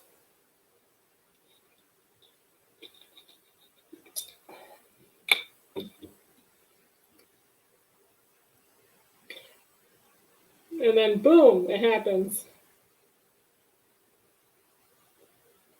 And then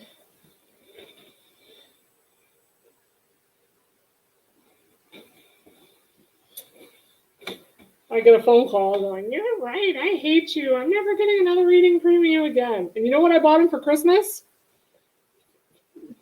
I bought him his own cards. I bought him his own cards for Christmas and a pendulum. And I said, now you can do your own readings. You don't need me. Because he threatened me that he's like, oh, I never want to get a reading from you again. You're so right. Blah, blah, blah, blah, blah. So I bought him his own cards. I said, now you can answer your own questions. Guess what? 2 weeks later, it didn't even last 2 weeks. Calls me up. I need a reading.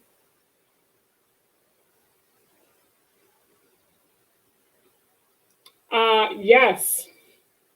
I am so glad that I am actually going to show that.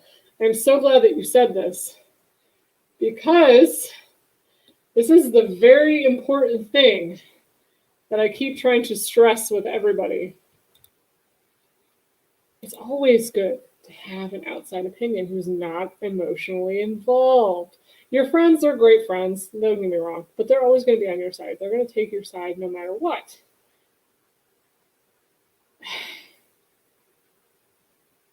Let me go back. My ex and I, the most recent ex, the one that had the third party situation for most of our relationship, he told me to seek therapy. So I did. I went and saw a therapist. I think we had 1 or 2 sessions. And she actually said something to me that actually made sense. She goes, and you know what? My ex got mad because when he went talking to me again recently, he asked me what the therapist said, and I reiterated it just like this. And he said, well, it sounds to me that you didn't tell her the whole story. And I said, yeah, I did. My therapist said, and I quote,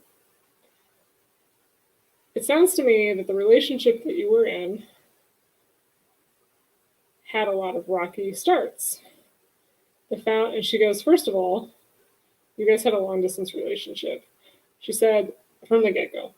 She goes, it would have been different had you lived in the same town, the same city, spent a lot of time together, build a foundation in your relationship, kind of get to know who you are, and then live within a livable distance from each other where you can see each other quite often. She goes, that's healthy.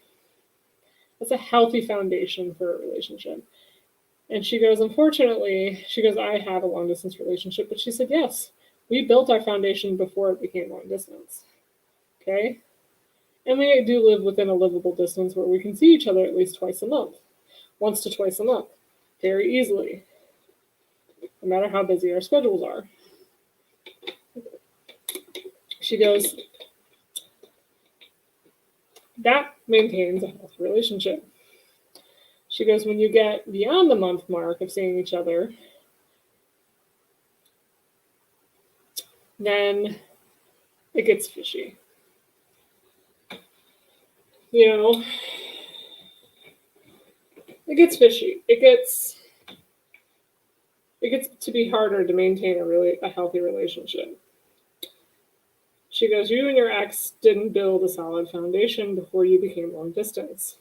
Therefore, you don't understand each other's needs and wants or problems. And it's hard to build a conversation on text alone. As I told her that, he didn't really like to video chat and he really didn't like to call that much. He was a texter. And she goes, it's hard to build a relationship and a foundation on text alone. She goes, and especially she knew how long of a distance it was, especially in that kind of distance where, there is a time zone difference.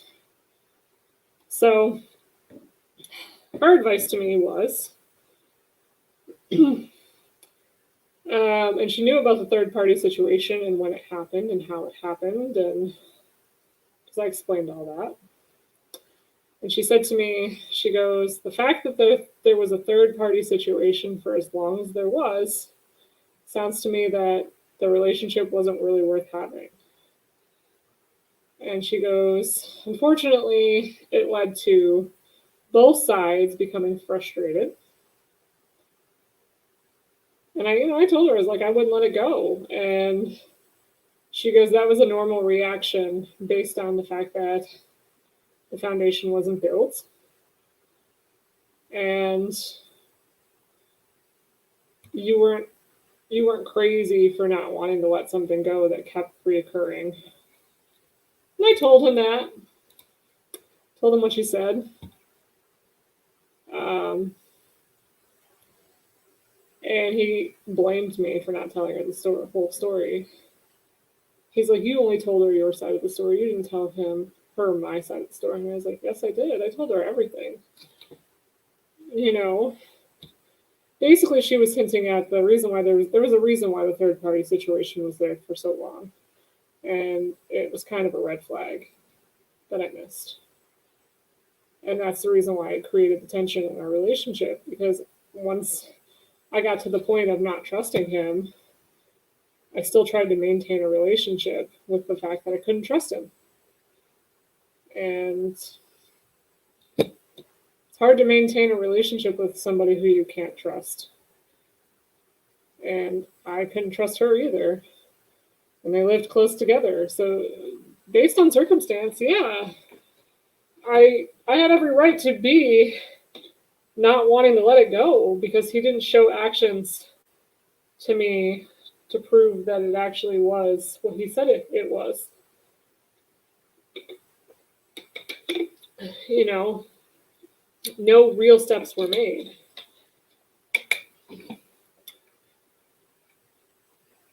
And yeah, it is very good to get an outside perspective. It really opened my eyes up, especially when he came running in December and wanting us to work it out. And I said, I point blank told him, I said, I don't trust you. You know, and I don't trust her.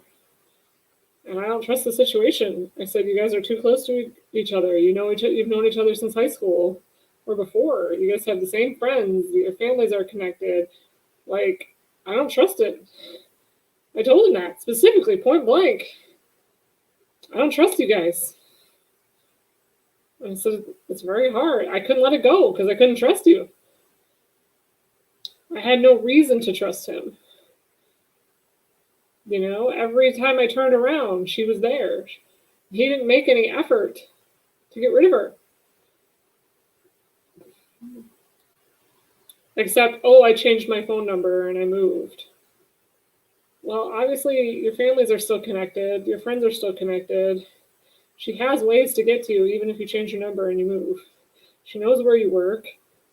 And she's shown signs that if she really wanted to be in your life, she will find a way. So, yeah, I have every right to not want to let it go. You know, I told him the only way I would trust him is if he left the state. The states. I'm sorry, there was 3 states I mentioned he could not live in. Maryland, D.C., and Virginia. I said, if you leave that area, completely leave that area, then I'm willing to let it go. But I was the bitch for saying those words. I had every right to say those words.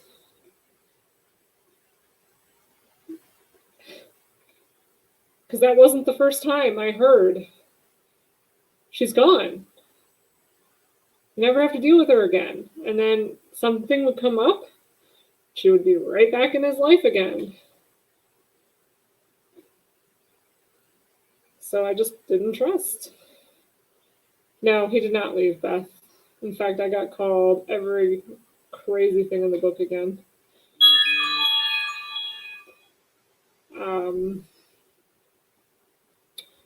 She was recently pregnant. She miscarried, I don't know when.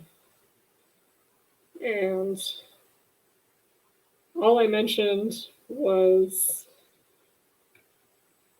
I don't know. He's saying that I'm the bitch for saying this. He had talked about his fun life as an adult, that side. And I said, all I made was a comment going, you need to be careful, because if you have a fun life, not all contraceptives are 100% effective. You can get somebody pregnant. Which happened. It literally happened. So I had every right to say those words. And because I said the word pregnancy, I was called every freaking name in the book about not letting it go and blah, blah, blah. And I told him to seek counseling because I think he needs to, especially after the miscarriage. And because I said the word counseling, I was every name in the book. So yes, I was a crazy, toxic B word that can't let crap go, blah, blah, blah. And I've always got to randomly bring it in his face. And I always have to be the one that's right. And I said, okay, I'm not willing to do this anymore. I'm not. I don't need to be called every word in the book for, wanting him to seek counseling over something that obviously is traumatic for him. Still. And then he even admitted to me that, the miscarriage was the hardest thing he's ever had to deal with in his life. And I told him, I was like, you need to seek counseling. I said, your medical insurance will cover that. And then I was ever be in the book, so I'm okay. It is what it is.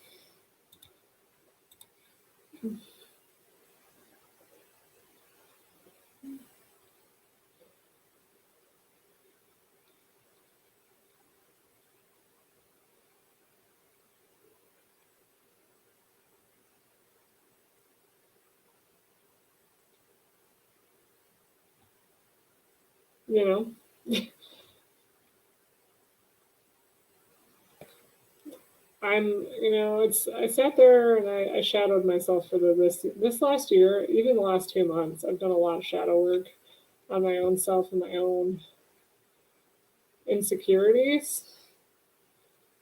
And I think one of my biggest insecurities was I didn't know my own self-worth. I allowed people to diminish my feelings about myself. I allowed him and her to do it. I got called everything from her, from a fat bee to I need to lose 250 pounds. Okay, whatever. Little does she know that my weight has really nothing to do with me. I mean, I could eat a little healthier, maybe. But my body doesn't keep in food long enough for it to really even matter. Because I have a thyroid issue. I've got thyroid cancerous cells in my body. And unfortunately, the side effect of cancer cells is weight that never goes away. No matter what you do, I could eat celery and peanut butter for all day, every day. 3-6 a day, and I still gain weight, unfortunately. That's just thyroid for you. That's your metabolism. Sorry, it's hard to tell you.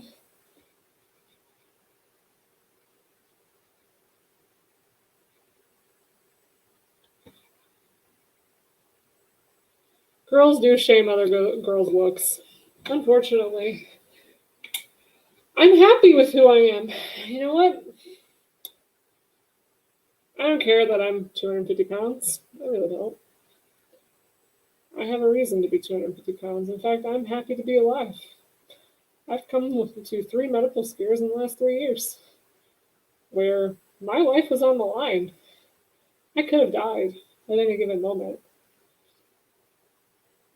And you know what? I've learned that people who bully other people bully them because they have those feelings about themselves. Or they have issues with those types of things.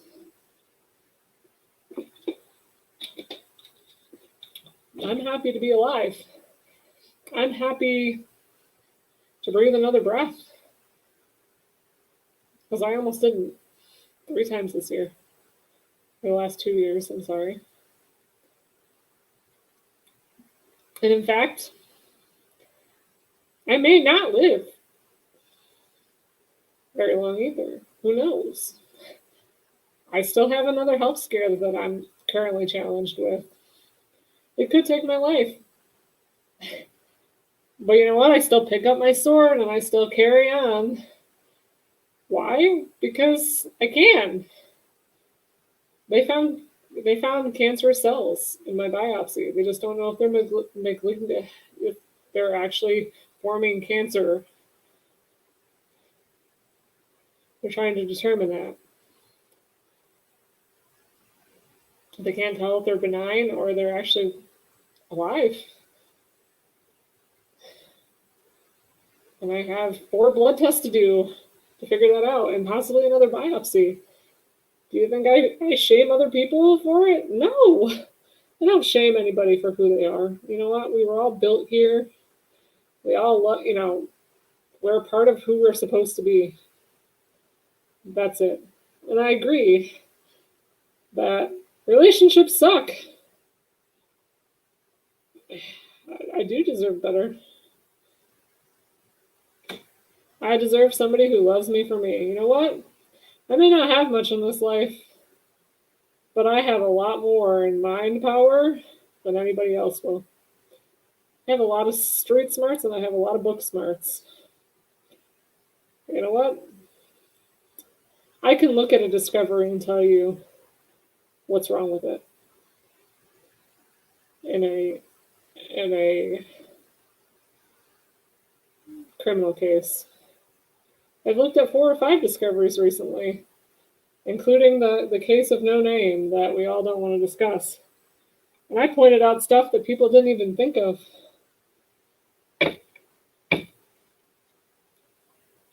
Even on Andy's live last night, I pointed out several things that people were like, oh yeah. And I was like, if you don't believe me, check with a medical doctor. So everything I pointed out had stuff to do with medical stuff.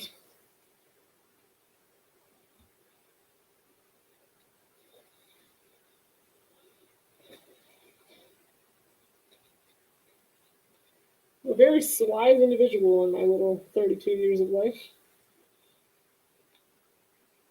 Am I a little bit depressed because I don't have a job right now? Yeah. I've worked every day of my life since I was 15 years old. It's hard for me to take a vacation. It's hard for me not to have that regular paycheck that I know is consistently going to come in for the rest of my life. It's hard. I've had 3 jobs in 16 years.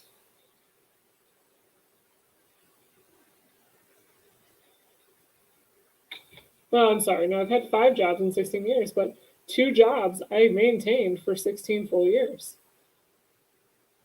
Like,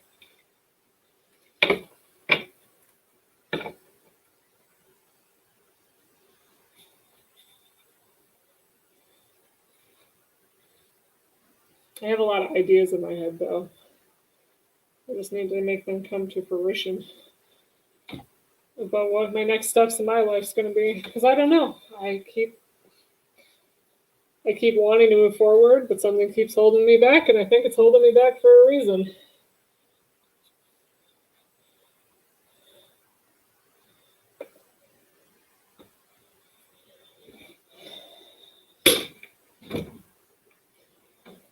What's going on with my chair?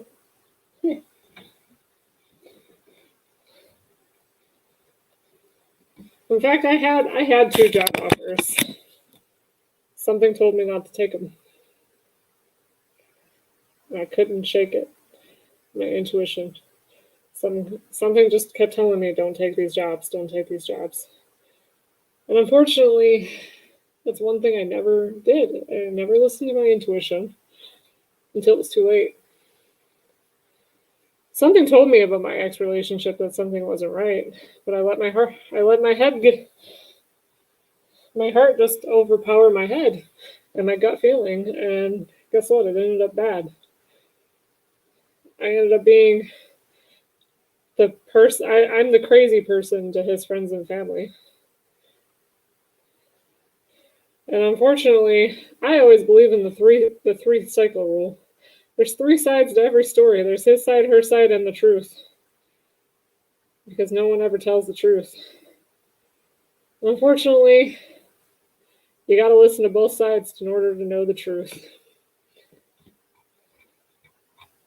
There, I went on my little tangent. I'm sorry, guys. You probably didn't want to hear all that.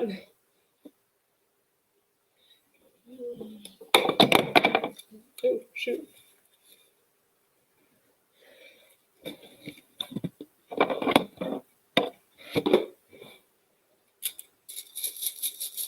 Who joined the room and left? In fact, just to give you some more hope, Beth, I'm going to pull you a ruin.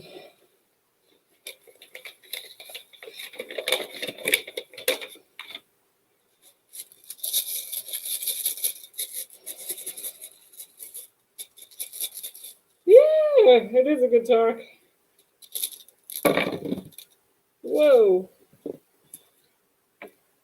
Pick a number between 1 and 4, Beth. Because 4 popped out of the bag.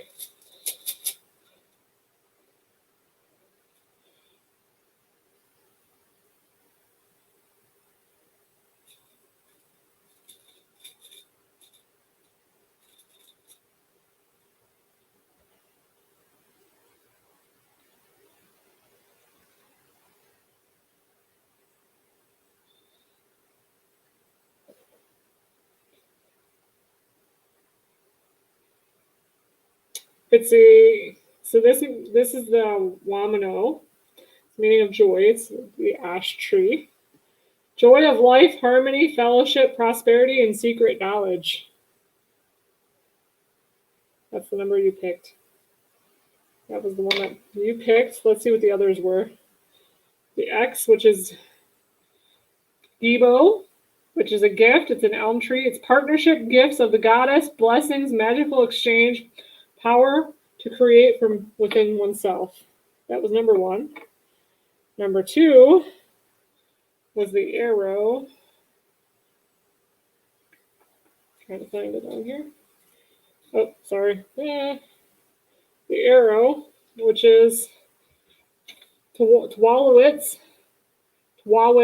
It's the meaning is God. It's an oak tree. Warrior, divine spinner, justice, self-sacrifice, analysis, and rationality. And number 4, this is V. It's Kano. It's a torch. It's a pine tree. Opening power to create your own reality. Vital fire, creativity, and transformation. Ah, all 3 has a good message. Or all 4.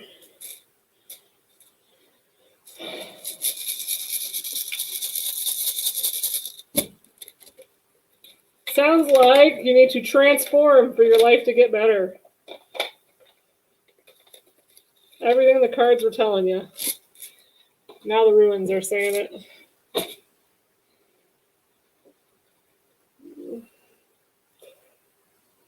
I can't believe the ruins even said it too.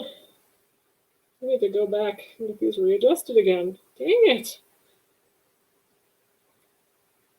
This is the reason why I should have never bought plastic glasses. Now I'm regretting that. Because they have to bend the glasses in order to fit your face. And I forgot how much of a nightmare that is.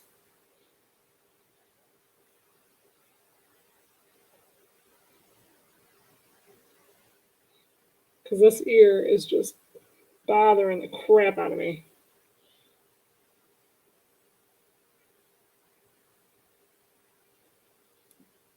Because it hits like right here is where it's bothering me, right there.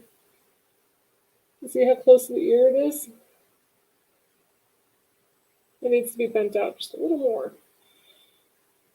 It's bothering the shit out of me.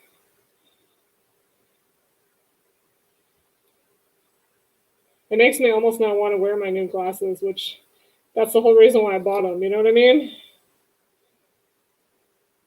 I think I'm going to get a hairdryer out and do it myself. This is the second time I've went back to have them adjusted. And they keep adjusting them, and they feel good for a moment. And then they get back to hurting my ears again.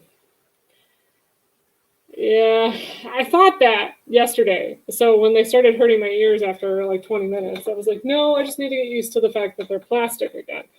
Because I haven't had plastic glasses for 4 or 5 years. I've had metal ones, which metal ones, you know, they have all the fancy crap that helps your ears.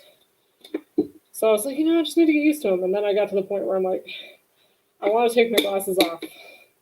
And I never want to wear them again because they're hurting so bad. So I went in today because it's only up the road, got them readjusted, and they felt good for a while. And now they start to feel bad again. And I don't know if it's because my ears are already irritated or if it is actually hurting me. I don't know. But it seems like it's really close to my ear.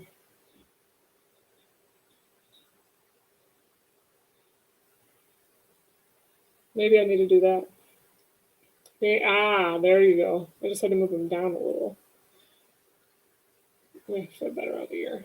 Maybe that's what it is. I keep pushing them up. I gotta remember, they're not metal. They're plastic. Metal glasses. Plastic glasses.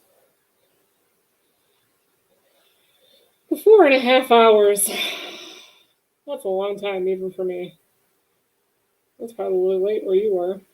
Thank goodness it's Saturday. But all right, Beth. I'm going to go for about 30 more seconds so I can say I've been on for 4.5 hours. And then I am going to sign off. And I don't know, maybe get some sleep. I haven't been feeling great all day, womanly stuff. You know, never ever want to do that again. But all right, Beth, it's been real. Hopefully you understand what I mean. Don't take it as a bad thing. Take it as a stepping stone in your future.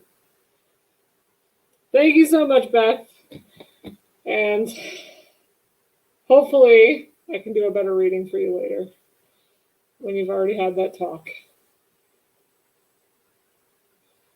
I know. I wasn't planning on coming on. It's just those 3 new decks that I got. I was just like, woohoo, new decks. I gotta try them out. And I had no one to, use them on. So I was like, I'm going to use them on YouTube. Just because, I get excited. I'm like a kid in the candy store when it comes to new tarot cards. I'm like, ooh, new candy. Gotta try it out. Yep, keep me posted on the talk. Have a good night. Watch the Richard Ramirez show on Netflix if you're still awake. And let me know how it goes. All right, guys. Have a good night.